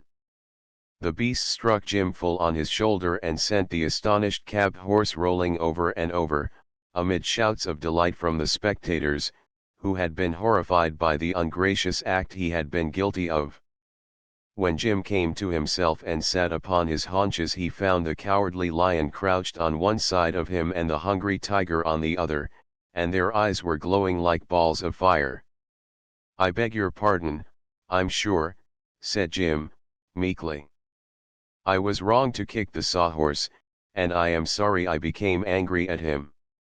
He has won the race, and won it fairly, but what can a horse of flesh do against a tireless beast of wood? Hearing this apology, the tiger and the lion stopped lashing their tails and retreated with dignified steps to the side of the princess. "No one must injure one of our friends in our presence," growled the lion, and Zeb ran to Jim and whispered that unless he controlled his temper in the future he would probably be torn to pieces. Then the Tin Woodman cut a straight and strong limb from a tree with his gleaming axe and made a new leg and a new ear for the sawhorse, and when they had been securely fastened in place, Princess Ozma took the coronet from her own head and placed it upon that of the winner of the race. Said she, "My friend, I reward you for your swiftness by proclaiming you Prince of Horses, whether of wood or of flesh, and hereafter all other horses in the land of Oz, at least must be considered imitations, and you the real champion of your race." There was more applause at this, and then Ozma had the jeweled saddle replaced upon the sawhorse and herself rode the victor back to the city at the head of the grand procession. "I ought to be a fairy," grumbled Jim, as he slowly drew the buggy home, "for to be just an ordinary horse in a fairy country is to be of no account whatever. It's no place for us, Zeb. It's lucky we got here, though," said the boy, and Jim thought of the dark cave, and agreed with him. Chapter 18. Contents: The trial of Eureka the kitten. Several days of festivity and merrymaking followed, for such old friends did not often meet, and there was much to be told and talked over between them, and many amusements to be enjoyed in this delightful country. Ozma was happy to have Dorothy beside her, for girls of her own age with whom it was proper for the princess to associate were very few, and often the youthful ruler of Oz was lonely for lack of companionship. It was the third morning after Dorothy's arrival, and she was sitting with Ozma and their friends in a reception room, talking over old times, when the princess said to her maid, "Please go to my boudoir, Jellia, and get the white piglet I left on the dressing table. I want to play with it." Jellia at once departed on the errand, and she was gone so long that they had almost forgotten her mission when the green-robed maiden returned with a troubled face. "The piglet is not there, Your Highness," said she. "Not there?" exclaimed Ozma. "Are you sure?" "I have hunted in every part of the room," the maid replied. "Was not the door closed?" asked the princess. "Yes, Your Highness, I am sure it was, for when I opened it Dorothy's white kitten crept out and ran up the stairs." Hearing this, Dorothy and the wizard exchanged startled glances, for they remembered how often Eureka had longed to eat a piglet.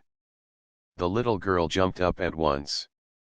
"Come, Ozma," she said, anxiously, "let us go ourselves to search for the piglet." So the two went to the dressing room of the princess and searched carefully in every corner and among the vases and baskets and ornaments that stood about the pretty boudoir. But not a trace could they find of the tiny creature they sought. Dorothy was nearly weeping, by this time, while Ozma was angry and indignant. When they returned to the others, the princess said, "There is little doubt that my pretty piglet has been eaten by that horrid kitten, and if that is true the offender must be punished." "I don't believe Eureka would do such a dreadful thing," cried Dorothy, much distressed. "Go and get my kitten, please, Jellia, and we'll hear what she has to say about it." The Green Maiden hastened away, but presently returned and said, "The kitten will not come. She threatened to scratch my eyes out if I touched her." "Where is she?" asked Dorothy. "Under the bed in your own room," was the reply. So Dorothy ran to her room and found the kitten under the bed. "Come here, Eureka," she said. "I won't," answered the kitten, in a surly voice. "Oh, Eureka! Why are you so bad?" The kitten did not reply. "If you don't come to me, right away," continued Dorothy, getting provoked, "I'll take my magic belt and wish you in the country of the Gurgles." "Why do you want me?" asked Eureka, disturbed by this threat. "You must go to Princess Ozma. She wants to talk to you." "All right, returned the kitten, creeping out. I'm not afraid of Ozma or anyone else. Dorothy carried her in her arms back to where the others sat in grieved and thoughtful silence. Tell me, Eureka, said the princess, gently, did you eat my pretty piglet? I won't answer such a foolish question, asserted Eureka, with a snarl. Oh, yes you will, dear, Dorothy declared. The piglet is gone, and you ran out of the room when Jellia opened the door. So, if you are innocent, Eureka, you must tell the princess how you came to be in her room, and what has become of the piglet. Who accuses me? Asked the kitten, defiantly. No one, answered Ozma. Your actions alone accuse you. The fact is that I left my little pet in my dressing room lying asleep upon the table, and you must have stolen in without my knowing it. When next the door was opened you ran out and hid yourself and the piglet was gone. That's none of my business, growled the kitten. Don't be impudent, Eureka, admonished Dorothy. It is you who are impudent, said Eureka, for accusing me of such a crime when you can't prove it except by guessing. Ozma was now greatly incensed by the kitten's conduct. She summoned her captain general, and when the long, lean officer appeared she said, carry this cat away to prison, and keep her in safe confinement until she is tried by law for the crime of murder. So the captain general took Eureka from the arms of the now weeping Dorothy and in spite of the kitten's snarls and scratches carried it away to prison. What shall we do now? Asked the Scarecrow, with a sigh, for such a crime had cast a gloom over all the company. I will summon the court to meet in the throne room at 3 o'clock, replied Ozma. I myself will be the judge, and the kitten shall have a fair trial. What will happen if she is guilty? Asked Dorothy. She must die, answered the princess. 9 times, inquired the Scarecrow. As many times as is necessary, was the reply.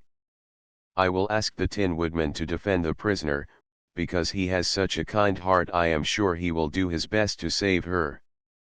And the Wogglebug shall be the public accuser, because he is so learned that no one can deceive him. Who will be the jury? Asked the Tin Woodman.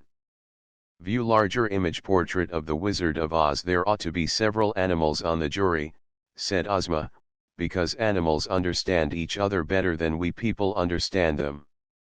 So the jury shall consist of the Cowardly Lion, the Hungry Tiger, Jim the Cab Horse, the Yellow Hen, the Scarecrow, the Wizard, Tick-Tock the Machine Man, the Sawhorse, and Zeb of Hugson's Ranch. That makes the 9 which the law requires, and all my people shall be admitted to hear the testimony. They now separated to prepare for the sad ceremony, for whenever an appeal is made to law sorrow is almost certain to follow even in a fairyland like Oz. But it must be stated that the people of that land were generally so well behaved that there was not a single lawyer amongst them, and it had been years since any ruler had sat in judgment upon an offender of the law. The crime of murder being the most dreadful crime of all, tremendous excitement prevailed in the Emerald City when the news of Eureka's arrest and trial became known. The wizard, when he returned to his own room, was exceedingly thoughtful.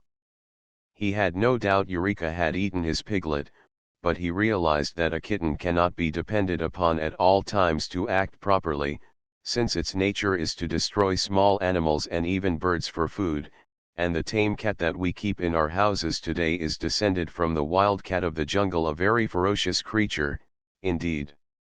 The wizard knew that if Dorothy's pet was found guilty and condemned to death the little girl would be made very unhappy, so, although he grieved over the piglet's sad fate as much as any of them, he resolved to save Eureka's life. Sending for the Tin Woodman, the wizard took him into a corner and whispered, "My friend, it is your duty to defend the white kitten and try to save her, but I fear you will fail because Eureka has long wished to eat a piglet, to my certain knowledge, and my opinion is that she has been unable to resist the temptation. Yet her disgrace and death would not bring back the piglet, but only serve to make Dorothy unhappy. So I intend to prove the kitten's innocence by a trick. He drew from his inside pocket one of the 8 tiny piglets that were remaining and continued, "This creature you must hide in some safe place, and if the jury decides that Eureka is guilty you may then produce this piglet and claim it is the one that was lost.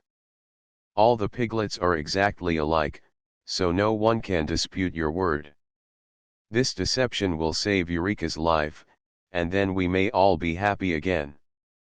"I do not like to deceive my friends," replied the Tin Woodman, "still, my kind heart urges me to save Eureka's life, and I can usually trust my heart to do the right thing.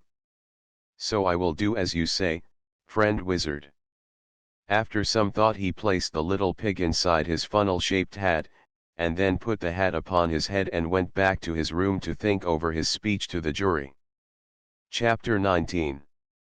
Contents: The wizard performs another trick. 3 o'clock. The throne room was crowded with citizens, men, women, and children being eager to witness the great trial.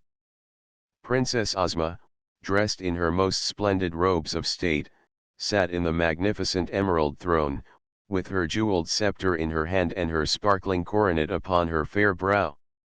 Behind her throne stood the 28 officers of her army and many officials of the royal household. At her right sat the queerly assorted jury, animals, animated dummies, and people all gravely prepared to listen to what was said. The kitten had been placed in a large cage just before the throne, where she sat upon her haunches and gazed through the bars at the crowds around her, with seeming unconcern. And now, at a signal from Ozma, the Woggle-Bug arose and addressed the jury. His tone was pompous and he strutted up and down in an absurd attempt to appear dignified. "Your Royal Highness and fellow citizens," he began, "the small cat you see a prisoner before you is accused of the crime of first murdering and then eating our esteemed ruler's fat piglet, or else first eating and then murdering it. In either case a grave crime has been committed which deserves a grave punishment." "Do you mean my kitten must be put in a grave?" asked Dorothy. "Don't interrupt, little girl," said the Woggle-Bug. "When I get my thoughts arranged in good order I do not like to have anything upset them or throw them into confusion." "If your thoughts were any good they wouldn't become confused," remarked the Scarecrow, earnestly. "My thoughts are always—" "Is this a trial of thoughts, or of kittens?" demanded the Woggle-Bug. "It's a trial of one kitten," replied the Scarecrow, "but your manner is a trial to us all." "Let the public accuser continue," called Ozma from her throne, "and I pray you do not interrupt him." "The criminal who now sits before the court licking her paws," resumed the Woggle-Bug, "has long desired to unlawfully eat the fat piglet, which was no bigger than a mouse. And finally she made a wicked plan to satisfy her depraved appetite for pork." "I can see her, in my mind's eye." "What's that?" asked the Scarecrow. "I say I can see her in my mind's eye." "The mind has no eye," declared the Scarecrow. "It's blind." "Your Highness," cried the Woggle-Bug, appealing to Ozma, "have I a mind's eye, or haven't I?"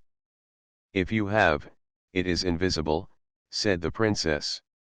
"Very true," returned the Woggle-Bug, bowing. "I say I see the criminal, in my mind's eye, creeping stealthily into the room of our Ozma and secreting herself, when no one was looking, until the princess had gone away and the door was closed. Then the murderer was alone with her helpless victim, the fat piglet, and I see her pounce upon the innocent creature and eat it up." "Are you still seeing with your mind's eye?"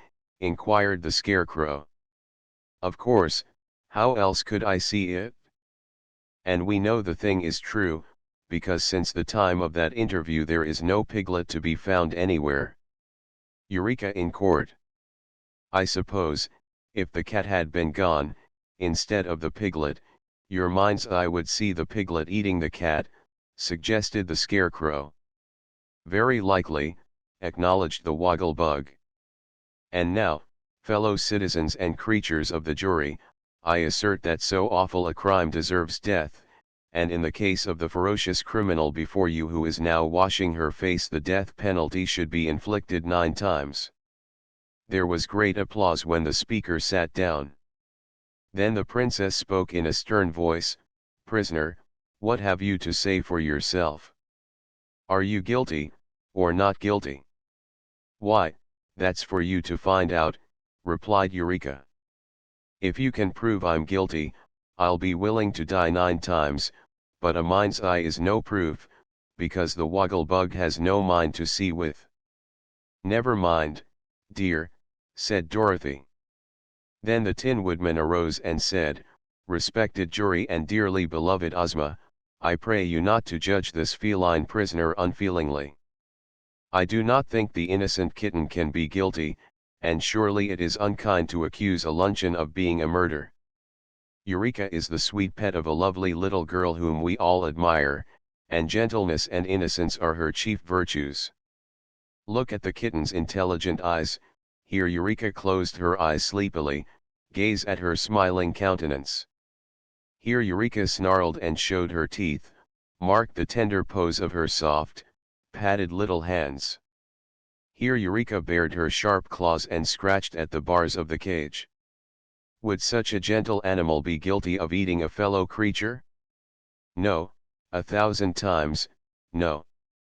"Oh, cut it short," said Eureka, "you've talked long enough." "I'm trying to defend you," remonstrated the Tin Woodman. "Then say something sensible," retorted the kitten. "Tell them it would be foolish for me to eat the piglet, because I had sense enough to know it would raise a row if I did. But don't try to make out I'm too innocent to eat a fat piglet if I could do it and not be found out. I imagine it would taste mighty good." "Perhaps it would, to those who eat," remarked the Tin Woodman. "I myself, not being built to eat, have no personal experience in such matters. But I remember that our great poet once said, 'To eat is sweet when hunger's seat demands a treat of savory meat.'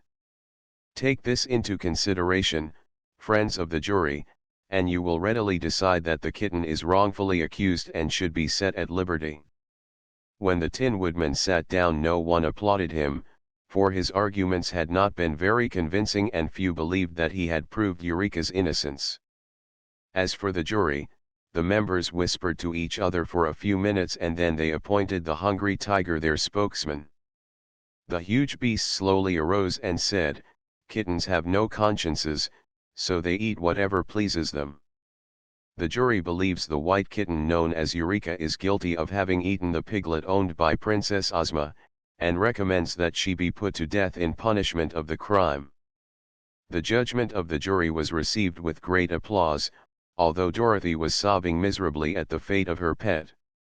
The princess was just about to order Eureka's head chopped off with the Tin Woodman's axe when that brilliant personage once more arose and addressed her. "Your Highness," said he, "see how easy it is for a jury to be mistaken. The kitten could not have eaten your piglet, for here it is." He took off his funnel hat and from beneath it produced a tiny white piglet, which he held aloft that all might see it clearly. Ozma was delighted and exclaimed, eagerly, "Give me my pet, Nick Chopper." And all the people cheered and clapped their hands, rejoicing that the prisoner had escaped death and been proved to be innocent. As the princess held the white piglet in her arms and stroked its soft hair, she said, "Let Eureka out of the cage, for she is no longer a prisoner, but our good friend." "Where did you find my missing pet, Nick Chopper?" "In a room of the palace," he answered. "Justice," remarked the Scarecrow, with a sigh, "is a dangerous thing to meddle with. If you hadn't happened to find the piglet, Eureka would surely have been executed." "But justice prevailed at the last," said Ozma, "for here is my pet, and Eureka is once more free." "I refuse to be free," cried the kitten, in a sharp voice, "unless the wizard can do his trick with 8 piglets. If he can produce but 7, then this is not the piglet that was lost, but another one." "Hush," Eureka, warned the wizard. Don't be foolish, advised the Tin Woodman, or you may be sorry for it. The piglet that belonged to the princess wore an emerald collar, said Eureka, loudly enough for all to hear. So it did, exclaimed Ozma. This cannot be the one the wizard gave me. Of course not, he had 9 of them, altogether, declared Eureka, and I must say it was very stingy of him not to let me eat just a few. But now that this foolish trial is ended, I will tell you what really became of your pet piglet. At this everyone in the throne room suddenly became quiet, and the kitten continued, in a calm, mocking tone of voice, I will confess that I intended to eat the little pig for my breakfast, so I crept into the room where it was kept while the princess was dressing and hid myself under a chair. When Ozma went away she closed the door and left her pet on the table. At once I jumped up and told the piglet not to make a fuss, for he would be inside of me in half a second, but no one can teach one of these creatures to be reasonable. Instead of keeping still, so I could eat him comfortably, he trembled so with fear that he fell off the table into a big vase that was standing on the floor. The vase had a very small neck, and spread out at the top like a bowl. At first the piglet stuck in the neck of the vase and I thought I should get him, after all, but he wriggled himself through and fell down into the deep bottom part and I suppose he's there yet. All were astonished at this confession, and Ozma at once sent an officer to her room to fetch the vase. When he returned the princess looked down the narrow neck of the big ornament and discovered her lost piglet, just as Eureka had said she would. There was no way to get the creature out without breaking the vase, so the Tin Woodman smashed it with his axe and set the little prisoner free. Then the crowd cheered lustily and Dorothy hugged the kitten in her arms and told her how delighted she was to know that she was innocent. But why didn't you tell us at first? She asked. It would have spoiled the fun, replied the kitten, yawning. Ozma gave the wizard back the piglet he had so kindly allowed Nick Chopper to substitute for the lost one, and then she carried her own into the apartments of the palace where she lived.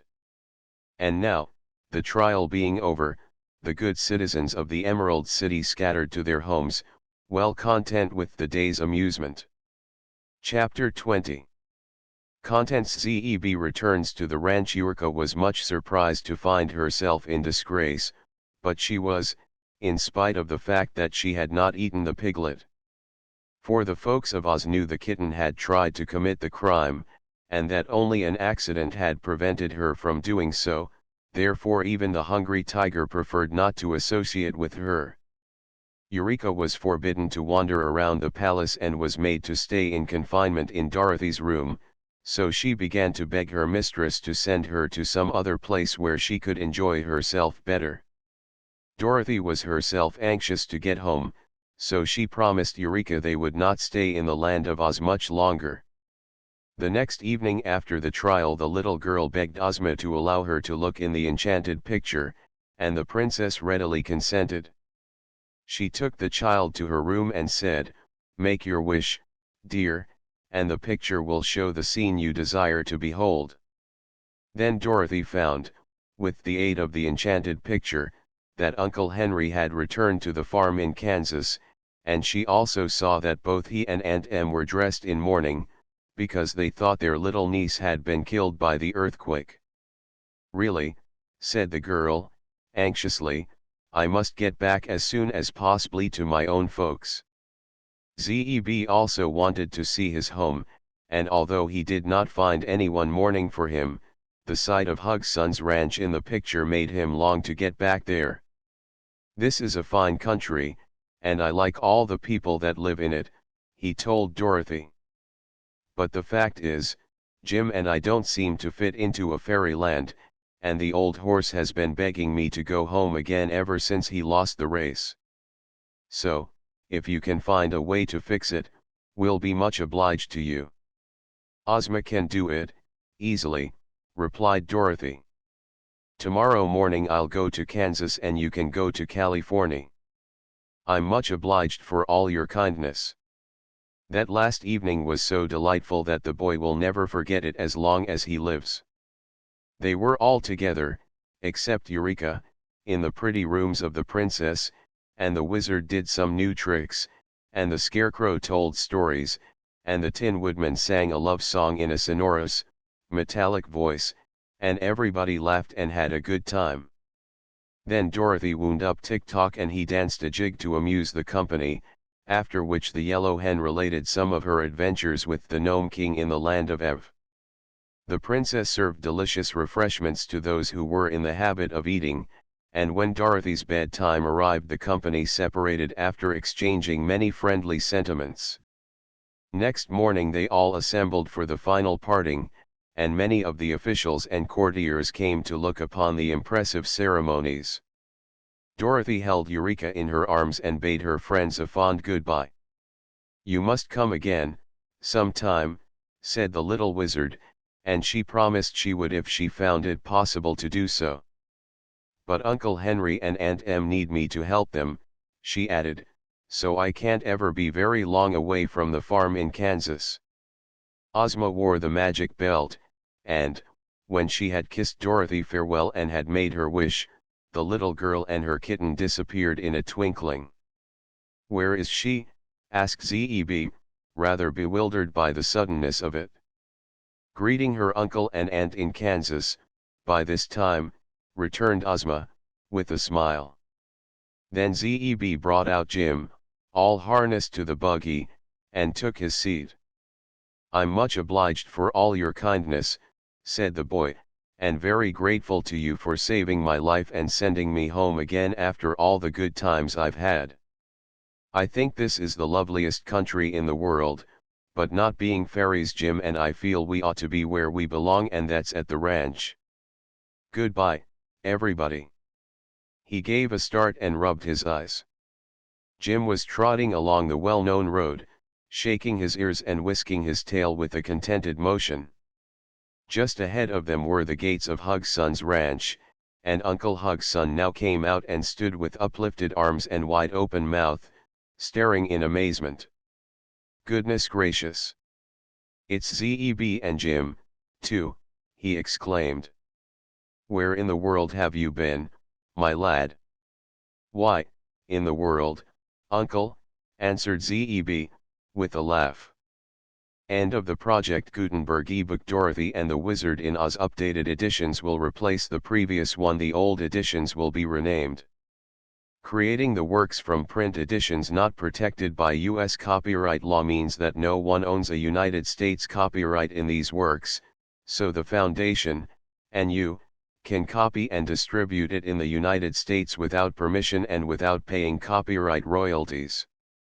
Special rules, set forth in the general terms of use part of this license, apply to copying and distributing Project Gutenberg trademark electronic works to protect the Project Gutenberg trademark concept and trademark.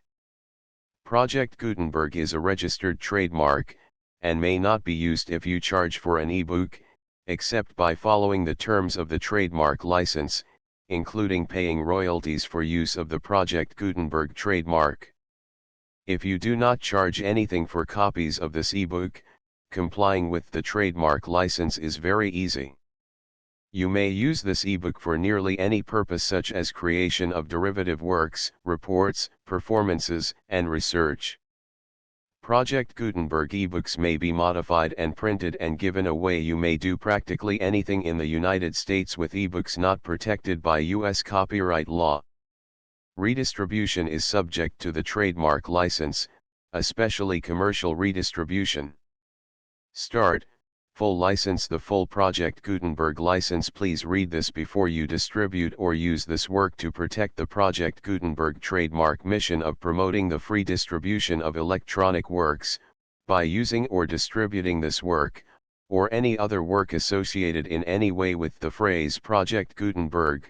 You agree to comply with all the terms of the full Project Gutenberg trademark license available with this file or online at www.gutenberg.org/license.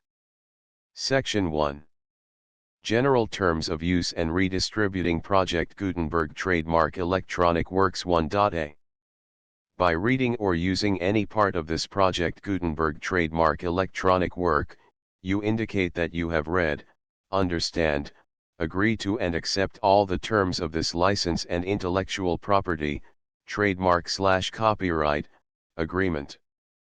If you do not agree to abide by all the terms of this agreement, you must cease using and return or destroy all copies of Project Gutenberg trademark electronic works in your possession. If you paid a fee for obtaining a copy of or access to a Project Gutenberg trademark electronic work and you do not agree to be bound by the terms of this agreement, you may obtain a refund from the person or entity to whom you paid the fee as set forth in paragraph 1.e.8. 1.b Project Gutenberg is a registered trademark. It may only be used on or associated in any way with an electronic work by people who agree to be bound by the terms of this agreement. There are a few things that you can do with most Project Gutenberg trademark electronic works even without complying with the full terms of this agreement. See paragraph 1.c below. There are a lot of things you can do with Project Gutenberg trademark electronic works if you follow the terms of this agreement and help preserve free future access to Project Gutenberg trademark electronic works. See paragraph 1.e below. 1.c. The Project Gutenberg Literary Archive Foundation, the foundation or PGLOF, owns a compilation copyright in the collection of Project Gutenberg trademark electronic works. Nearly all the individual works in the collection are in the public domain in the United States. If an individual work is unprotected by copyright law in the United States and you are located in the United States, we do not claim a right to prevent you from copying, distributing, performing, displaying, or creating derivative works based on the work as long as all references to Project Gutenberg are removed. Of course, we hope that you will support the Project Gutenberg trademark mission of promoting free access to electronic works by freely sharing Project Gutenberg trademark works in compliance with the terms of this agreement for keeping the Project Gutenberg trademark name associated with the work. You can easily comply with the terms of this agreement by keeping this work in the same format with its attached full Project Gutenberg trademark license when you share it without charge with others. 1.d. The copyright laws of the place where you are located also govern what you can do with this work. Copyright laws in most countries are in a constant state of change. If you are outside the United States, check the laws of your country in addition to the terms of this agreement before downloading, copying, displaying, performing, distributing or creating derivative works based on this work or any other Project Gutenberg trademark work. The Foundation makes no representations concerning the copyright status of any work in any country other than the United States. 1.e Unless you have removed all references to Project Gutenberg, 1.e.1. The following sentence, with active links to, or other immediate access to, the full Project Gutenberg trademark license must appear prominently whenever any copy of a Project Gutenberg trademark work, any work on which the phrase Project Gutenberg appears, or with which the phrase Project Gutenberg is associated, is accessed, displayed, performed, viewed, copied or distributed. This ebook is for the use of anyone anywhere in the United States and most other parts of the world at no cost and with almost no restrictions whatsoever. You may copy it, give it away or reuse it under the terms of the Project Gutenberg license included with this ebook or online at www.gutenberg.org. If you are not located in the United States, you will have to check the laws of the country where you are located before using this ebook. 1.e.2. If an individual Project Gutenberg trademark electronic work is derived from texts not protected by U.S. copyright law, does not contain a notice indicating that it is posted with permission of the copyright holder, the work can be copied and distributed to anyone in the United States without paying any fees or charges. If you are redistributing or providing access to a work with the phrase Project Gutenberg associated with or appearing on the work, you must comply either with the requirements of paragraphs 1.e.1 through 1.e.7 or obtain permission for the use of the work and the Project Gutenberg trademark as set forth in paragraphs 1.e.8 or 1.e.9. 1.e.3. If an individual Project Gutenberg trademark electronic work is posted with the permission of the copyright holder, your use and distribution must comply with both paragraphs 1.e.1 through 1.e.7 and any additional terms imposed by the copyright holder. Additional terms will be linked to the Project Gutenberg trademark license for all works posted with the permission of the copyright holder found at the beginning of this work.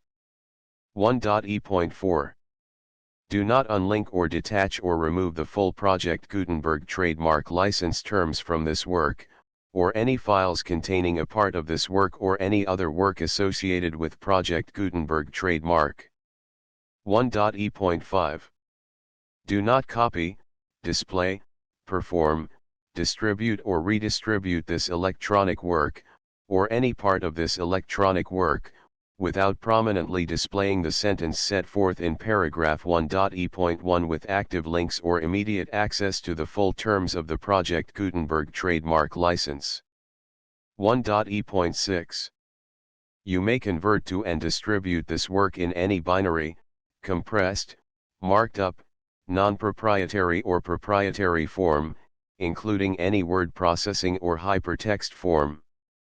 However, if you provide access to or distribute copies of a Project Gutenberg trademark work in a format other than plain vanilla ASCII or other format used in the official version posted on the official Project Gutenberg trademark website, www.gutenberg.org, you must, at no additional cost, fee, or expense to the user, provide a copy, a means of exporting a copy, or a means of obtaining a copy upon request, of the work in its original plain vanilla ASCII or other form. Any alternate format must include the full Project Gutenberg trademark license as specified in paragraph 1.e.1. 1.e.7. Do not charge a fee for access to, viewing, displaying, performing, copying or distributing any Project Gutenberg trademark works unless you comply with paragraph 1.e.8 or 1.e.9. 1.e.8. You may charge a reasonable fee for copies of or providing access to or distributing Project Gutenberg trademark electronic works provided that, you pay a royalty fee of 20% of the gross profits you derive from the use of Project Gutenberg trademark works calculated using the method you already use to calculate your applicable taxes. The fee is owed to the owner of the Project Gutenberg trademark, but he has agreed to donate royalties under this paragraph to the Project Gutenberg Literary Archive Foundation. Royalty payments must be paid within 60 days following each date on which you prepare, or are legally required to prepare, your periodic tax returns. Royalty payments should be clearly marked as such and sent to the Project Gutenberg Literary Archive Foundation at the address specified in Section 4, Information about donations to the Project Gutenberg Literary Archive Foundation. You provide a full refund of any money paid by a user who notifies you in writing, or by email, within 30 days of receipt that he does not agree to the terms of the full Project Gutenberg trademark license. You must require such a user to return or destroy all copies of the works possessed in a physical medium and discontinue all use of and all access to other copies of Project Gutenberg trademark works. You provide, in accordance with paragraph 1.f.3, a full refund of any money paid for a work or a replacement copy, if a defect in the electronic work is discovered and reported to you within 90 days of receipt of the work. You comply with all other terms of this agreement for free distribution of Project Gutenberg trademark works. 1.e.9. If you wish to charge a fee or distribute a Project Gutenberg trademark electronic work or group of works on different terms than are set forth in this agreement, you must obtain permission in writing from the Project Gutenberg Literary Archive Foundation, the manager of the Project Gutenberg trademark. Contact the Foundation as set forth in Section 3 below. 1.f1.f.1 Project Gutenberg volunteers and employees expend considerable effort to identify, do copyright research on, transcribe and proofread works not protected by U.S. copyright law in creating the Project Gutenberg trademark collection. Despite these efforts, Project Gutenberg trademark electronic works, and the medium on which they may be stored, may contain defects, such as, but not limited to, incomplete, inaccurate or corrupt data, transcription errors, a copyright or other intellectual property infringement, a defective or damaged disk or other medium, a computer virus, or computer codes that damage or cannot be read by your equipment. 1.f.2 Limited warranty, disclaimer of damages, except for the right of replacement or refund described in paragraph 1.f.3, the Project Gutenberg Literary Archive Foundation, the owner of the Project Gutenberg trademark, and any other party distributing a Project Gutenberg trademark electronic work under this agreement, disclaim all liability to you for damages, costs, and expenses, including legal fees. You agree that you have no remedies for negligence, strict liability, breach of warranty or breach of contract except those provided in paragraph 1.f.3.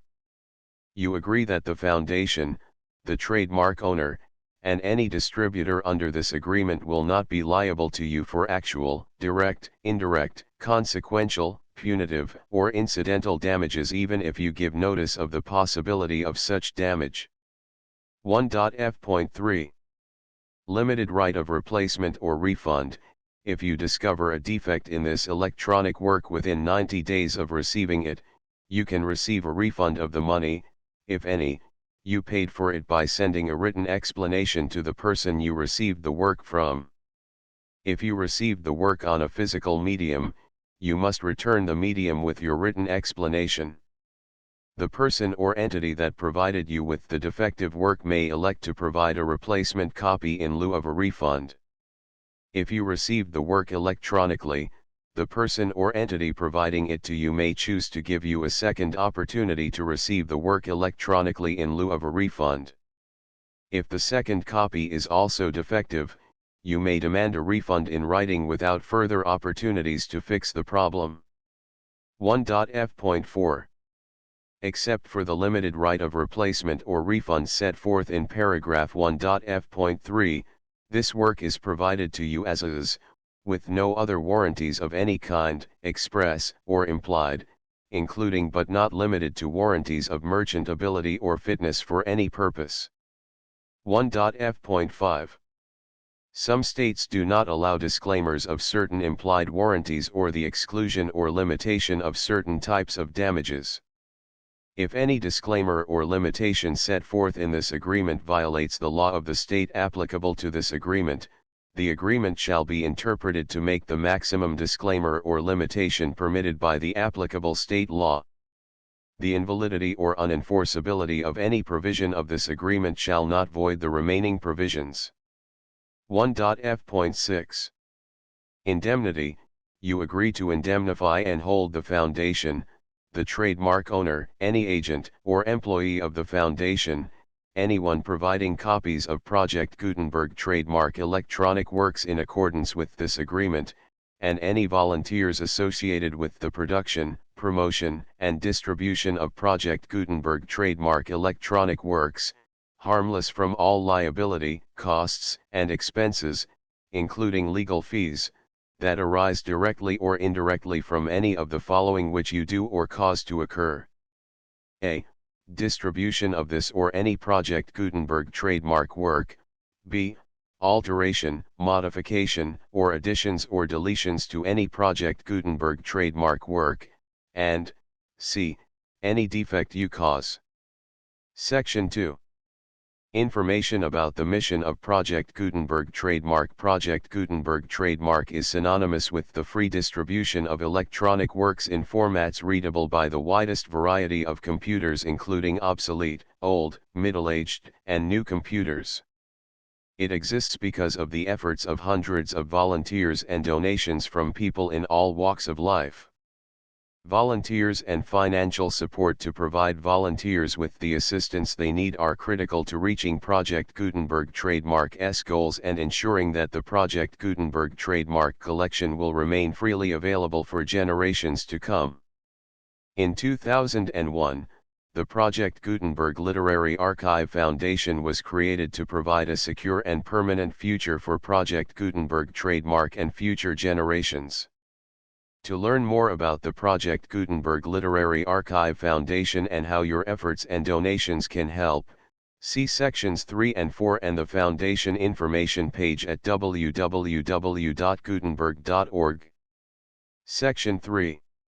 Information about the Project Gutenberg Literary Archive Foundation. The Project Gutenberg Literary Archive Foundation is a non-profit 501(c)(3) educational corporation organized under the laws of the state of Mississippi and granted tax-exempt status by the Internal Revenue Service. The Foundation's IN or Federal Tax Identification Number is 64-6221541. Contributions to the Project Gutenberg Literary Archive Foundation are tax-deductible to the full extent permitted by U.S. federal laws and your state's laws. The Foundation's business office is located at 809 North 1500 West, Salt Lake City, Utah 841-16801-596-1887. Email contact links and up-to-date contact information can be found at the Foundation's website and official page at www.gutenberg.org/contact section 4. Information about donations to the Project Gutenberg Literary Archive Foundation. Project Gutenberg trademark depends upon and cannot survive without widespread public support and donations to carry out its mission of increasing the number of public domain and licensed works that can be freely distributed in machine-readable form accessible by the widest array of equipment including outdated equipment. Many small donations, $1 to $5,000, are particularly important to maintaining tax-exempt status with the IRS. The Foundation is committed to complying with the laws regulating charities and charitable donations in all 50 states of the United States. Compliance requirements are not uniform and it takes a considerable effort, much paperwork, and many fees to meet and keep up with these requirements. We do not solicit donations in locations where we have not received written confirmation of compliance. To send donations or determine the status of compliance for any particular state, visit www.gutenberg.org/donate. While we cannot and do not solicit contributions from states where we have not met the solicitation requirements, we know of no prohibition against accepting unsolicited donations from donors in such states who approach us with offers to donate. International donations are gratefully accepted, but we cannot make any statements concerning tax treatment of donations received from outside the United States. U.S. laws alone swamp our small staff. Please check the Project Gutenberg web pages for current donation methods and addresses. Donations are accepted in a number of other ways including checks, online payments, and credit card donations. To donate, please visit www.gutenberg.org/donate. Section 5. General information about Project Gutenberg trademark electronic works. Professor Michael S. Hart was the originator of the Project Gutenberg trademark concept of a library of electronic works that could be freely shared with anyone. For 40 years, he produced and distributed Project Gutenberg trademark ebooks with only a loose network of volunteer support. Project Gutenberg trademark ebooks are often created from several printed editions, all of which are confirmed as not protected by copyright in the U.S. unless a copyright notice is included. Thus, we do not necessarily keep ebooks in compliance with any particular paper edition. Most people start at our website, which has the main PG search facility, www.gutenberg.org. This website includes information about Project Gutenberg trademark, including how to make donations to the Project Gutenberg Literary Archive Foundation, how to help produce our new ebooks, and how to subscribe to our email newsletter to hear about new ebooks. Back. Dorothy and the Wizard in Oz. L. Frank Baum, author of The Wizard of Oz, The Land of Oz, Ozma of Oz, etc. Illustrated by John R. Neal, dedicated to Harriet A. B. Neal. To my readers list of chapters. Chapter 1. Contents: The Earthquake. Chapter 2. Contents: The Glass City. Chapter 3. Contents: The Arrival of the Wizard. Chapter 4. Contents: The Vegetable Kingdom. Chapter 5. Contents: Dorothy picks the princess. Chapter 6. Contents: The Mangaboos prove dangerous. Chapter 7. Contents: Into the Black Pit and Out Again. Chapter 8. Contents: The Valley of Voices. Chapter 9. Contents: They fight the invisible bears. Chapter 10. Contents: The Braided Man of Pyramid Mountain. Chapter 11.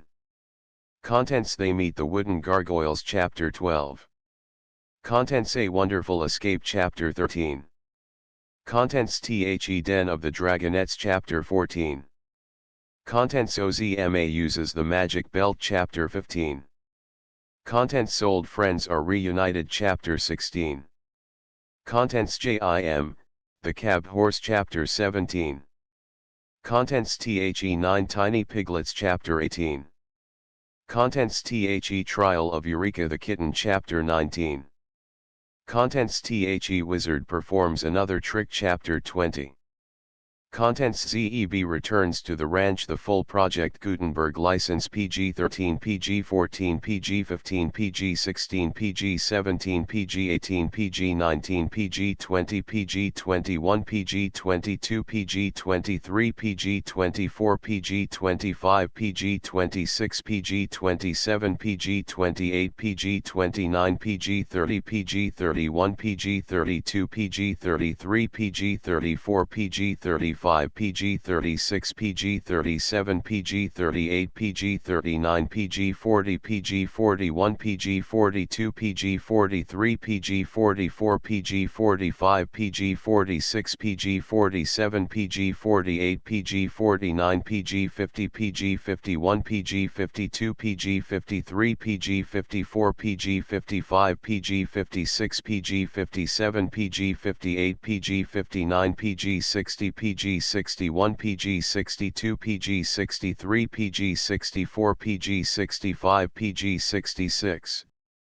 PG-67, PG-68, PG-69, PG-70, PG-71, PG-72, PG-73, PG-74, PG-75, PG-76, PG-77, PG-78, PG-79, PG-80, PG-81, PG-82, PG-83, PG-84, PG-85, PG-86, PG-87, PG-88, PG-89, PG-90, PG-91, PG-92, PG-93, PG-94, PG-95, PG-96, PG-97, PG-98, PG-99, PG-100, PG-101, PG-102, PG-103, PG-104, PG-105, PG-106, PG-107, PG-108, PG-109, PG-110, PG-111, PG-112, PG-113, PG-114, PG-115, PG-116, PG-117, PG-118, PG-119, PG-120, PG-121, PG-122, PG-123, PG-124, PG-125.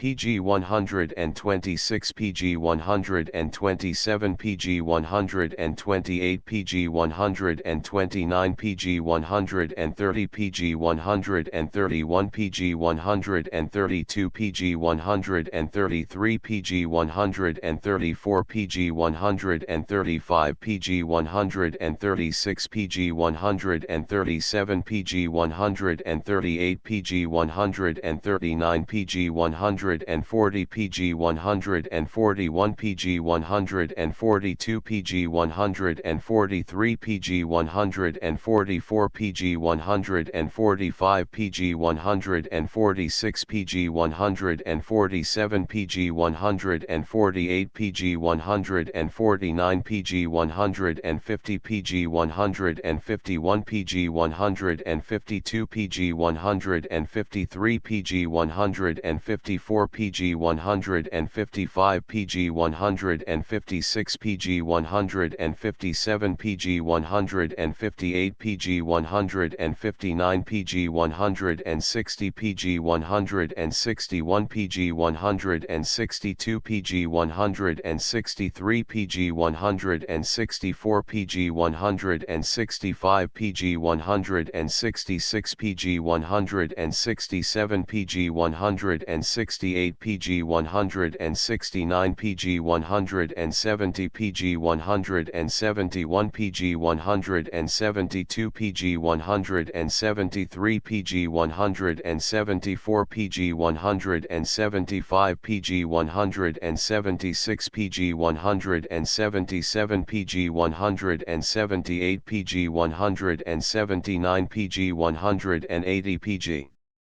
181 PG 182 PG 183 PG 184 PG 185 PG 186 PG 187 PG 188 PG 189 PG 190 PG 191 PG 192 PG 193 PG 194 PG 195 PG 196 PG 197 PG 198 PG 199 PG 200 PG 201 PG 202 PG 203 PG 204 PG 205 PG 206 PG 207 PG 208 PG 209 PG 210 PG 211 PG